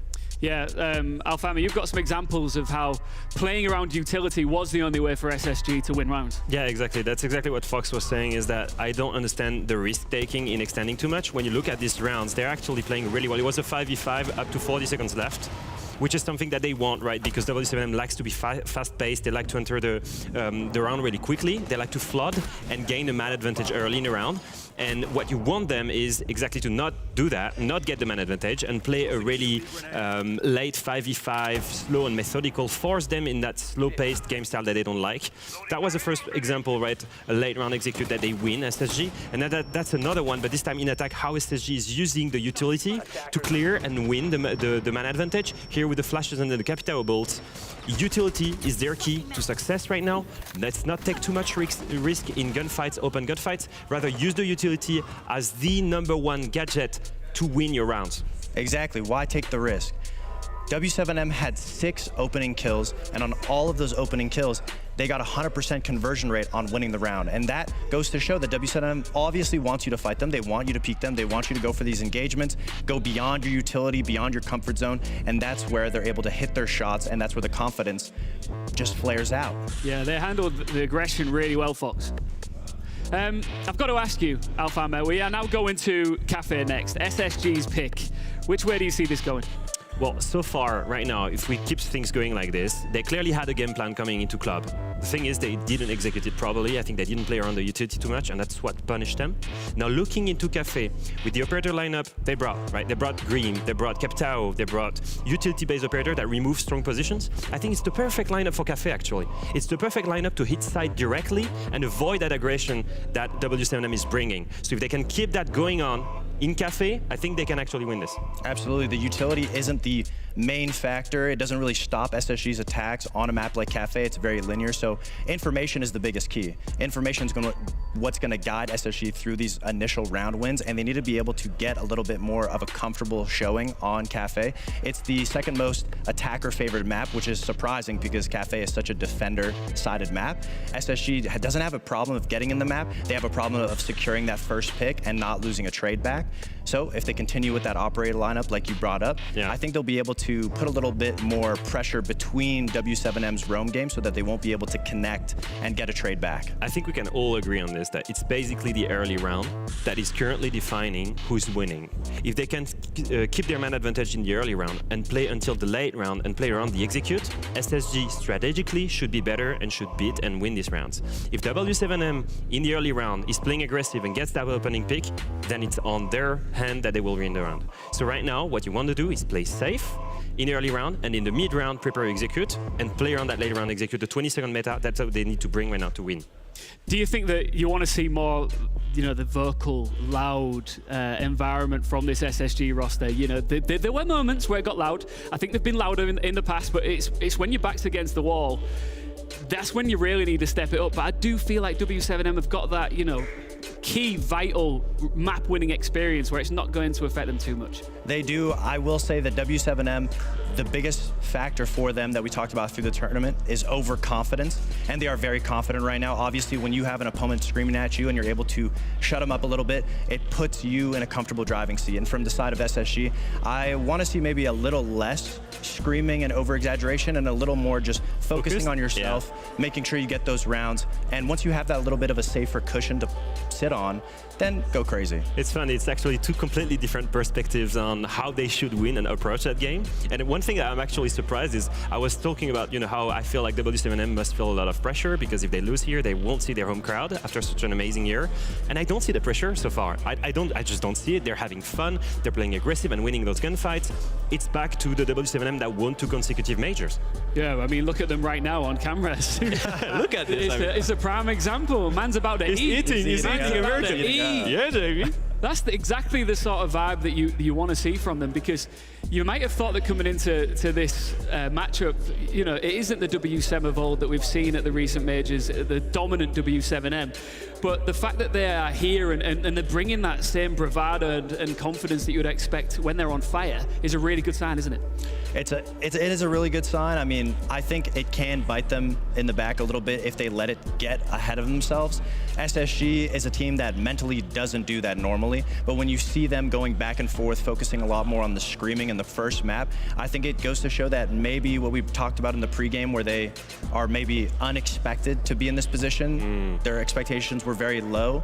So to them, when they get those rounds from a team like W7M, it gives them that little bit of a boost confidently to just scream back and not necessarily focus too much on the next round, but focus more about the narrative, which they say they don't worry about as much. And I really want to see that going into map 2, is them not worrying about the narrative. And they lost map 1, they have to put that behind them. If it gets to a map 3, I'd be very scared if I was SSG. Oof, well, we're going to find out very soon. Map 2 is ready, and it is now time to cross back over to a duo that's looking pretty fresh today, I'd say. It's Intera and Pengu. With Fresh, of course. As they said, there's a reason why Fresh is here with us, and I think inarguably looks the best of both of us. He is looking dapper. Looks better than you, that's for sure. Thank you very much. You got a t-shirt on with a little turtleneck. I did say maybe I need to dress it back down a little bit. It's called a turtleneck, Nick. What is wrong with you? You could be fancier, come on. A t-shirt with a turtleneck is not a thing. Okay. I'm from Denmark. Do you speak multiple languages? I don't think so, sir. You didn't speak French and you're from Canada. Do you speak multiple languages? No. There you go. He's from England. We outnumber you. We outnumber you. The problem with being English, we'll get into the game in a second, but more or less across the world, everybody speaks some English. So you can get around wherever you go. But do you not feel bad? Do you not feel a little bit lazy that you don't bother learning? Oh yeah, absolutely. Good. But Parker doesn't, that's the issue. But I lived in France for 2 years, barely speaking French. What can you say in French? Parlez-vous anglais, which is do you speak English? Okay. I lived in Poland for 3 years and I didn't learn any Polish either, outside of beer, thank you, good morning, and swear words. That was it. And frankly, that's all you need to get around. Do or die for Space Station. They are on comfortable turf. Cafe is their map pick. And W7M are up 1-0. If SSG fail to win Cafe, their run at the 6th Invitational is over, and we say goodbye to another World Championship winning team. We said goodbye to Ninjas in Pajamas. Was it yesterday, 2 days ago? I think it was yesterday, if memory serves me correctly. The days will kind of blur the same. So, for Space Station, obviously a lot on their shoulders. Gentlemen, set the stage. What are the expectations for both of these teams? So, if we think about the map first and foremost, before we get into operators and everything else, I'm a bit confused by SSG's map pick. They have to have seen something in W7M's play. Like, I'm expecting this to be a counter map pick because of W7M.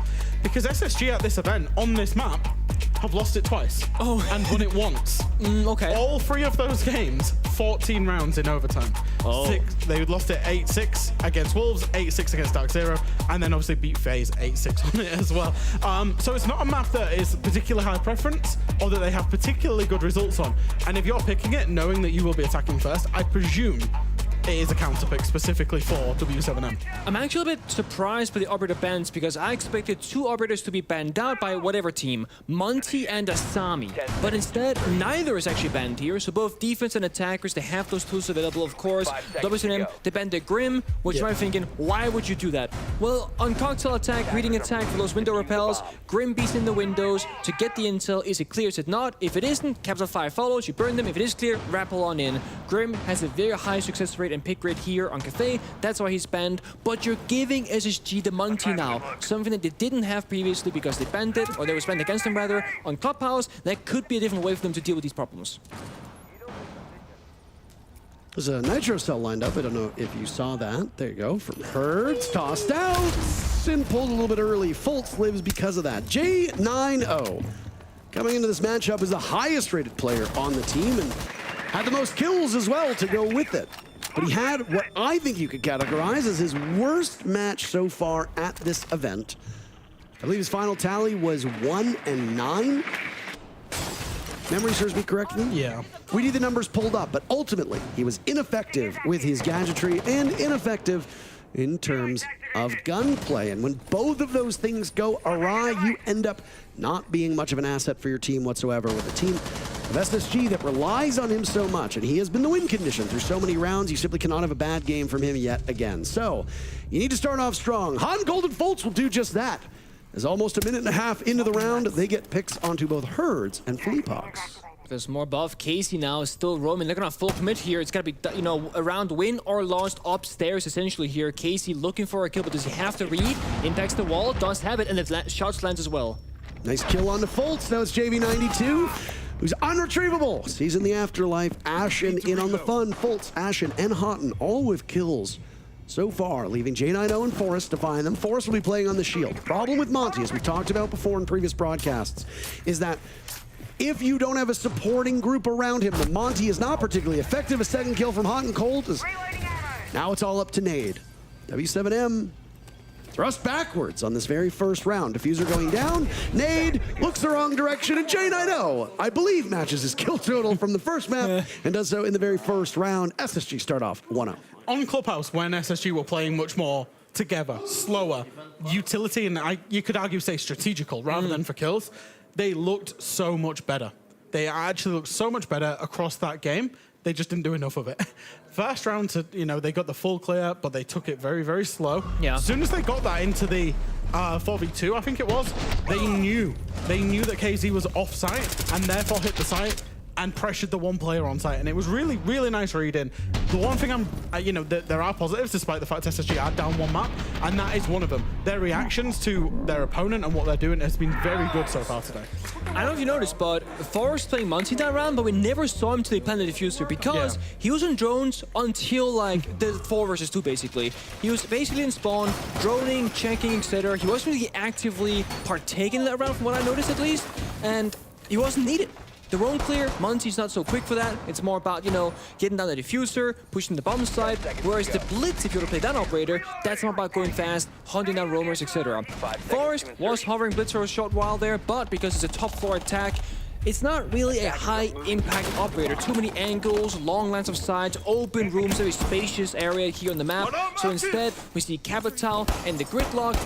But this is where the Grim Bank comes into effect. And it's what allows WCM to go on this top floor defense because it's not that commonly played anymore as it was in the past because of the Grim Capital combination. So, with that operator band of Grim, you can now play top floor and see if you can hold on to it. And you gotta summon for piano as well. But just in case they play Monty, JV's playing Oryx, who is Parker. The fastest operator in the game. That is true. Very well done. J9O, another pick. 2-0, he'll never die again. Careful now. Podcaster cursed him so bad in the previous map. Maybe HD should start paying you because you clearly can take a victory away from them. Wait, you guys get paid? Oh, maybe? I don't know. We'll find out, I guess. JV92 dies to Ashen, and so far, SSG are banging on all cylinders, boys. Fleepox gets droned out and immediately has to scoot away from his position. SSG have plenty of time to line up for this execute. Forrest is the only player so far on his team yet to get a kill through this round and a half. Will hold on to the diffuser. He was on the Monty before. This time, an operator perfectly capable of getting kills as Gridlock. I just slow down here again, like you said, Jack. You get the early advantage, slow things down. And again, you're expecting the defenders to make a move, jump out a window, swing it, a thing. And they are. They're moving around a lot, but SSG playing very far back, very disciplined here, waiting for the right moment. Here's the drop as KZ had a potential lineup. Down goes Nade. SSG's guns are just way too good for W7M. Not much they can muster, but that DMR hits like a truck. KZ almost gets more than one inside a piano. Fleepox is not too far away. He's playing Pixel, long range. give his position away, and he'll be pushed from back bar, but Fultz gets their first longer range, and Space Station starts off perfectly through 2 rounds.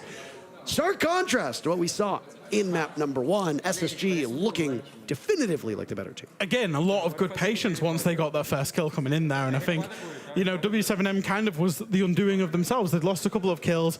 Their win condition was very clearly that Felipox would be below with the Solace. Yeah. Knowing that SSG would try, you know, we would know, many viewers will know North America Siege generally is very plant-focused. SSG like those kind of plays with the Grim, with the Capitao and the shields to try and get those plants down. Felipox had to rotate back up the staircase because of the 2 kills that had happened, and there it all went a little bit askew. SSG waiting their time, choosing their moment to execute, and it went pretty much perfectly from there.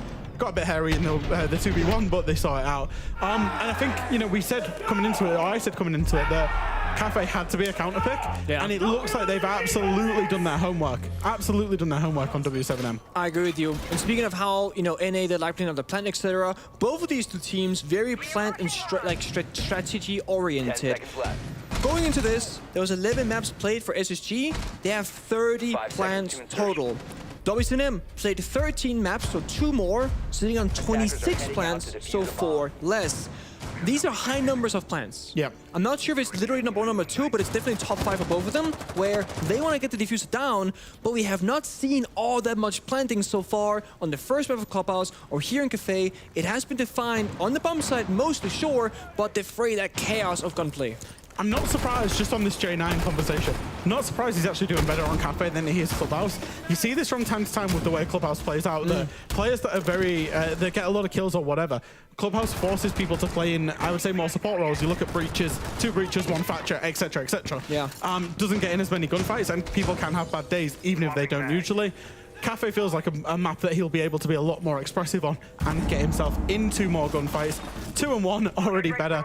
As this attack comes in onto the basement, lots of utility from the defense. We gotta talk about this. You do it too. Give me a break. We are ranked players here on IJAC. We call it the basement bomb site, and Parker has been nagging for years. No, it's not a basement. It's the first floor of the map. I literally have to change this for the broadcast with him. Look in the bottom right-hand corner. Oh, okay, so we're just going to argue about this the whole round. It says 1F. That's first floor. I agree with you, but he's in the middle, so... You're both bricks. Yeah. I don't know what to tell you. The first floor, then. Thank you. Basement is underground. Sure. You know when you come to the lobby of the hotel, Parker, which number do you press? Ground floor? 0. I don't actually think that's the case in our... It is, actually. Yeah, it goes 1, 2, and 3rd right now. Spoilers. Yeah. Okay. Yeah. So it's not the case in every hotel. It pretty much is, though. To be fair. Cultural differences. Yeah. Well, you know, right now, one could argue that the attack... They were racing. They were racing. Did you see the 2 boogies? They were racing together. Oh, no, I did not see the 2 boogies. But the floor is done for. Singing a shotgun for Gitlock, 2 boogies, racing across the floor, destroying all of it. Now, the Monty's gonna see action. First time this time, it was the roam clear, the kills early. This is a 1 minute 5v5. Sorry. So my bad. 5 vs 4, Ashen kills KC, but Forest now will lead the charge to the Monty. We can finally see what SSG they envisioned with this pick. 3 rounds in a row where Space Station has gotten this opening pick does not bode well for W7M whatsoever. As now the shield will drop, and Nade needs to be really careful of what comes next. Forest is just juggling that extended shield. As down goes Felipox to J90. Ashen looking for a kill as well. Hot and cold dies. That's the gridlock down. But Forest taking up space. Nade another kill. Forest has found himself inside of the site. W7M have no. He wins anyway. What? How does Forest flick around to kill Nade? Diffuser going down. W7M falling by the wayside. J90, an impressive performance so far, as now the Monty on a sliver of HP can re-extend.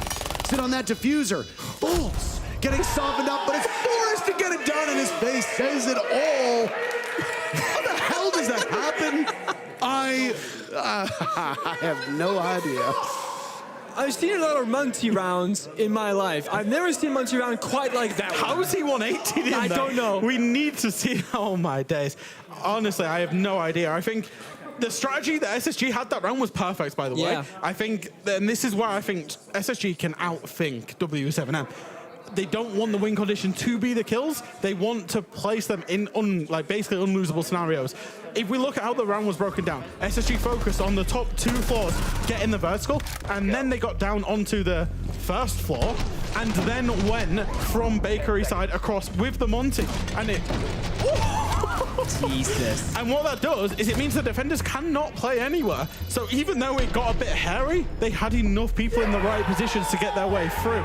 Another great attack by SSG, where they are outthinking W7M currently. They're taking that win condition from W7M, which is the gunfights and the gun skill, and then making it strategical and utility based. And I love that from them. It's worth noting here that the praise of saying that SSG are outthinking W7M, that's a massive deal. Yes. Because W7M, when they first came around, they reinvented how teams played Chalet. They were trend-setting, meta-setting, changing the game from fundamentals, and showing one of the most clean ways of playing Siege, most consistent ways of playing Siege in many recent years. It does make you wonder, actually, as we see the same C4 lineup coming out from Hertz, it does make you wonder why the Grim ban, why not the Monty ban from W7M? Because it's been used so far to devastating effect.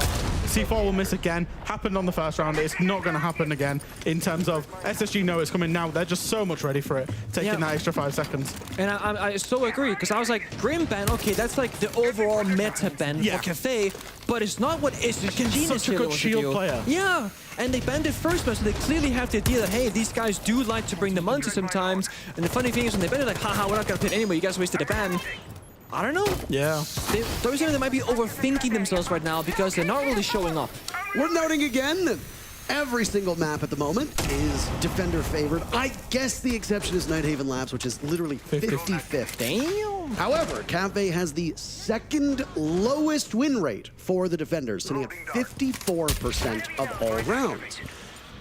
The only bomb site that is attacker favored is Bar Cocktail, which is the top floor bomb site. So the fact that SSG is up 3-0 is quite good. The fact that Forest is dead early for Space Station is quite bad, because every single round, Forest has been a big part of the execute. SSG's gonna have to do it without the mountain this time. And now they gotta pivot. You said, Jack, that SSG, they gotta, be able to also adapt in these rounds, but also sometimes when they do the right thing, know when to stick to their guns. Right now, they said, okay, win condition, Monty. It worked before, do it again. But now he dies early. What's the win condition now? Because all we got is Capital, but there's no fire arrows left. And it's KZ right now, inside a piano, lining up 2, just letting Hot and Cold get away. He doesn't need to secure the kill because he's got JV92 to do just that. And now it's Ashen alone with 50 seconds to go. Diffuser is down inside a piano as well. Do you as Ashen take essentially a timeout? Maybe, but you maybe just try. Like, you're 3-0 up on Cafe attacks on what is considered, like, in my mind, even the statistics might not necessarily show this, the most defender side. It's so hard to attack Cafe. They're already 3-0 up. I think Ashen just goes for this, see what he can actually find. Miracles can happen. He's going to take the fight onto Red Stairs and change and look at White Stairs. Depends how much W7M want to fight him, really. Oh, if he can identify ones, he might be able to. No, I was dreaming. Of an Ashen 1v5. Or 1v4. It can happen. The thing is, if you're Ashen there, you want to feel good about it. Get a couple of kills, get your confidence up, and if you get a couple of those like people coming for you from WSNM, you're like, I'm better. I am so damn much better. But no, he gets 1-for-1 trade.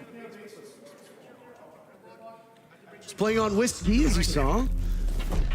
Oh, that's how he died. Oh, that's great. Oh. I like the way that W7M coalesced around that part of the map. Whiskey.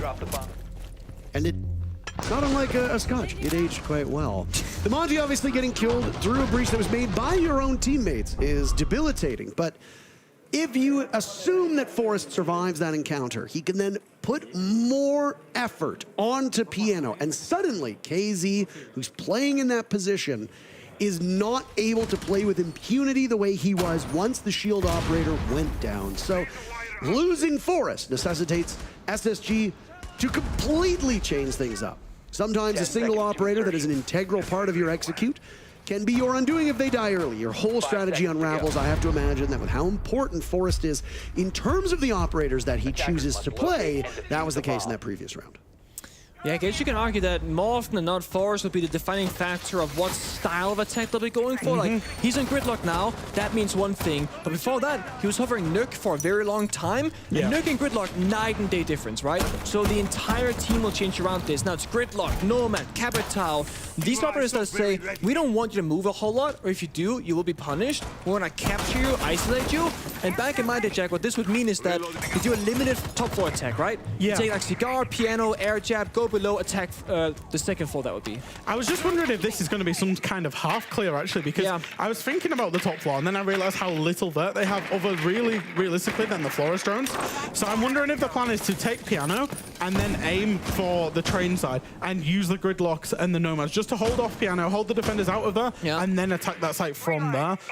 Because if they do spend all the time trying to take top floor and then start working vertical, it could run out of time pretty quickly. Yeah, not just time, but again, you said the vertical play, just the floor is true. You don't have block or a sledge, so strategically not the best approach, by my means at least. And you see it here, the fire goes out, they think there's somebody roaming inside the bathroom, but we know no one's really there. So Util kind of wasted here early, no real follow-up. I'm not sure what you think is going on, but I feel like whatever they thought was happening isn't really there. Another opening pick for Space Station. So far, they have been excellent, and the only round where they have lost that first blood was in the previous round when Forrest died. So SSG striking first on attack as often as they are is a bit surprising for a team that popularized that all over the map aggressive defense. W7M made a name for themselves in Brazil by being everywhere all at once. And so far on Cafe, it seems like they are nowhere most of the time. Space Station is taking advantage of that. See the Vigil now running around, but again, how much value are you getting short? They don't really exact whereabouts. The fire hits, they're pushing up, and they want to take all of top floor attack. We were wrong. There goes Herds as well. Down drops Fultz to KZ as W7M get their very first pick. Information to be gained by the Soulless now, as JV92 assumes the position underneath the bomb site on the first floor.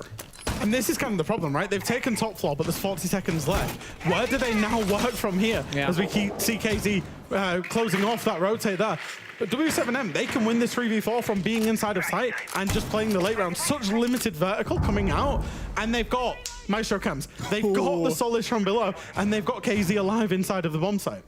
A bomb has been located. 20 seconds, and this is a very quiet round so far. Now Forrest will pivot. Out goes the track Stingers. Nade might take some damage here, but it won't slow him down. There goes Forrest as he vaults in. KZ punishing him. A smoke will stop W7M from seeing the advance of Space Station. Ashen with a pick before he's traded out immediately, and Nave is still there on red stairs to quarterback the defense. J90 might survive, but the round breaks in favor of the defenders as time runs out.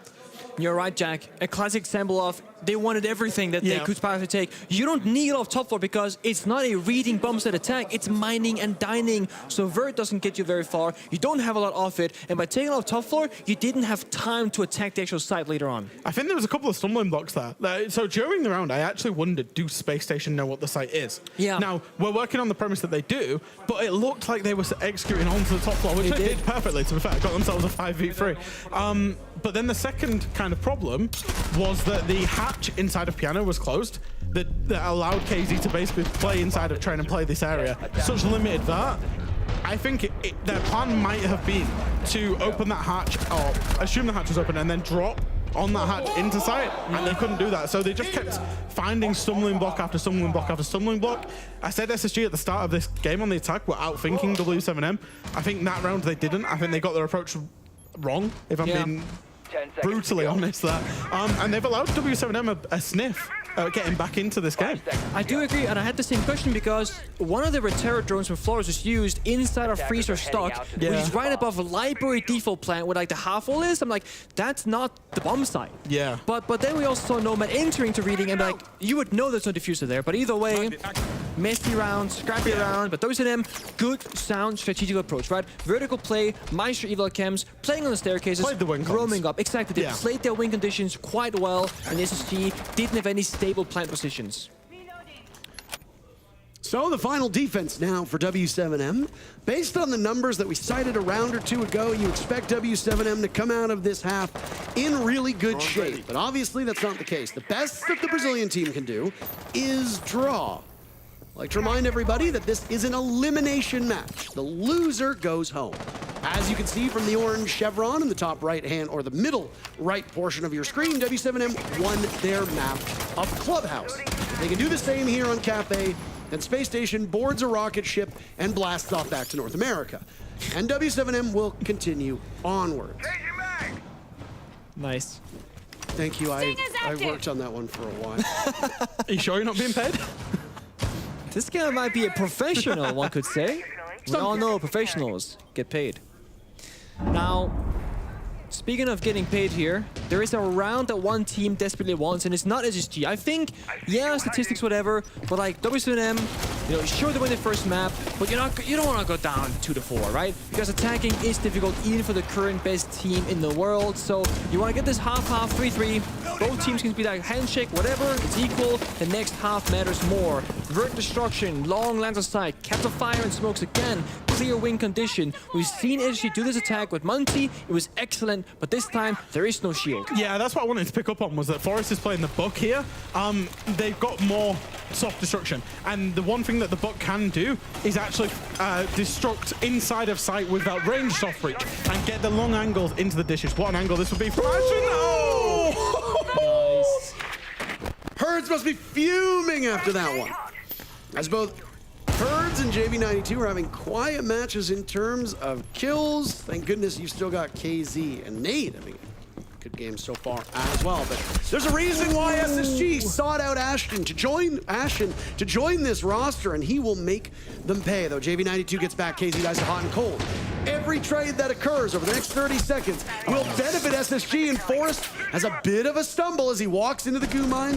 For now, he can attempt to get that diffuser down. JV92 has an idea, but pressured over towards Whiskey as Philippe Hawks picks up 2 out of nowhere. This is a 2v2.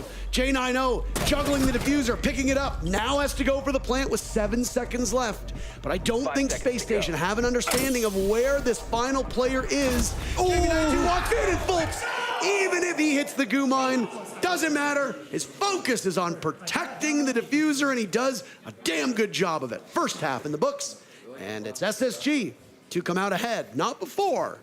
Hot and cold can do exactly what we saw W7M type to Team Liquid, and Houghton says, JV, help your team. Phenomenal round there. The sheer chaos, also the trust from SSG to say, you know what, we're gonna plant in a less than ideal spot. I believe that you will cover me. I'm thinking, yeah, that's easy, right? But then the goo mine strikes, slowing down the movement of the cover. I'm like, he might not get there in time. Ashen found this great pick, but Ashen, I believe, also died in a silly way right after with the crossbow in hand, not looking at his opponent, and it almost cost him the moment in this round to seize it. But this right here, JV advancing forward with Foes isolating with the hip fire kill as well, and then we see Foles there just getting there in time despite the goo mine. Excellent flick, and if Foltz had missed that, you're about a half second away from W7M getting the planter, killing J90, and winning the round. And Herds' face really does tell that full story of not just that round, but also the first half. Now W7M have a much harder job. You have to take the less favored side on your opponent's map. Right now, just in terms of probability, Chalet looks so likely. He might be feeling good if you're. He might be warmed up. He might be warmed up. And my big point, my big thinking coming into the defense for SSG was: are they going to make the same mistake as Clubhouse? Are they going to try and play for the picks on the defense? It looks like based off the spawn peek and Ashen peeking out the window, they are going to. Now, when it happened on Clubhouse, they were punished time and time and time again. Slightly different scenario this time, but it looks like they've got that confidence and they are warmed up. Here we go. That is most foul. Oh, right after the BM'd him, then spawn peeked him. 1.5 on the Roni. It might run out of bullets very quickly into the long range. Your gun's gonna hit the ceiling in about 1 nanosecond. But Ashen is just built differently. Assembled alternatively, one would even say. I mean, the big thing here is that you're playing the mental warfare as well of like, okay, you're not going to feel safe in your spawn even. You got to sprint towards the building, look at every window, a jump out, a spawn pick, etc. And it's slowing down the attack inside of W7M because even now, they're in the building, half round is burned, KZ found Ashen. So when you get the early pick, Jack, normally you would cool down and relax a bit more, but I feel like Ashen got a little bit greedy there, looking for one more kill perhaps. Yeah, and the big problem with that is he's taken a fight with a Dokkaebi and lost that fight. So even when the Dokkaebi is going to get the information, Echo is up on the board as well, and that's a big problem because the win condition for SSG is that plant denial, is that late round, and if the Dokkaebi manages to steal the phone and get that information for the attack, that could be absolutely huge. I love the juggle as well that we see between these teams, right? You have a Mutant and Mozzie on the board for SSG, so what does W7M do? They've got a Jackal, they've got a Dokkaebi. They're basically just fighting each other for information every step of the way. Diffuser goes down, SSG equalize off a nice shot from Fultz. Almost had the Nitro Cell pulled out, but both he and J9 will swing at the same time. Fultz survives that. But it's all up to Herds now with the Diffuser ticking away. A third gone, 30 seconds left. Fultz swinging around, but it's Herds holding the position, not giving up at all. And down SSG goes. W7M successful in their first attack. And this is my whole point, right? Is if SSG are able to outthink W7M, we've seen them do it on the attack, they can do it on the defense. So they get the opening pick. Why are they then just aggressing? When the win condition is the Echo in the late round for the denial, doesn't make sense. It's like a fractured approach. And who is I genuinely think who is the best team at punishing when teams get too aggressive? Probably W7M. You know, Herds, KZ are incredible at that. And, you know, they use the Dokkaebi to facilitate that as well. I don't think we saw a single Dokkaebi from SSG in their attacks. I don't believe so. Don't remember it at all. And KZ played it this round, and he's playing it in the second round again. So it's going to be a big nuisance for SSG. Typically, when you roam on Cafe like we saw here from Ashen, from Hot and Cold, the off-force, etc., it's hard to get back to the bomb side, right? Because, you know, white staircase is a door that is outside the building, the brown staircase, same story, where Ashen just died, and red staircase, well, that's where the enemies are usually attacking from. But we saw J9 with the Echo using the Yokai outside the garage door, saying the coast is clear. So with that intel, J9 could easily get, guys, if you want to go back to side, go down the white staircase, it's literally clear. Instead, Ashen's probably like, yo guys, where can I get down? They're like, I don't know, pick staircase. He's like, okay, I'm gonna come down brown, I'll be there in 2 seconds, dies. Or it's like, you have Yokai you can actively use for intel to escort your teammates or get the intel, but instead they're wondering about taking those 50-50 guesses, so they have tools to work with, but didn't utilize them in that previous round. Reloading!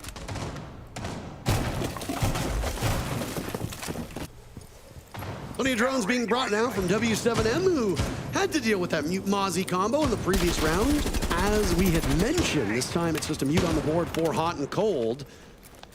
JV92 bringing a Boogie drone, which doesn't give you any visible information the same way that the Clutch drone of Nade's Brava does, but will work great at destruction. And if you can see, Cafe is a very vertical map. You want to always take control of the floor directly above the bomb site. Bar and Cocktail upstairs. It's a bit of a small problem because there's nowhere to take other than the roof. Herds has walked in, they bait in Hot and Cold, down he goes. That's red floor, and red stair control as Herds floors Fultz and Houghton. And immediately, a minute into this round, W7M has a 5v3 at their disposal. Now it's Ashen. They died as well. Where were these bullets coming from? Man, the Skylar through the softball, the instant game right now. But again, HG, they don't let the enemies problem solve with the keepers and the cats. They're fighting them on the red staircase and on the exterior window repels. J9 has piano control, but at what cost? He's taking KZ out of the fight, but he's down but not out. Nade eliminating Forest means that it's J9 who doesn't get credited for the DBNO as Nade gets the final 2 picks. We got a tie game. Jack, when you play Reading Library, you can dive at top floor, because if the enemy gets top floor control, they destroy the floor, they plant round 2, right? Yep. When you're playing Mining and Dining control, should you dive at top floor the way that they did, do you believe? No. But also, not just the way that they did, where they did. Where's one of the most exposed positions for defenders on Cafe? It's red staircase? Red stairs. Yeah. So one dies there, another one walks in, and to be fair, it was a great double kill coming out from Herds. But it's trying to get too active. They don't need to be attacking when they're defending. Yeah. And I know that seems like a silly concept, right? But they can test the execute of W7M, because I believe they're probably going to be better at that than W7M are. But when they're offering up gunfights and 1v1s, I said it time and time again, I genuinely believe that W7M are far better at shooting than some of SSG. I'm not just throwing them in the mud. Of course, they're great shooters. Yeah. But in a 50-50, I would favor W7M, if that makes sense. It's never really a 50-50 against them. That's exactly. the issue. So why are they changing the win condition from utility and executes and that type of stuff to let's offer up a big fight on red stairs within a minute? I do not know. Yeah, I mean, I will argue their case and say, oh, surprise factor. Why would we do it? They're not going to see it coming, right? But then the person bottom red and the guy in Cigar, they're not playing at the same second. So it's desync, and it's why Hertz found both kills where realistically, Hertz should get traded, you get 1-for-1, and the spawn big attempt, J9 doesn't succeed. He sees the player, shoots the bullets, but they do not connect or land anywhere on a body. W7M, they have been bringing the majority of the same operators throughout most of these rounds. One big standout here, of course, the Amaru can fly in a window, take quick map control, execute for sight. And I didn't see yet if it's a shotgun Amaru or an LMG, or when he swaps to primary, we'll figure that out later on in this round. But the point is here that if W7M want to change things up and go for a quick one, they can. And they got side intel, they open up the door, but do not be scared, don't be fooled. They're not rushing in just yet. They're just kind of feeling out the waters. Oh my. I'll trade a Yokai for JV92 any day of the week. Ashen with the first kill from upstairs in cocktail window. It's a big one. Again, now this time they use their intel. The bait and switch was a conscious decision there. He says, I'm going to drone the door, you swing the window. That's what we didn't see last time around. It's the teamwork. If you're actually going to have that aggression, have the teamwork and do it, do it together. It's kind of the age-old thing, right? Doesn't matter what you do, as long as you do it together. A bad plan executed together is better than a good plan executed separately. And I think that's exactly what we saw there. Now, though, you go. No, you go. Me? Yeah, you go. We're all professionals here. You get your talking moments. None of us are getting paid, right? Right, guys? Right. J9 inside of Freezer's KZ was on the hunt. And this is such a brazen swing, he doesn't expect there to be two players from W7M in this position. He didn't have to swing. He didn't have to swing. Fools has the vertical from below, and Ashen also had the walk-in if he just baited himself. As it is, Ashen has managed to find a kill back to keep the man advantage. Double digits broken for the newest player added to Space Station, and now those Yokai drones will be put to good use, not just for intel, but also disorientating these players, or disorienting the players. So now, 2 kills from W7M. They hold the advantage, almost out of nowhere. Fultz will go shotgun to shotgun against Philippox, who is briefly stunned and is waiting for the reaggress. But now it's Forrest next in line. They allow Philippox to get out of this position as Fultz retakes from above. KZ suffering a lot of damage, not before Forrest is dropped. It's a 1v2 with SSG holding Fultz in this position on top white. Diffuser is down, but not down and running. It's in cocktail, right? I believe so. It's not retrievable at the moment for these players, so they're both gonna have to go up. White! Oh. KZ wins it with the skeleton key. We're on quite a run here. Boys, do we feel a timeout coming from Space Station? Possibly, but before that, I feel like everyone was equally confused there. Fultz like, what's happening? W7, what's happening? You went out, you're like, is the diffuser buff? I think so, I'm not entirely sure. Parker said, will there be a timeout? And we know now that SSG, they have called the timeout. We will bow towards Parky, the all-knowing, all-seeing commentator. Just as Fox has been nailing his predictions, not just winning in terms of like knowing who wins, but how many maps. Yeah, I want to be the timeout guy. I would like to say as well for those listening, we almost never get heads up about timeouts. True. Sometimes we will hear in our headset timeout called SSG or timeout called W7M. But I'd say probably a good 90% of the time we have no idea that it's coming. We can just go off of the flow, and obviously you don't need to be a professional to know that after losing 3 rounds in a row, 5 in fact, of the last 6 rounds, you need to call a timeout. SSG won 3 of their 4 rounds in the first 3 rounds. So since then, it's been all W7M, who definitely seem to have some struggles acclimating to this map. But they are dialed in. Frustration is setting in on the side of Space Station. And if you cannot settle your team down, you are going to let W7M sprint away with this and send you home. It's a tricky timeout to take, I think, for call-out as well. I think particularly that they haven't really done much wrong in the last 2 or 3 rounds on the defense. And you never want to, as a coach, you never want to say to your players, stop peeking them. Yeah. You know, stop having the confidence that you're better than them, but just taper it a little bit. Bring somebody with you. And I think that's what he will have been talking about. You know, we saw it at the Wame and the Freezer in the last round where J9 has just swung, but actually had 2 players he could have used to crossfire with. They knew about his position. They were clearly going to focus him. Instead of team playing, he just swung out and died, and that will have been the things that callouts will have been, you know, kind of trying to get into the mind of his team, really. I could see that. One thing I noticed as well, the bomb site itself, library, no rotates, no soft destruction at all. Yeah. It almost seemed to either SSG forgot last round to set up the bomb site itself, or they played fully for top floor. They're running out, they're disrupting the attack, but the issue is they've done this now almost every single defensive round. Now it becomes readable and predictable, and this time also with that, it gets punished. You can't do the same thing every round, right? You gotta relax sometimes. You said, Jack, great teams can change the pace, quick, slow, whatever, on the fly. SSG, they will pick a mode and usually just commit even when they no longer need to. And I think ultimately that's where some of the problems that they run into is because of this, right? It's clear as day that they're being punished every single time on the defense because they're trying to be too aggressive, and they're trying to be too aggressive solo, but they keep doing it and keep banging their head against the wall on that. And Solus loss is a devastating one for Space Station. 45 seconds in, you've already lost an excellent roamer who can play well below the site. And with this being on the middle floor, there's ways that you can employ hot and cold above and also below, but that's not going to come to pass. KZU is an IQ scanner, doesn't see the F0, as there goes Philippox, and Ashen will follow shortly thereafter. SSG still trailing in numbers. W7M with half of the round still left.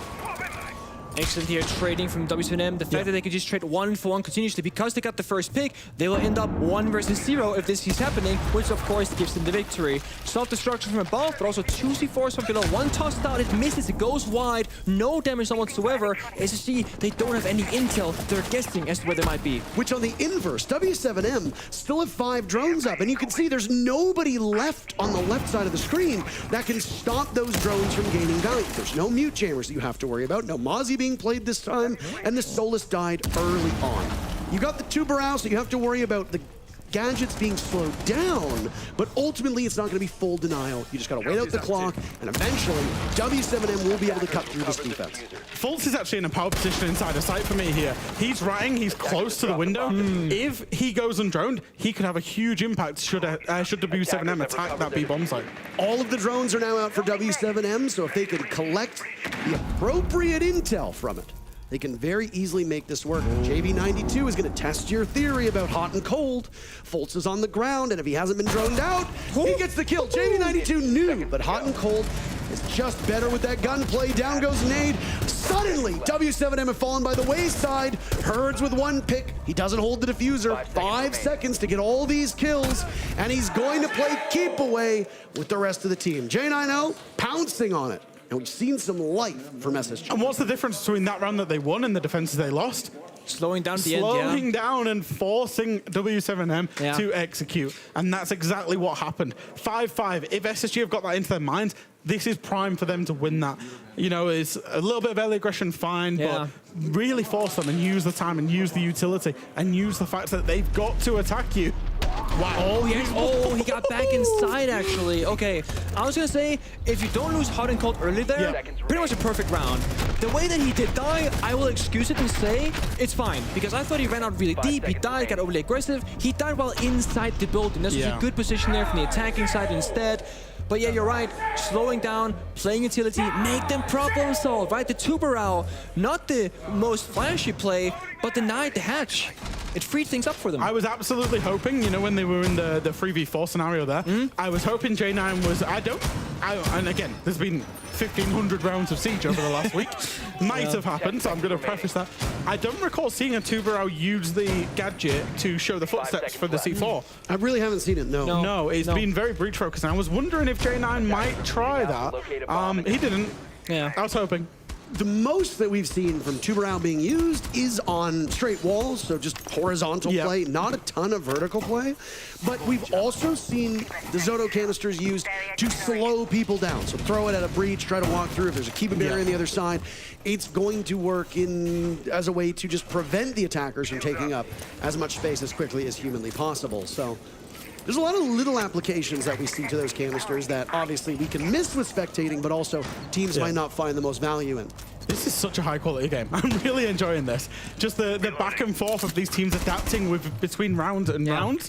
W7M are not doing a lot wrong. Obviously, I think they'll feel that they messed up on their defenses, but their attacks have been excellent. Yeah. And the same token by SSG.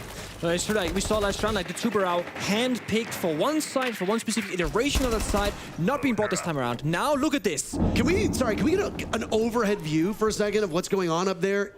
Look at this. There was like 5 Kiba barriers at one point in this all part around of the the map. piano, on the sofas. Wow. 2 of them gone. Immediately explosives galore dumped in. Ashen sitting far enough back. He doesn't have a Kiba barrier in front of him, but a deployable shield will help him out. J90 dies to Herds as Forest heads for the hills down below. Logic bombs going off mean that the remaining players from Space Station, all 4 of them, might be exposed to W7M. Down goes Ashen. This is not the start that SSG wanted after picking up the previous round. That's tough. Last time they over-aggressed, now they played quote-unquote correctly, but still they go punish. 2 members down, keep barriers, so quickly destroyed. Hurts just flies in, he gets traded, it's still fine because W7M, they're up with 2 more players in that other defense. Yeah, and that's the big problem is the follow-up, the snowball effect that we keep talking about. Ashen obviously trying to get a refrag, got killed himself, and that's the problem with Herds and KZ. Ultimately, right? That's why they're so good, because they can just string these kills together and make them look easy. JV92 flashing up the stairs, looking to make his presence known. No gadgetry beyond that, as the flashbangs are gone, as are the logic bombs, but man, oh man, that Type 89 is so good into that close range, and SMG-12 will tear right through you.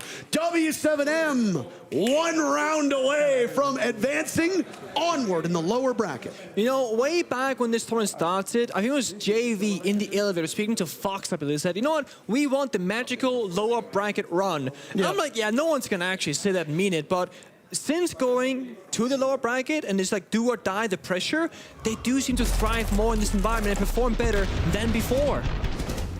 Does wonderful things, pressure. It really does. Yeah. It's like, it's the making, oh wow, what a kill. Actually, I will retract my criticism of Ashen though. Yeah. He wasn't even swinging to try and get a refrag. He got smoked. He sat behind the shield thinking, oh yeah, I'm set. No, I'm not. Yeah. I mean, going into this, before this matchup started, KC and Hertz were sitting at 190 kills plus, like 194 and 195, whatever.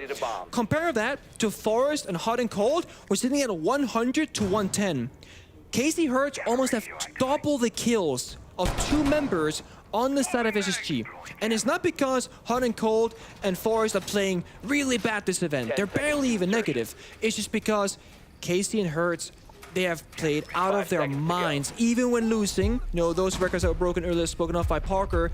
And it just speaks to how phenomenal individual play can be, how far it can get you. And in terms of maps, SSG, they've even played 2 more maps going into this, or sorry, 2 maps less than W7M. So consistency for these players across those 11 games. If SSG lose this game, they are going to be kicking themselves. Kicking themselves. Not just because obviously they will be eliminated from the tournament, but the fact that they could have won both of these maps, but for a few mistakes. W7M win, they'll be thinking that was a banana skin that we've avoided there. Because even if it was 2-0, it's not being that far different between the 2 teams. Yeah. These W7M matches have been so high quality. Yeah. And it's going to continue if they win. Let's be frank, right? On the other stream, as we might be approaching the end of the A stream, the Aussies are taking us through a match with some more Aussies in it. In fact, it might actually be the international match with the highest percentage of Australians, because you've got Cousins and Oxcasting. Yep. G2 has Virtue. Yep. Oh, yeah. And then there's Team Bliss. Yep. So they're heavily outnumbered. The Aussies are multiplying at this point. They are. And G2 obviously wanting to continue this run through the lower bracket, but Bliss have stunned us. Sent home an EU team yesterday. They have another opportunity to do it today, and actually all teams that they beat would end up being EU teams. Now, SSG have 2 rounds before they can go to overtime. That is their win condition for this match. They can no longer win in regulation as W7M sits on series point. Killing Herds early, with the way that he's been playing, has been excellent. But we saw the EMPs go out, so the utility won't necessarily be a problem. As I'm talking, what a shot by Forrest onto Philippox as he attempts to get the diffuser down. But W7M are looking to keep it close. It might be a little bit too much to muster. As now it's KZ walking in, down goes Hot and Cold. And 417 in hand for Twitch. Will now maneuver over towards the bomb site. Down goes Nade. It's KZ in a 1v3. The record holder that we saw achieve such success just a couple days ago will have a Herculean task ahead of him. Pick up that diffuser and attempt to plant, as there are multiple ways that SSG can get back into this bomb site, and there's 3 players to do so. KZ looks to draw them out as he attempts to plant and then gets off of it. A second will go just by the bomb chassis, and it's J90 to walk up. KZ knows this. He looks towards the doorway where he'll be exposed, and all they need to do is time this appropriately. He might try to dance around the bullets, but he can't dance around the nitro cell, and he gets blown sky high as Space Station sends us to the final round of regulation. Give them problems to solve. Overtime. Overtime. Overtime. Overtime. Give them problems to solve. SSG will be starting on the defense now as we go into overtime. Give W7M problems to solve. W7M just tried to ignore the problems. Ashen got a great entry pick, but crucially, SSG were playing 2 floors on the defense. Look at this too. Bomb. Lovely. Was that 2 1-taps? Yep. So instead of W7M trying to solve problems, they tried to just cheese their way through it with Smokes and Monty, not really thinking through. And that's SSG's key win condition for me. They can win this. They arguably should have already won this. Yeah. Overtime now, they've got the advantageous side. They just need to convert that. No, I'm with you. There are so many rounds that HG they lost, where it's like really, really minor things or an incredible gun skill, you know, coming from W7M, etc., shutting things down. We see them make the right play behind the shield, vault, bang, 1-tap. Okay, HG, they lose. So, strategically, I agree with you, Jack. I think they've played a phenomenal game so far here. And again, having the knowledge to say, okay, we're going to play top floor, give them the entry, so let them walk in, we take care of it. Smokes went out upstairs from W7M, but they didn't really reach the right area. So Forrest got that 1-tap. 4 times SSG have played Cafe at this event. 4 times into overtime. Yep. It's fate. It's going to be an 8-6. We just don't know who to. Win or lose in this particular map, W7M do not go out. There will be a 3rd map. As you can see, the decider is Chalet, which would be stunning, because think back to that Chalet matchup we've seen in the past, one of the best ones that you and I casted. Wolves versus W7M. SSG is obviously a very different team. Both so far have played quite well. Jack, you said this. The teams are learning and growing as this goes on, which has also been the story of this entire event. We started off with group matches showing teams had a lot of rust, but they've been flexible, they've been working that rust off, and now we're starting to see the potential of these squads. And that's the fact, right? We're talking about a defender-sided meta, both teams achieving 4-2 attack splits to take us to overtime. Yep. Yeah. And also, like, we're in overtime now, 12 rounds in, 13th here on the score. Hurst now playing Jackal. J90 is playing Post. Things are still evolving despite going so far into this map. They're really reaching down into the depths of their pocket, saying, okay, what do we have left? What have we not shown? What could be a surprise factor? How can we change this up? And we see it now as you see, sitting very comfortably, very far back. Naturally, in overtime, the attack inside will go a bit slower. There's small things happening. Nate goes out, disappears, it vanishes because Jaeger's being played. That's ridiculous because his pick rate is so low these days. He gets caught by the ADS, shut down. WCM, very slow advancement here. Nate having some problems with a mute jammer there on a soft wall. From time to time that happens. It's the other side of the hard wall, right? Yeah, the grapple guy can shoot actually, but yeah. By the way, in case you're wondering, Jaeger is the 18th least played, or 18th most played defender. So the fact that we see one right now is phenomenal. Forrest dying early, down goes Ashen as well. That Smokes off the board, that's a Warden off the board. You've still got a pulse. Yes. So there are 3 operators that you want to have when this W7M attack crashes onto shore. And one of them is in the hands of J90. Bolts testing his metal with a shotgun on white stairs. Right now, 2 players from SSG are actually stacked up in this spot. Hot and Cold is not too far removed to assist with him. It's KZ who has a shotgun of his own. Super shorty might not be the shotgun you want, but in a pinch, still very good at close range. this pulse could be key here. The fact that J9 is playing the pulse has the information on where they're going to go and potentially execute into. Fultz is still in this spot. They're still going to continue to test it. But the more that Fultz is distracted, there aren't as many players from SSG. W7M has the numbers advantage. Philippe Hawks reads into that. Diffuser is going down. Fultz is not contested. Nobody is watching. Fultz with 2 quick kills. Harden on the board as well. W7M implode on that round, and Space Station moves to map point. What a play by Fultz. Yeah. What a play by Fultz and the Jaeger. I don't know who was playing the Jaeger. Engage KZ. When he's reloading, cross his angle and work your way back into sight. KZ had an idea that he had 2 locked, probably thought that he still had 2 locked, and they knew that J90 was somewhere else. Hence why W7M had the confidence in the plant. Fultz has made a great play that W7M should have shut down. Yeah, I mean, honestly, like, you know, if Case, you know, he can be kind of greedy. If you give him a fight temptation, he might go for it for a while. Like, they were baiting him essentially, saying, oh, we're here, we're not here, we're here, not here. No one committed for a fight for a reason. Exactly. And it's great because I think it was Hot and Cold and Jaeger there, just going for the pre-fire, buying time, stalling out, hiding the sound. And I'm thinking, nah, there's no way Fultz gets away with this, right? No, he does. Because the issue is when you have 3 attackers alive, you cannot cover every single angle. When there are not enough drones alive, they don't see the cross either. And again, test the execute. Yeah. And that's why W7M keep falling short across this map and this match in, you know, in totality. SSG, they take the lead. W7M called that timeout. Now, I do want to say, Igor is the coach of W7M. Has had incredible timeouts. He knows exactly when to pull his team back strategically and when to pull his team back or set them free emotionally as well. It's what makes him one of the top coaches, is that he does both. 1 by 1, they decide to engage this. Fultz is very happy to say, by all means, gentlemen, I've got a shotgun. You don't have information, and now you don't have your life either. Surely enough, we go into what could be the final round. Round number 14. We have a dog being brought by Herd. Things are happening. Things are indeed happening.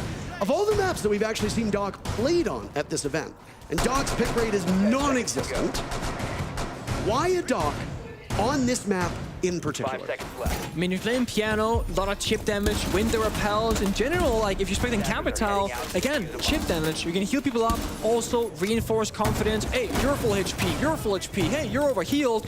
But also, what's the bigger talking about, is not the Doc for me, is that SSG, they thrive in chaos. Forest is like the main guy for this. He'll play these funky operators, full send it, no fear, no nothing, and they got both the Blitz and the Armorer here, Ashen and Forest. They're not gonna go quiet into this round. They might not rush immediately, but when they feel that they have all the pieces that they need, they're gonna explode on site with Forest, Ashen leading the charge, and all they need for success usually is just the opening kill. So if they can get that before they execute or during it, that might just seal it and take us to map 3.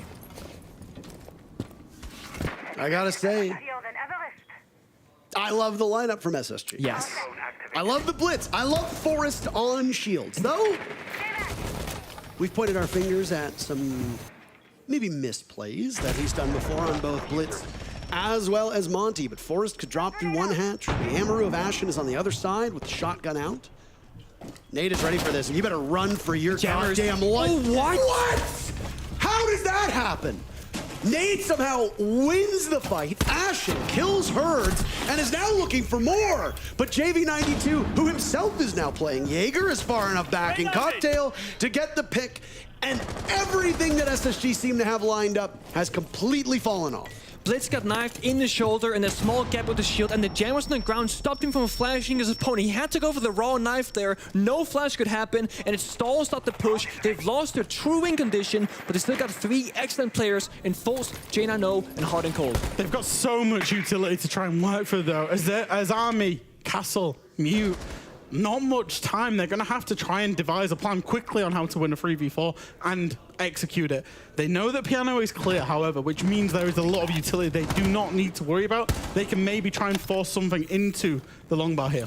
I mean, Philippe Hawks is holding piano, though, from Whitehall. I was going to say, diffuser on the roof, no one's picked it up. So right now, they don't even have the case. Yeah, there's still the repels, but with time being 45, they got to spend more time, go back in the roof, pick up diffuser, just to enter the building again. This is not great. No, not at all. Time is not on their side. On cold will bait for a kill outside on the generator, out on balcony. J90 jumped on by Philippox, who gets out-dueled by Fultz. 3 kills and suddenly it's winnable. Fultz was the reason why the previous round went for Space Station. Could he pull this off again? Again, no case, but Fultz is making this work in W7M. Fulter! Fultz in particular wins this round for his team, and Space Station stuns in map 2. We're going all the way to map 3 as SSG wins their own map. No 8-7, they somehow make it out without that needed, and also no case either. This shouldn't go that way based on the script, but sometimes you will cook up your own magic if you're a great player. Now, we're gonna throw to a break, but the B stream is in action with G2 and Bliss, so we're gonna take you there briefly until we come back. Sit tight. All that last round, but Virtue finds a trade elsewhere on the map against Brendo, keeps it at that 4 versus 4 territory. So far, Virtue's been so consistent throughout this game of Oregon. Was one of the standouts, at least on the attacking half, doing again well here in the defensive half. That drone doesn't make its way through. 5 remaining for Bliss. But it's Wedables. Does eventually shut down Virtue. It felt like it's holding a key position over towards Dining. Gets rid of the Azami, and they've also dealt with that Warden. Suddenly things open up, an opportunity for Bliss. And it forces Doki into action. Up above and towards Kids Dorms. Keeping at least a little bit of that Vert pressure. As the drones come through, Ram. Very important on a site like this. Is that a missed drone? Doesn't really pay dividends anyway. 90 seconds left. And still that top floor control for G2. Very prevalent. I think at this point, Bliss have a really good read as to where this defense is positioned and what the game plan is for G2. You can really feel the effect of that Solace Band and Bliss gathering a lot of key information. Now it's all about playing off that, capitalizing upon the positions that they have and the advantage that they have worked so hard for in this round. You let this slip, and for Bliss, it might be difficult to get back in this match. But Fisho, a double kill here in round 9. Benja and Doki, 2 star players to try and clutch up for G2. Benja going for a play over towards top backstairs inside a big tower. 50 seconds left. He spots one on the rappel. This could be a freebie. It's Wedables on the ace. Not too sure if he's aware of Benja's position. He's slipped in. Yeah, he's got no idea. Free kill for Benja. Information, though, provided for Bliss. They now know exactly where one of the 2 players is remaining. Gumine stepped on for Fisho in towards site. Doki coming in from classroom, though. Benja up towards Attic, and he's already catching off Sage. Fish needs to get the plant down. Oda to provide cover, but where's that cover? He doesn't even know really where to look. One up above, but he's got no idea. Plant goes down successfully. Now they know Benja's up above. Doki, though, coming through security, but they have already dispersed away from the site. Spotted! Oda, it's a shoulder shot, then plays the keeper barrier. Thank you very much, Virtue, says Oda. Needed that one. Now Benja in a 1-on-2. Is Bliss looking to take this tertiary site to give themselves back the lead? Benja knows where one is. The Nitro Cell was the right idea. Pulls it back, then back out again, but it doesn't hit the mark. And suddenly this becomes very difficult for Benja.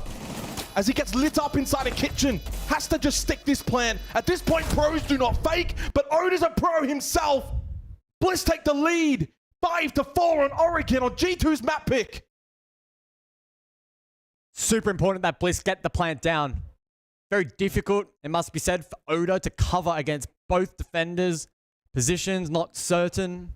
Vertical lines of sight, awkward to contest. Fortunately, though, for the Aussies, the plant was confirmed, and then the keeper barrier from Uno used against the opposition. Unfortunate for G2, a valiant attempt on the retake, but they've shown some weakness now. On that tertiary site, can Bliss smell blood in the water and convert a primary objective? Because we're going now back to basement, and the challenge continues for Bliss. And that's where it's going to be quite difficult, and this is where G2 have looked really strong on these kind of more default sites, if you will. I mean, obviously, tertiary site, kitchen and meeting, that's where attacking into Oregon, you're going to have to find those rounds. Bliss are able to do that. You give them the credit. But this is where G2 can look to get themselves probably a 6-5 lead, say, winning basement, then winning kids' dorms again. It does now mean, though, for the side of Bliss, getting themselves that particular round does then open it back up again later on. We go to basement, though, for G2. They're looking quite strong when it comes to these very much on-site defensive holds. But Bliss have opted to change up their approach quite dramatically. It's a clear, but then a rush later on. I can't imagine it's going to be that fast-paced rush with just the blitz through Blue Bunker. When you bring the Jackal, you bring that Finker, you're going to be clearing. The Maverick to open up the hatches. But then later in the round, you've got to now contend with a fast-pushing blitz. Fisher with the entry over towards Small Tower, and away Bliss go with this very intriguing lineup. Double drones, in fact, triple from Bliss, plus the Blitz itself. Blitz for Bliss. So it should be relatively easy for them to ascertain what is and isn't being tested by the defense. Now, Benja is off site of lobby. Nitro Saldo a little bit too early. Trying to catch the Jackal of Sage. Oh, it doesn't matter. Line of sight. So Benja, he blows the Nitro, then holds up with the SMG, can fall back. Bliss now in a 4 versus 5. A tough objective made even more challenging. Still a lot of time remaining in this round, but no, Jackal makes that clear a little bit more annoying, although G2 not really playing into that roam now, and they've got that player advantage, as we typically see on Oregon. Now you just go back down to basement, take that player advantage, makes it very difficult for the attack to overload certain positions. Still complain to that Blitz. It's still probably a bigger win condition than the Jackal, but again, really sort of highlighting what G2 can do on these sites. Pop up, get a kill, pop back down. Makes it really annoying. The Fisher guy's going a bit quick here. Good backstairs control, little peek down over towards that pillar. Loki holding around that angle on the Azami. Fisher guy gets his own drone out now, and Brendo looking to clear out this position in terms of that top-facing Heber barrier. Takes a peek on that Vinker. Has 3 Adrenal Surges. Again, can really make this rush happen. He loses his life, and it will be a little bit more annoying for Bliss. E-box droned out. 3 drones is all that remains for Bliss. Again, really good. Nitrosol from Uno, though, right onto the face of Fisher guy. The shield can't do anything to stop that. Flashes from Bliss. Do they go off of that? No. Hold their positions. But suddenly now they are staring down the barrel of a 10th round defeat. Very strong defensive hold from G2. Not really making any kind of mistake. And again, basement is theirs. Oh, so convincingly. 5-5. Uno has been incredible throughout this map so far. Several moments where he's really stepped up and found a kill or found some space or held a part of the map. That has been a huge condition for G2 in getting that round across the line. Nitro there to dismiss the Blitz. Huge. If Fisher is able to get control there and facilitate the push back stairs into blue for default, again, could have really changed the complexion of the round. But unfortunately for Bliss, and it's been a story for them throughout this tournament, sometimes they can find it so challenging to shut down just one key player, and that unravels them, especially on attack. So Vingrang calls the attack in response. 60 seconds for the boys to chat it over. We are going back to another primary site though. 4 out of the last 5 rounds for G2 clearly have now got the momentum in this match. Despite the fact that the scoreline is 5-5, of course, Bliss got out to a significant 4-1 lead. Albeit, defense on Oregon is a big reason for that. As the timeout does come... It is popping off on the B stream. It's popping off on the A stream. It is not over yet here. It's a nail biter back and forth at SI 2024. SSG take their map pick and move us into a 3rd and final map. We still don't have the answer of who's making the main stage in front of that sold-out crowd here in Sao Paulo, Brazil. Welcome back. My name's Ian Chambers on the desk with Fox and Alfama. Alfama, SSG are up for it. That was a map of many different stories. Yeah, if you could literally draw it, it would look like this. So SSG is going up, then switching sides, going down all the way to overtime, and then finally figuring it out, oh, okay, that's how we should do it. And it's all about playstyle right now. One thing that we pointed out together after the map 1 was strategically they're winning this, but every time they try to play too aggressive, they're getting punished by W7M. W7M are the best fraggers in the world. If you play into gunfights, you're just not going to win. No, you're not going to win indeed. And SSG had really good game plans. We liked how aggressive they were on both sides. I think the main... Oh, I'm blanking right now. I'm sorry. I'm blanking completely. I mean, literally, that was such a nail biter of a game. And I think like we were both like thinking, who's going to win this? Yeah. It's crazy. When you look at the defenses of Space Station, the way they were playing them were actually, they were throwing back all the way around as they won in attack. In attack right now, they were playing slow and methodical, playing for the execute, and that's why it was working. When they came to defense, they were playing into early aggression, and so they were taking gunfights against W7M. Yeah. That's exactly what W7M wanted, and that's why it went to overtime. And finally, when we go to the end, to overtime, when we look at round 13, I think this is the best example of how Space Station won that map, is because they actually reverted to their old style, their old play style. They played this crossfire upstairs on the dining bomb site to burn as much time as possible.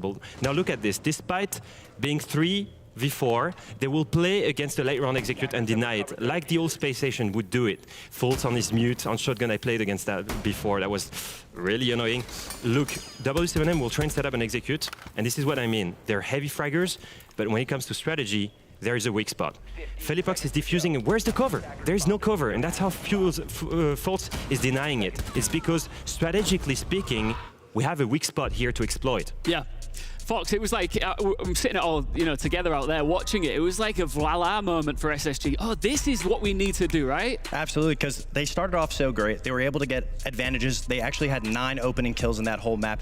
They were going so strong, and then they were slowing down. And I think we noticed that towards the middle point is that they were slowing down, and they were giving W7M exactly what they wanted. They were giving them these positions to play with, these positions to move around. SSG had a 4-2 split on their attacking side, so it wasn't too bad, but the 2 rounds that they did lose was because they slowed down and gave W7M what they wanted. And then when they swapped sides on the defense, like Alphama said, they were giving them fights, and unfortunately it just wasn't going in their favor. But to overtime, to just wrap things up, it put them in a really good position that they were able to understand, hey, we need to exploit W7M's lack of structure.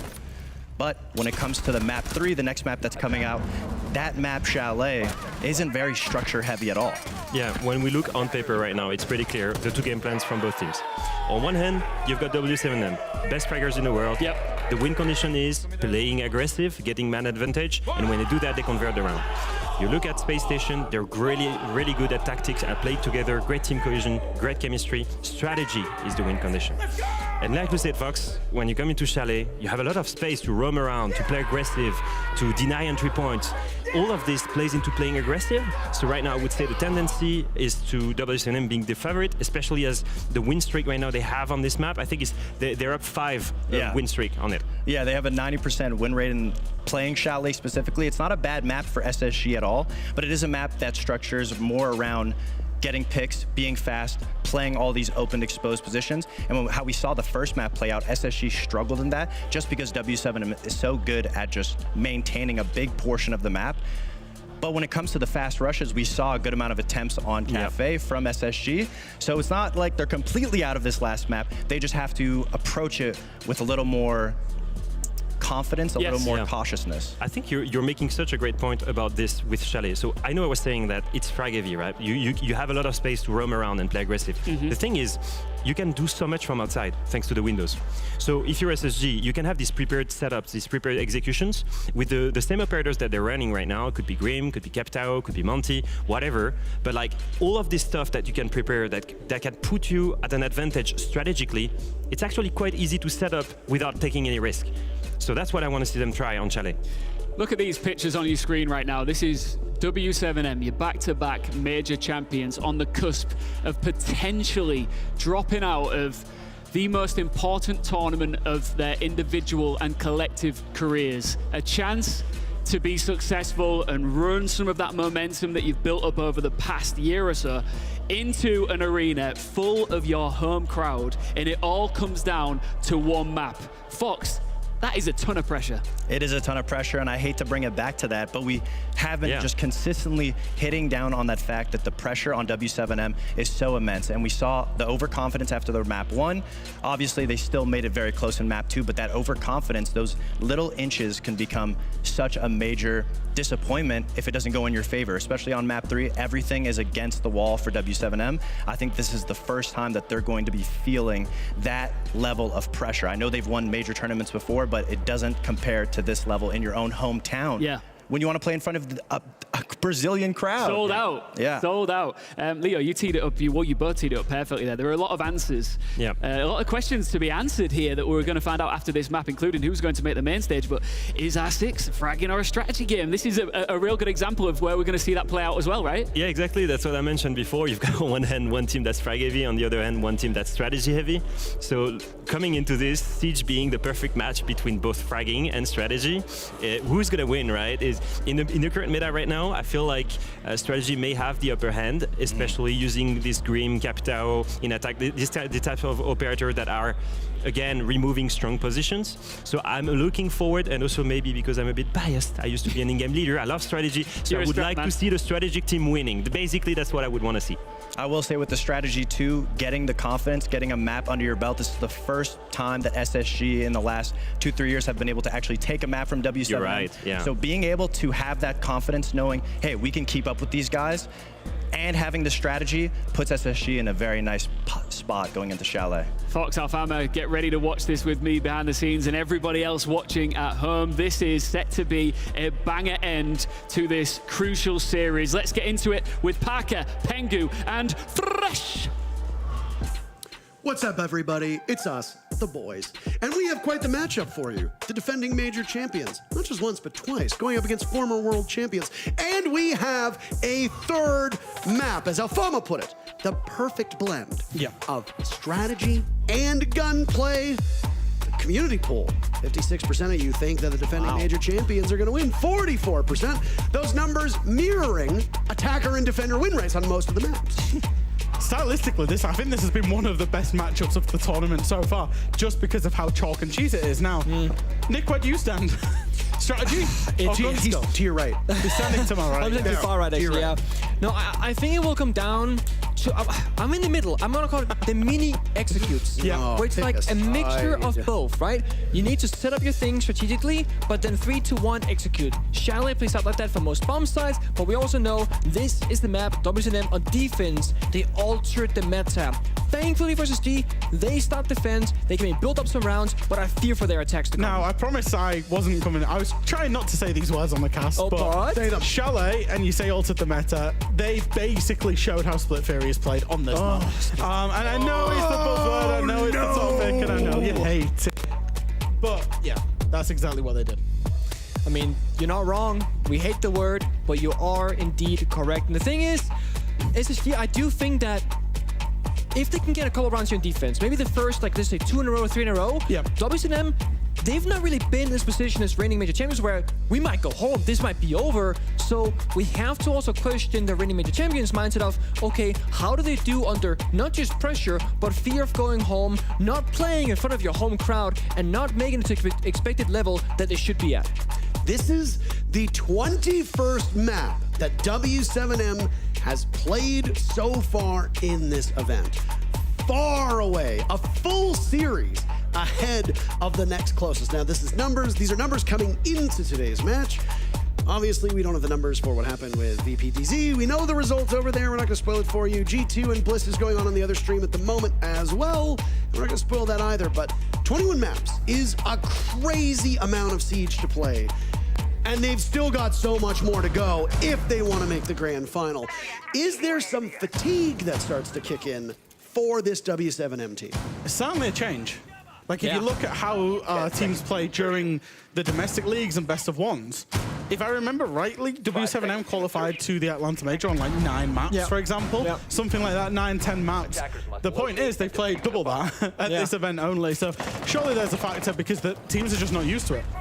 Okay, things will start off for Cafe. Okay, all right. So they were trying to spawn peek. They did a little bit of damage to Hurts, but then they said, you know what, the gig is up. We're going to get 2 kills. So this is like Cafe, right? HG, they want to control the pace, they want to set the tone, they're still going for it. Nick, it's still happening. I know, I'm sorry. They haven't stopped. Poor JV, stuck in spawn. Ashton is still going!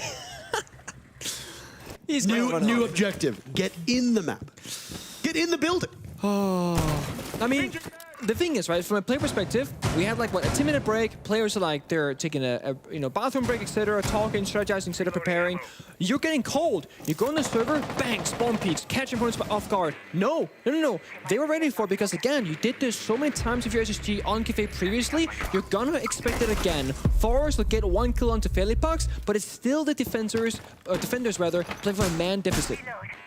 This site's actually a really curious one for me because the way that North American love to play it, North American teams love to play it, is they like to do these big cross clears and end up in library really late into the round and then drop into site. Whereas Brazilians and European teams tend to just attack library and the site off barring games directly because you just need to clear out 2 positions. You need to clear out the library position, you need to clear out stock, and then you can plan. So obviously Forest is playing inside of stock and needs to be cleared out should W7M want to do that. But North American teams love this site, whereas other regions do not. Ashen is itching for another engagement through the window, as it's KZ now to take some damage from Ashen. Finally, E1D is burned by JV92 as we've just surpassed the halfway mark of round number 1, and Ashen finally gets dealt some damage. It ends up being fatal as Herds out on the balcony subdues the youngster. J90 engaging towards JV92, keeping numbers close, but still benefiting W7M. All those Kiva barriers that J90 has inside a library, working wonders as he just sees the Cav. But he can't do much against Nade, and then there's KZ. We've got the first 2 picks to suppress Forest, finish him off, and W7M goes up on round number 1. Great rotations there from W7M. Looked for something direct, it wasn't quite happening, and then split themselves all the way across the map, leaving one library, piano window coming back through solar, all of those different places, and in the end J90 was like just too worried about all of, you know, everywhere at once. It's what we talked about from W7M, and it's how they revolutionize this map. I was a bit worried actually for W7M because I was afraid that they weren't getting enough things done in the server after they got these first opening kills. And again, on the way back into the building, that's where he died. That starts in this. Yeah. That spawn peak was actually kind of genius. So the mute went out to try and get the enemy to look towards the mute. Obviously, he would be too fast by dropping straight back and coming in game's window, and then you spawn peak off the back of it. But W7M are wise to it, apparently. Apparently so. Keeping that one for the ranked strat book, though, Nick, I'll be honest. We can try that one, in about a week's time. Yeah, that's the one thing when you're at these events. I'm kind of itching for some Siege at this point. You know, we just play a lot before this event, but not here. I obviously am nowhere near as good at this game as either of you. However, I get that same itch, and when I go home to play, I am very quickly humbled, as my games don't look a goddamn thing like these matches. No. Well, I cordially invite you to the Ranky stack, Parker. How about that? You can come and play with me and Nick. We'll have a great time. Link's also got invited recently, so... Yeah. So, I mean, here's one thing. We were discussing this. You said, yeah, there's been a couple people who've been banned from Ranky. And I said, why is that? And you said, they're just not very good. I have no doubt I would meet that fate. We allow people in who are not very good. It's all about the vibes. Yeah. It's all about the vibes. We'll play with anybody, no matter the skill level. It sounds like you're saying I passed the vibe check. Yes, you do. That's the nicest thing you've ever said to me. Now, for this map in particular, Chalet has been the most played map here at the 6 Invitational. 21 plays, make this 22. It is defender-sided, but not as close as we see from the, or not as much for the defenders. It's much closer. 55% of all rounds won by the defense. Bar Gaming is the most played site, but the top 3, Kitchen Dining, Wine Cellar, Snowmobile, Bar Gaming, are all played roughly the same. The only thing about this map that is different from a lot of the other maps is there is no attacker-favored bomb site. Okay. Every single site is skewed towards the defenders, even if the numbers aren't that great, 53% being the lowest. First pick is going to be Herd, so essentially on what is a coin flip map, the attackers could very easily go up 4-2 or even 5-1 on this first half. Typically when I want to play Shin and I see it being played, you don't want to have one single member being isolated in a front and forward position. Playing solo bar, very risky. Having a teammate to help you, not so much. Ashen now, 2 rounds in a row, very much on his lonesome, and he gets punished for it. Okay, Forest to the floor, IQ doesn't matter. Scanner, you might see what you want to shoot for, but he gets shut down instead. That might actually sway the outcome of this round, because now the wall might not get opened up. It's hard to find and get rid of that Kite Claw. There are no pocket MPs and no Thatcher in play. The thing is, it was a big risk to try and get it from below, especially when they have top blue stairs and could shoot the Kite Claw from there. Yeah. 4v3 is another kills found by SSG. Forest with both of them, and he's not too far off of Hot and Cold on the Tubarão, both looking through the floor that's been opened up. Now it's Nade to attempt an entry to office. The scene of the crime so far for Space Station, and there's the Zoto canister being used again horizontally. Not for the footprints, not for the nitro cell. JV92 has been down. Elite Pox with a kill. He knows that there's another playing around it. Nade is in there, but it's all up to Nade now, as both Elite Pox and JV92 are bleeding out. At the moment, just a little out of reach. Hot and Cold up, and suddenly Nade can win this. If he can retrieve his teammates, Fultz will sit and wait, as he doesn't have tons of information. JV92 is also retrievable. Boys, this was a 1v1. It's now a 3v1 for W7M. This team has been resurrected. And if you're a believer, you're putting all your faith in Fultz. as he turns towards library stairs. One goes down, trophy stairs rather. Fultz now circling around. Diffuser in the hands of Nade. Fultz was spectacular on Cafe. 2 rounds of dominance. He's got pings. Can he complete yet another clutch from behind? Sweeping up with the shotgun. No! Nade shuts him down. W7M win the round. Bit of a shake there, no? Oh my. I mean, he had it. He was looking confident. It's a long face, Jack. He had the position, but when it came down to the 1v1, Fultz was shaking a bit there. I think he overcomplicated that massively when he's 1 HP, just full send, full commit. How have SSG, if we go back from that, how have SSG lost that? Yeah. It was a key fight between J9 and I think it was Nade on the Thermite. Okay, on the Thermite they walked in off his door. Yeah. Obviously, J9 gets that kill. The other 2 players are downed. But what a round for SSG to lose, and you've got to say it. You've got to call it for what it is. That's a big thrown round. Oh, dear. I thought actually Philippox made an incredible play to open this round up. He did end up downed, but he flashed into Piano and then pushed up against the office wall to get the kill into office, and that just unlocked it all. The fact that Nade walks in, I believe it was Nade who walks in, kills the Azami that was playing by Piano, and there was no response from Space Station when they're tucked into that little cubby inside of office, really does surprise me. I wonder if they thought, okay, Forrest is upstairs, we've killed him, we killed the Azami, we don't think there's anybody else in office, don't push it. Let's see if we can net a bigger fish. Walk in and then punish them. Unfortunately, it doesn't work out that way. W7M wins that gunfight, and all of that round could have been stopped in its tracks if SSG had swung maybe a little bit earlier instead of trying to play the waiting game.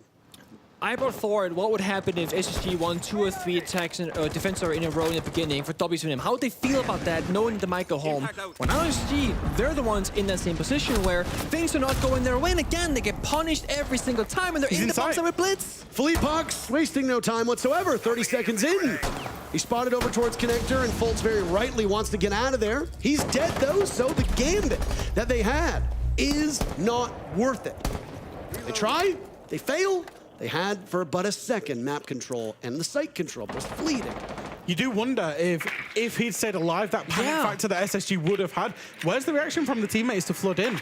Because he very clearly got into sight and found a gap easily. Yeah. Why are they not following that up? I was doing the same thing. Where's the follow-up? We saw this with KDS in the FaZe SQ match. Yeah. Marched up white stairs. He dies immediately, but nobody else is in the same area code. And now you've basically just thrown one player's life away. Philippox had no real follow-up. I don't know if there was a deficiency with W7M's droning that prevented them from gaining further site control. Either way, diffusers in the hands of Nade, so not all hope is lost. And W7M have barged into the bomb site. They get 1 kill, but it's traded out by SSG. Nade has been spectacular. His first death at the hands of J90, and SSG gets on the board with a successful defense of Garage. I could go in the match replay and watch that round 10 times. I'm not sure I'd be able to explain it to you. I was gonna say, a round victory is a round victory, but I'm not sure SG won that round or if W7 they actually lost it, because it's so puzzling how Blitz is inside. They got a plan, they're gonna, no, it's just Blitz inside. SSG did a great job of remaining calm after they'd killed the Blitz. Or killing the Blitz, but not running around like headless chickens. Often we've seen Blitz used to that devastating effect where when Blitz is in sight, everyone's like, oh my god, that's bad. And they didn't. They got the kill on the Blitz and they just chilled out, held their positions. And this is a big prop for SSG because they waited and waited and waited for the W7M execute, and they chose that for the timing of that's when they would aggress back in and try that retake, and they did it together. So very fair play to SSG. Not sure what W7M's plan was there other than, you know, Pox thinking, right, I'm on the Blitz, I've found a walk into sight, I've got to walk into sight. But yeah, no, good round, and like you say, a round is a round. They shouldn't have lost round 2. They arguably shouldn't have won round 3 had W7M have been on point, but they did get that round win. Yep, that's the beauty of Siege. They can just happen the way that it does, and SSG winning a clutch round like that where you feel so superior, mentally also very rewarding for them, because, you know, they kept getting shut down on the opening duels, they keep dying early, strategically, gunfight-wise, etc. But now, with that clutch, oh guys, we got this, let's go, okay, we go back to bar, we're feeling better, and we keep seeing SSG, despite it not working necessarily, they keep extending around the map, and I like this. They're saying, W7M, you might be winning these gunfights, you might shut us down, but we will not give you the entire map for free, you have to come and get it. It's been quite a quick pace so far through a lot of these rounds, and here's something that you don't see every day. Fultz is playing in what is a suicide spot for a lot of teams inside a library. Usually you're enabled by Wamai magnets. Usually you don't get droned out because you've got the observation blocker in there. There's no Wamai on the board. So you're playing a dock in this spot. You're just going to be stimming yourself to play suicide. And oh boy, that is a lot of damage that's being done. Fultz is surviving for now. The second fire. A single point of HP and he gets out of there alive. It's Forrest to die instead. I mean, I like that, but is it worth it? 3 stims and you get out for 2 fires? Baby, yeah, but because Forrest dies, it almost feels like they didn't gain anything, even though it happened elsewhere on the map. Where it could be worth it is if J9 takes a bit of initiative, maybe to try and retake that position using the keeper barriers, and then W7M would find difficulty. Obviously, he is playing the mezzanine at this moment in time, and I've just cast him, will get taken down by KZ. Right by Chimney, Nick. First by Parker, now by Jack. It's my turn next, I suppose, to say, no, he's going to be so nice that. And they keep falling. Ashen as well. Good trade back from Fultz, but they got to keep the aggression up here. You ever see Final Destination when you're the one who's supposed to die and then it skips you? You said J9O's name and it jumps on Ashen. He immediately dies because death comes for all of us, Nick. Now W7M firmly in the driver's seat of this round as they look to drive it home. 4-2, 4v2, rather. Fultz has survived, used all of his utility earlier. We saw him killing time upstairs in library. They'll get droned out. Few drones remaining for W7M. They still got some utility in that Capitao. They've also got the Gemini from Yana. That's going to work quite effectively. Another operator that we don't see much of. Nice read by Philippox as Fultz dies. Fultz has been superb the last little while. Hot and cold, last man standing for SSG, and Philippox kills him. Give it 3-1 first half so far. That's an excellent start for Surprising site choice for me, I think, is the biggest one. I said it again, North American teams love this site. Generally, EU teams, Brazilian teams do not because of how effective teams can attack when they go direct. We saw it just there. And I do wonder if they should have gone dining kitchen. They shouldn't have lost that dining kitchen round they had. It was just a miracle, not a miracle play, but it was an unreal play by Philippox and Nade to just win that round for W7M.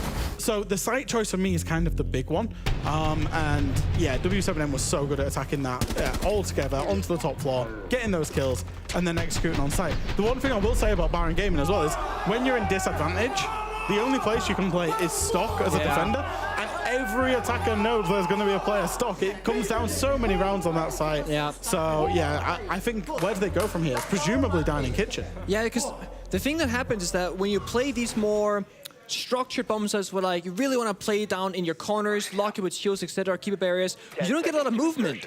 What often happens is that you get this playstyle that is like start, stop. Like you're driving a car and you brake, and then you go, then you brake, like driving in crazy traffic.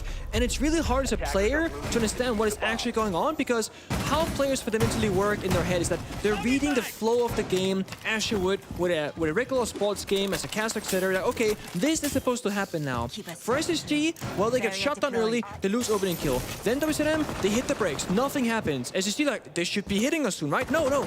It's a constant start-stop, it's hard to figure out. SSG, I feel like they're having a difficulty grasping when things are going to be happening because of that as well.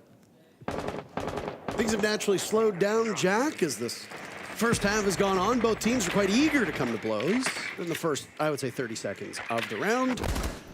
But if Space Station's intent was to knock W7M off of their stride early on, it has not worked.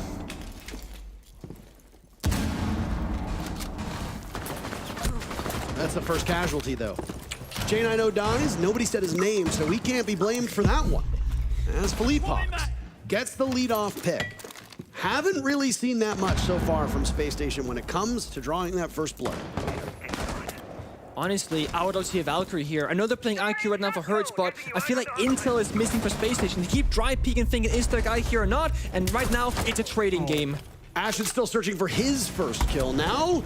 Has to pull out the secondary shotgun, but that thing hits like a wet noodle. So now it's all up to Hot and Cold and Forrest. It might not have been early action, but it's been quick after the first minute.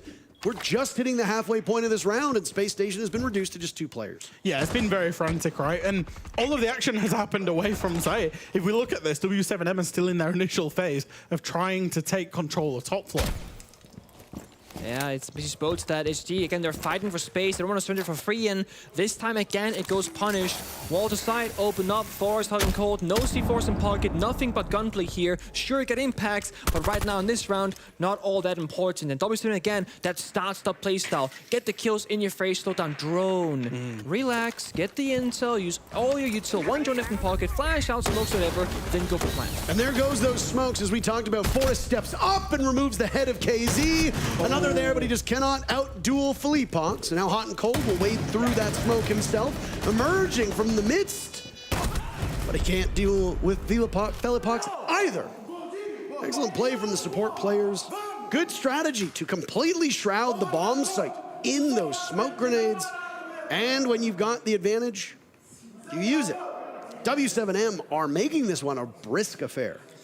They are. In my opinion, Chalet should be attacker-sided, right? And if we've looked at how this game has played out between these two teams, how this fixture has played out, SSG has won based off the back of strategy and utility, whereas W7M have won predominantly off the back of gun skill, playing close together and refragging each other out. Now, the reason that Chalet should be attacker-focused, in my mind at least, is how you can segment the map.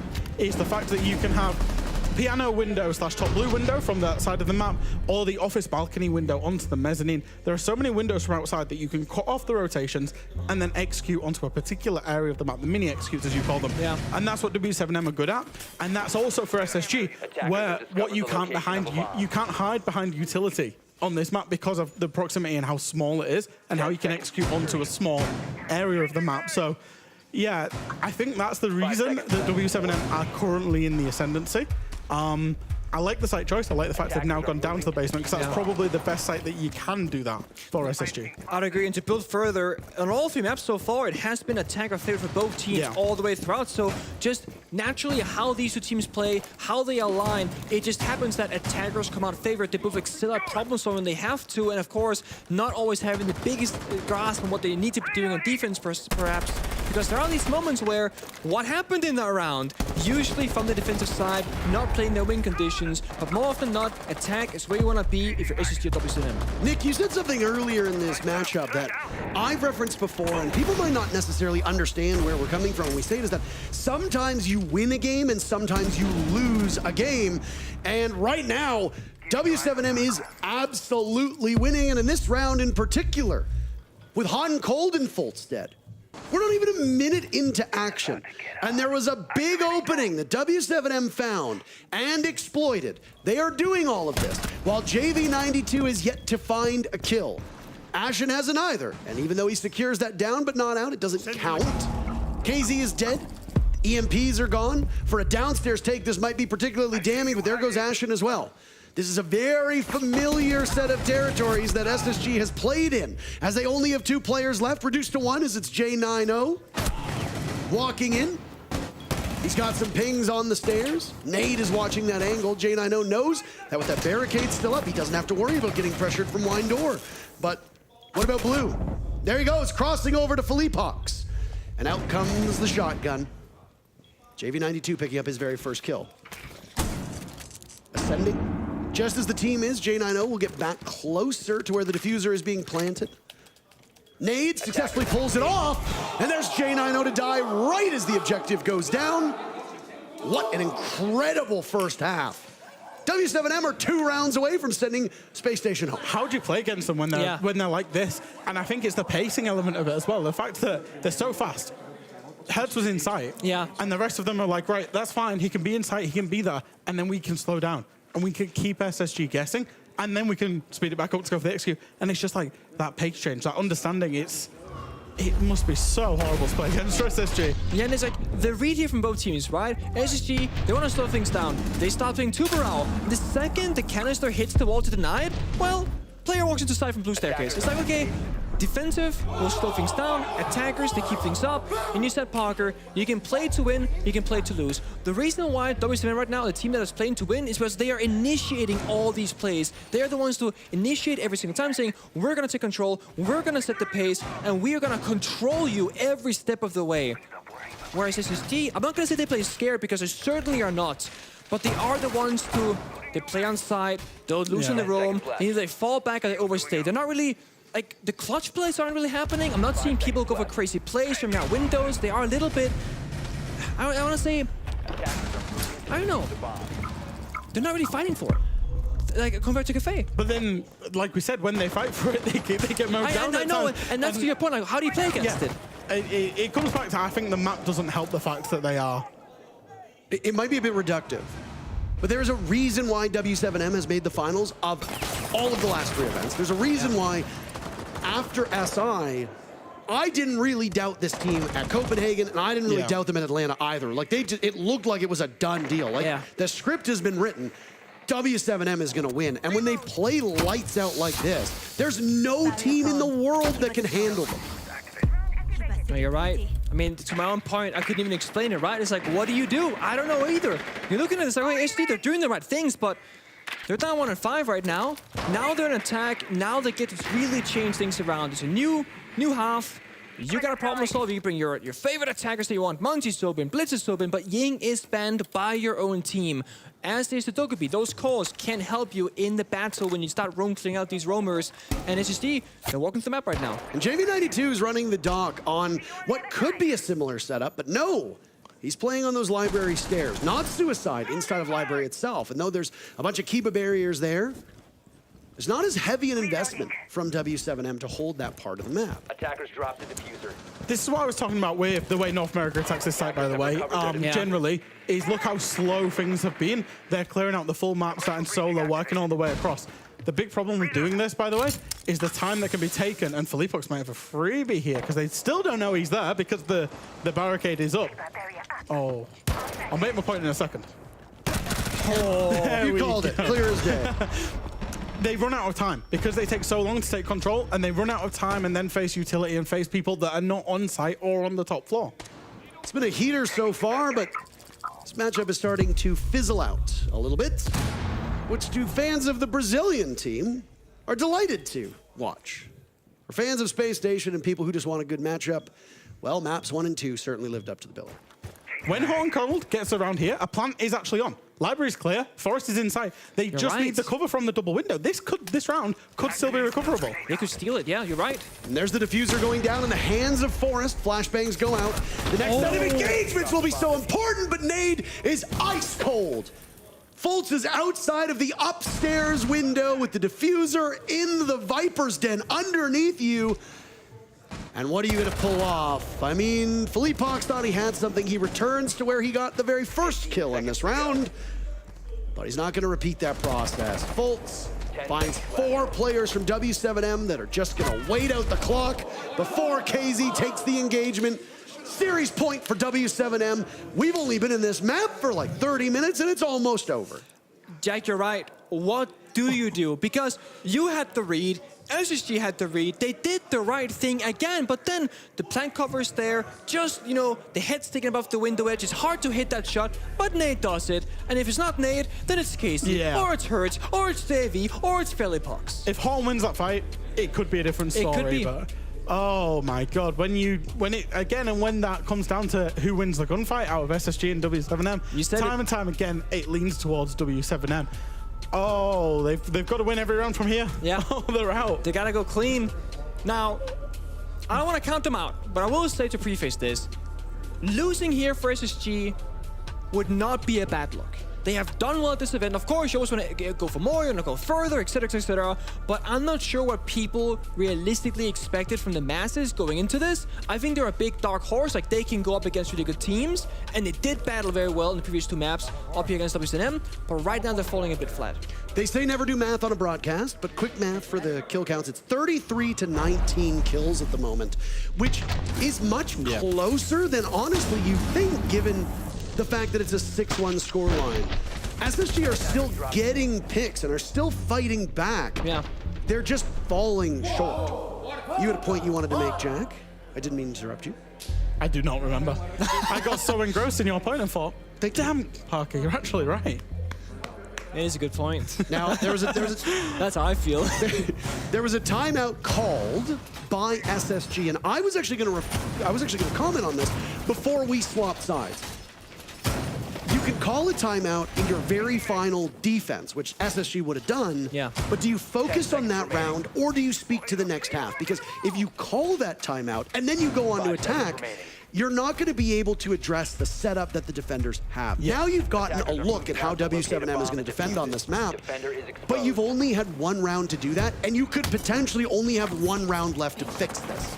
It's a huge gamble, and it sucks for Space Station because they had no other choice outside of potentially calling the timeout when they were down 3-1 and saying, okay, let's use this timeout to fix defense and then go to attack. Obviously wasn't the case. Calls it when he does, and you've got no room for error whatsoever. Yeah. But also, if you call out, if you're the coach of Space Station, I don't fault you for not calling it sooner, because again, such small things not going away, actually playing their game, and like, arguably half the round should have worked, the outcome should have been different, it just wasn't. So if you're called out, you're probably hearing the play comes thinking, these guys know what it takes, they just can't quite get it home. But yeah, you don't get that second round on defense, now it's 1-6, and this could be the final round for Space Station. They gotta show up. Kind of liking this from SSG. Drone Simulator, Brava, Flores, and Twitch, and 10 drones. And I think that's good. Slow it down. Stay together. Get the utility that you can get using the drones without giving your lives. And I really liked what we got to see from Forrest's application of the clutch. You take care of the Banshee that's out on balcony. Now you don't have somebody who knows that there's an advance coming from that position. You have to actively check it. You're not relying on a gadget to do the work for you. The bulletproof camera inside of kitchen also means that you're not going to see through any smokes if there are some that are thrown. Now, there's one smoke remaining for Forrest, one smoke remaining for Houghton. So there's an opportunity there for you to punish W7M. It's small things like that that make a huge difference in this match. They're sending it. I mean, kind of. Houghton will get shut down for long, far away, but the trades are going back and forth to the 4v4. J9O will equalize. Herds is gone. Herds has been a huge threat so far for W7M. JV92, KZ, and Herds have all broken 200 kills at this event in this series. And that is spectacular. Of course, they're aided by the fact that they've played so many maps. 21 maps played by W7M. But you're going to have to play more to make it all the way to the finals. And more rounds to be played as well, unless you manage to beat the odds, because W7M is on the wrong side of a 4v3. Time, though. This is not the upstairs warm-up, by the way. It's kitchen dining, so you got a clear top, walk downstairs, but they're playing backwards right now. No! Attacking up! That's called the Assassin's Creed, baby. Pounce on them from above, but the blades fail you this time. KZ is simply another level at the moment. No cams. No cams, no intel. That bulletproof cam was taken early on. A lot of noise being made from KZ, who can't spot Forrest planting the diffuser down below. He's still playing around the case. The timer will be a great adversary. But as he heads down the trophy stairs, there's a long angle being held by Ashen. An easy pickoff for SSG, and that's only their second round so far. That was his first kill. I was going to say, yeah. But what he did in that round won them the round. So SSG are trying to take control of the top floor. Now, normally when that happens, teams on the defense like to layer off, and they like to drop back down the hatch or go back down Solarium Stairs into Trophy and back to site and go from there. Ashen managed to lurk his way into Trophy in a 4v4, I believe it was, and he's on the Trophy Stairs. And because of that, because he had Trophy Stairs control and the hatch control, W7M had no option but to stay and fight, and SSG had too many breaches, too many angles opened. Incredible.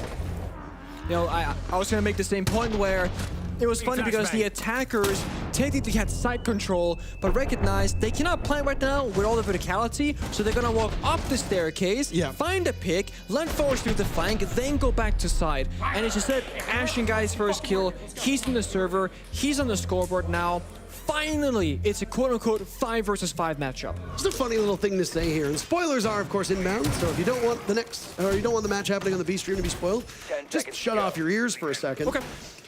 We were finished our first map 5 seconds left before while VPDZ was going. We finished map 1 of this series, and their matchup was still going.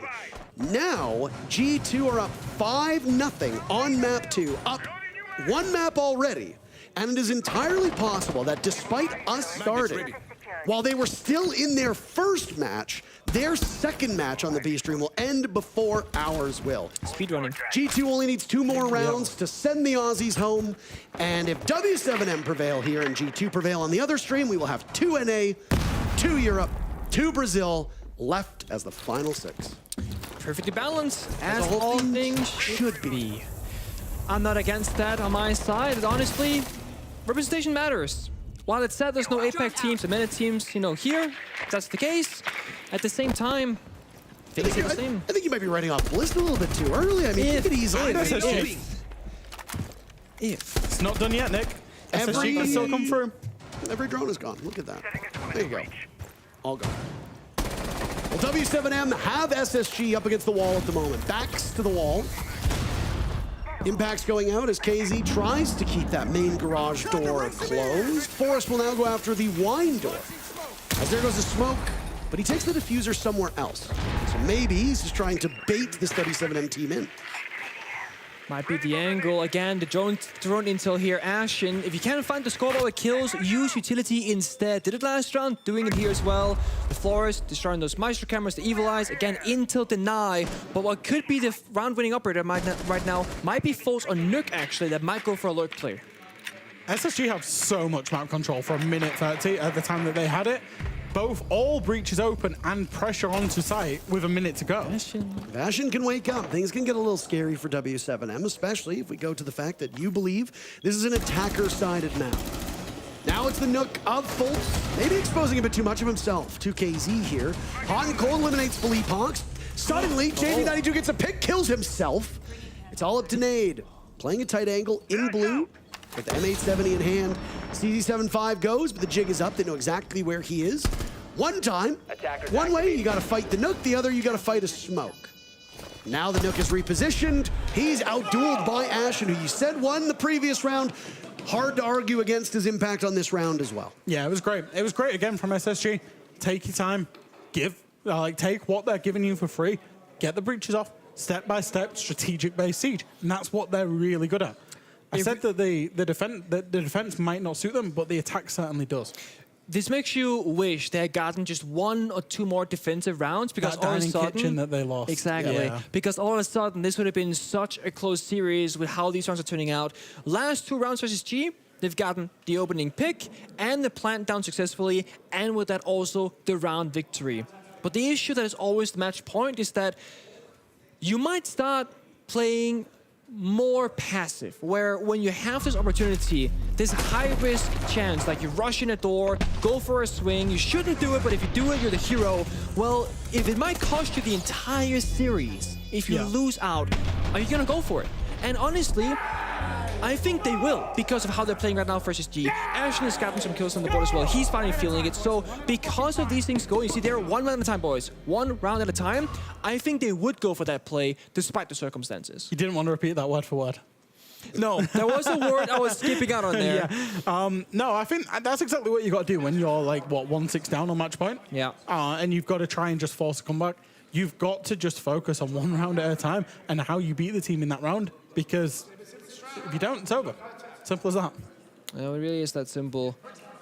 Now, on the other side, though, W7M, 1 clutch, 1 good spawn peak can really sway the numbers. So you're always playing this fine line. Going too fast, you get killed early if you're SSG. Going too slow, time becomes an issue. And W7M, you spoke about this before the match started, they innovated how you play Chile. And this setup right here is kind of what this is. Master Bedroom, you're thinking double war reinforcement, bandit tricking, playing passive side. No. Aggressive. Shield piano hallway, open up long lines of sight, play zoom scopes, got the shield there, office wall is soft and opened up, there's a rotate. Like, this is them playing from bomb side, but then you can see a cross into library, meaning they're gonna force you to either fight it head on, which does not seem very fun, or they will redirect your attack to a trophy solarium, knowing you're gonna go for it. Just a couple rounds ago, when we referenced the kills, it was 33 to, what is it, 19? I believe it was, I can't recall. But either way, what we're looking at right now is a score that is starting to even. 38 kills on the side of W7M, 27 for Space Station. Again, a deceptively closer match than I think the score line will suggest. And if you're W7M and you've only got 5 kills over the last 2 rounds, That's not great for a team that has all of these offensive threats. Even if it means that JV92 has woken up, the other side of the coin is that Ashen has woken up. And that is a scary predicament because Ashen can demolish his opponents at an international level despite his relative inexperience. If he can keep his head and, most importantly, his body in the server, then that's going to be a worrying sign for W7M. Really like this approach from SSG here. Yeah. They've seen the library extension. They're deciding to go for Solarium take. The big stop for that is Felipox inside of Dining Kitchen. They've dealt with him now, and they can absolutely now execute their Solarium take up the stairs and through the windows. And there's Ashen picking up yet another kill now. All 5 of his kills coming in the last 3 rounds. And it's SSG sitting at a 5v3. We hit the halfway point of this round. Good pacing so far from Space Station. Have they baited the Solarium take now? And they're now going to library because all of the defenders are rotated? I think they have. That is genius. If that's there we go. 2 people on that side. This is genius. Like this is again SSG like on Cafe outstretching WSM, reading the pace. And SSG droned that in really quickly. Ashen getting in fast to take advantage of that information, and more importantly, advantage of the change that W7M made. Now, JV92 might have an information on this. He does. He picks off Ashen. So even though W7M have moved their chips elsewhere, JV92 is just too good in this spot. He might have been a slow start to Chalet, but you can never doubt these players. Herds eliminating Forest. Now Hot and Cold is gone as well. It's J90 last alive to tussle with KZ. But W7M prove that they are the real deal. They won 2 majors in a row. They want the hammer, and they are still alive on home soil. How do you beat them? They seemingly don't have a weakness. Even when they strategically, they do not look like they're going to win a round. Up pops Herds, up pops KZ, up pops JV92. I was gonna say, I mean, that was such a good round from Space Station, yet they lose it. Heartbreak, as it felt like a comeback was brewing, and Space Station could have potentially sent us to overtime if they'd just been a little bit sharper. But the problem, as you noted, was they gave up too many rounds on that first half, and the mountain to scale was just a bit too steep. If you backslide even a little bit, you might as well fall right off, and that's what happened with Space Station. All things considered, it has been a really impressive run for this SSG team, and every single team that's played W7M along the way has given us a great showing, win or lose, but this team often looks unbeatable at W7M, and today they were, in fact, unbeatable. There is absolutely no shame at all for SSG in losing to the team that's won both major international events this year. Another day, or even another opponent, SSG are going through today. Yeah, exactly. Also, the map, you go from Clubhouse to Cafe and then to Chalet. They play out very differently. Club Cafe, more like strategical, problem-solving. Chalet, it gets a little bit more chaotic, and that's what W7M they shine. We saw it in the last round. SG get opening pick, things look so solid. They outread, they out-rotate, but then JV, chaotic, swings out of rotate and just gets 2 kills. You had everything in the palm of your hands, and it just goes right through. That's it for the 3 of us, and that's it for Stream A's matches. But an exciting desk lays ahead of us. Yes, thank you very much, guys. Brazilian fans, rejoice. Another one of your teams will be there this weekend on the main stage in the form of 2-time major back-to-back champions, W7M. Felipox joins us now. Felipox, you must be feeling incredible relief right now. Yeah, there was a lot of pressure going on this tournament. I think that affected the Brazilian teams a little, and we tried our best to the pressure not affect us today, but I think it got us a little in Café. But I'm glad we could reset and go to Chalet and play our game. I know that when you play Siege in particular, you play your own way. You don't change for anybody. When you're thinking about playing for your home country and the fact that not many teams were making it through, was any of this for the fans who bought tickets? Of course, I like to see a lot of fans that told me that they bought tickets and want to be there. My family too, I bought tickets for them. I want them to be there and see me, watch me, and a lot of friends too. So that's a dream for every Brazilian to play in front of the home crowd because we don't have a lot of tournaments here. So yeah, that's it. You know, I look at you, I look at your team. You know, I was there, I witnessed you win a couple of majors this year, and I feel like you're not used to losing. And you've been entering this tournament and lost a few maps, even a few matches, and you're here. Yeah. What are the key takeaways for you at this SI? Because losing is learning. Yeah, I think we learned a lot of with our losses. In Major Atlanta, we lost to GK in the first game, and that helped us a lot. So I think we are a team that learns a lot of our losses. And this tournament, it was the same. Losing to Virtus Pro first, and then losing to Wolves. We knew that we have a lot of problems in our game. Like, we are not in the best shape that we were like in the last two majors. So we are trying our best to like improve and improve the things we are struggling. We are getting better in the attacks mainly, so I think that's it. This is where you feel like you have the most room for improvement right now, attacks, and specifically, would it be like tactics, late round execute, or what are the areas of improvements in attacks for you right now? Yeah, we were throwing a lot of rounds, and that was like taking the confidence away from us and giving to the opponent. So I think that's a thing from the attacks, and also like the meta changed a little bit, and maybe we were like behind other teams, and we learned with them. So yeah, we're improving. And you personally, as an in-game leader, how do you adapt to the current meta? How do you feel like it's utility based? Do you think it's fag heavy? Like, what are the changes for you as an in-game leader now that the meta is changing? I think it's a little bit of everything. Yeah. That's why it's kind of hard, because a team can play like Tubarão and Kite, and then you are like you have to or you don't open the wall, or like you have to like get 4 operators just to open a wall, and then they can play like Solis and Valk and like get a lot of drones and like play Intel. There's a lot of ways to for the defense to play, and that's the struggle for us. You know, I can give you a lot of praise for this, because I was an in-game leader myself, not as successful as you though, and I just want to give you praise, because I could see you play really fast-paced, slow-paced, cool execute, cool slow things, and I know how much it is, you know, to have that strategic depth. And you know, I want to praise you for this, because you know, it's amazing to see. Thank you very much. We've talked a lot here about learnings. One thing we've learned about yourself and your team is that you perform very well in front of a live crowd. We saw that in Copenhagen. We saw that in Atlanta as well. Do you think that despite some of the fumbles here, once you get in front of that crowd, especially the fact that it's a Brazilian crowd, you'll find that next gear? Yeah, I think qualifying to play in front of the home crowd took a little bit of the pressure from us, and now hopefully we're just playing our game without pressure, and with our family watching, our friends watching, and the fans watching. So I think that's going to be amazing. You want to give a shout out to your fans before I let you go? Yeah, in Portuguese. For sure. Yeah. Obrigado a todo mundo aí que sempre apoia. Agora finalmente classificamos aí para jogar no Ibirapuera. Todo mundo que comprou ingresso para ver a gente lá, vocês vão ter ótimos jogos. Agora a gente tá pela Lure, então a gente vai ter muito jogo aí. E é isso, obrigado a todo mundo que tá sempre apoiando, e tamo junto, go Bulls. Just before I go, if I say this to the crowd this weekend, vamos façam barulho, what will happen? Façam barulho, they will make some noise. That's what I'm talking about. All right, Philippe Hawks, thank you so much, congratulations. Thank you. And we'll see you on the main stage. Thank you. All right, good stuff. Well, now listen, with every, you know, a lower bracket result like this, Alfama, there is heartbreak that comes with it. Yes, W7M, they progress. And sadly for SSG, they do not. And, you know, it was a tough last map for them. Yeah, and I think overall they can be super proud of what they've achieved so far. I think throughout the year they've progressed so much. You know, they had such a legacy rebuilding their roster, because they had to rebuild everything in 2023.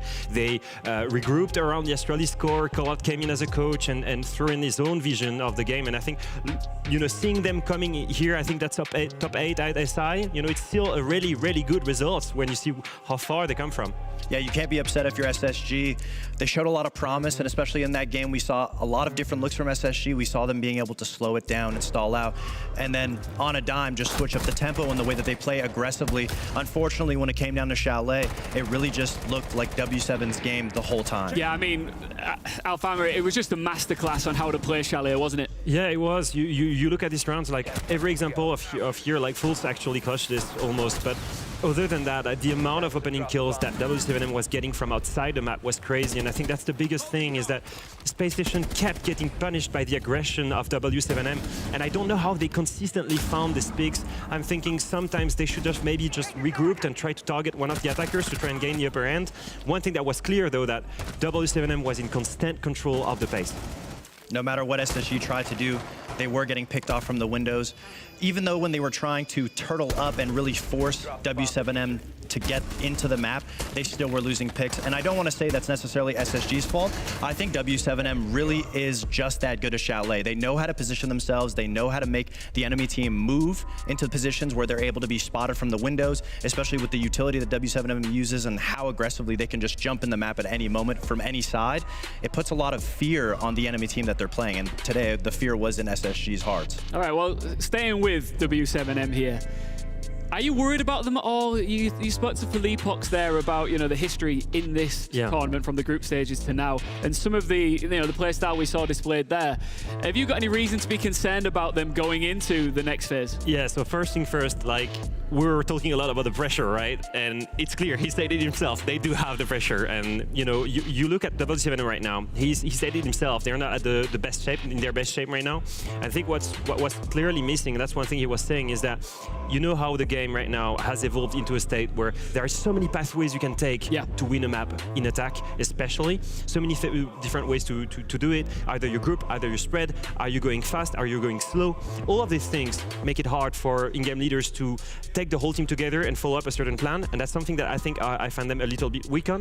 And if you look at the other Brazilian team that's qualified at the main stage of SI phase, I feel like they're just slightly under them in terms of fragging potential. But in terms of strategy and team play, they're that much better.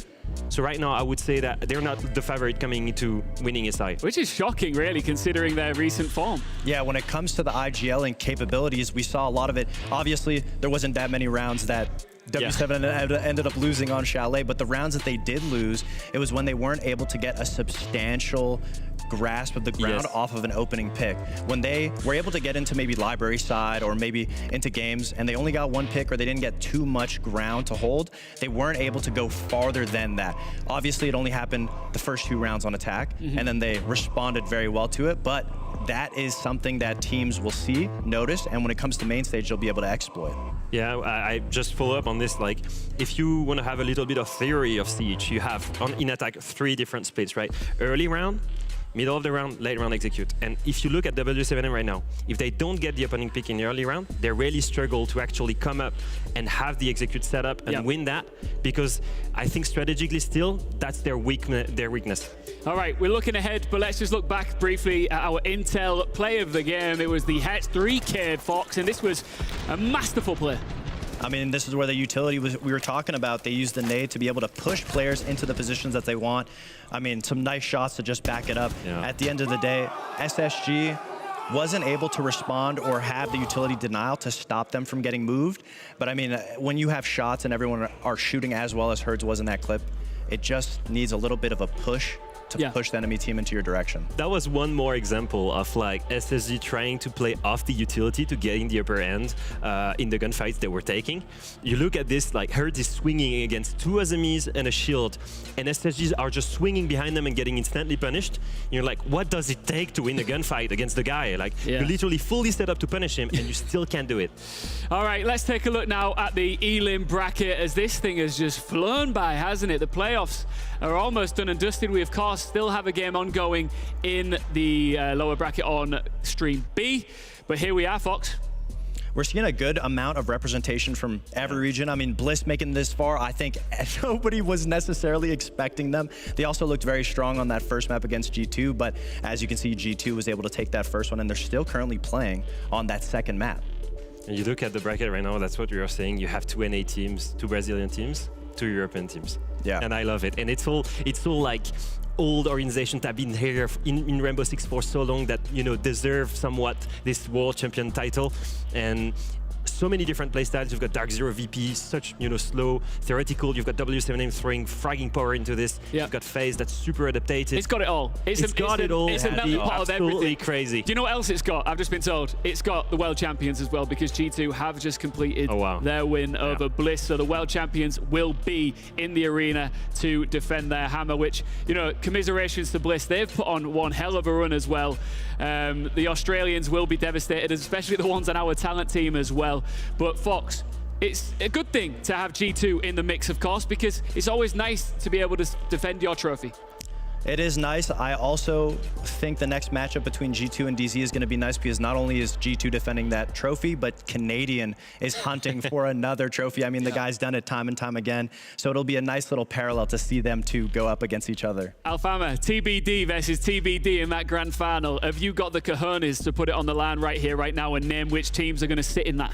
All right, first one for me is obvious. FaZe is winning against Virtus.pro, and they should be in the grand final because I wanted, for the beauty of Siege, for FaZe, a Brazilian team, to be at the grand final. They deserve it. They've been there for so long. And I think, again, I will say this, I think that they're the best looking team right now at SSI. Now, for the rest, honestly, it could be anyone. I would love a FaZe G2. I think a rematch, you know, we've seen one already, and it was such a good game. I want to see that as a grand final, BO5. Fox, what are you saying? I have to agree with the FaZe comment. I think they've looked like the most consistent team to play both styles of Siege right now. And for the other side, I'll go with the opposite. I think Dark Zero could get that little bit of an edge. That NA bias. I mean, EU bias. EU bias as well for G2. I mean, it's only fair. I got to defend the one remaining NA team. Oh, wait, no, Sonics is still there too. Yeah. Oh, you forgot that. I forgot about that. That tells a lot about your opinion about Sonics. They've been looking pretty good. But Deadly. I think DZ is the most consistent NA team right now. All right, guys, Fox, it's been an amazing pleasure for me being on the desk with you for the first time. We ran it back a little bit. We've done some EUL stuff. So, guys, you've got a good day's rest tomorrow before it all kicks off again at the Ginásio do Ibirapuera. If I said that wrong, don't at me. I'm trying to learn, ready for the big weekend that is up and coming, sold out here in Sao Paulo, Brazil. Friday, we kick it all off. You do not want to miss it. Who will raise the hammer in 2024? See you there.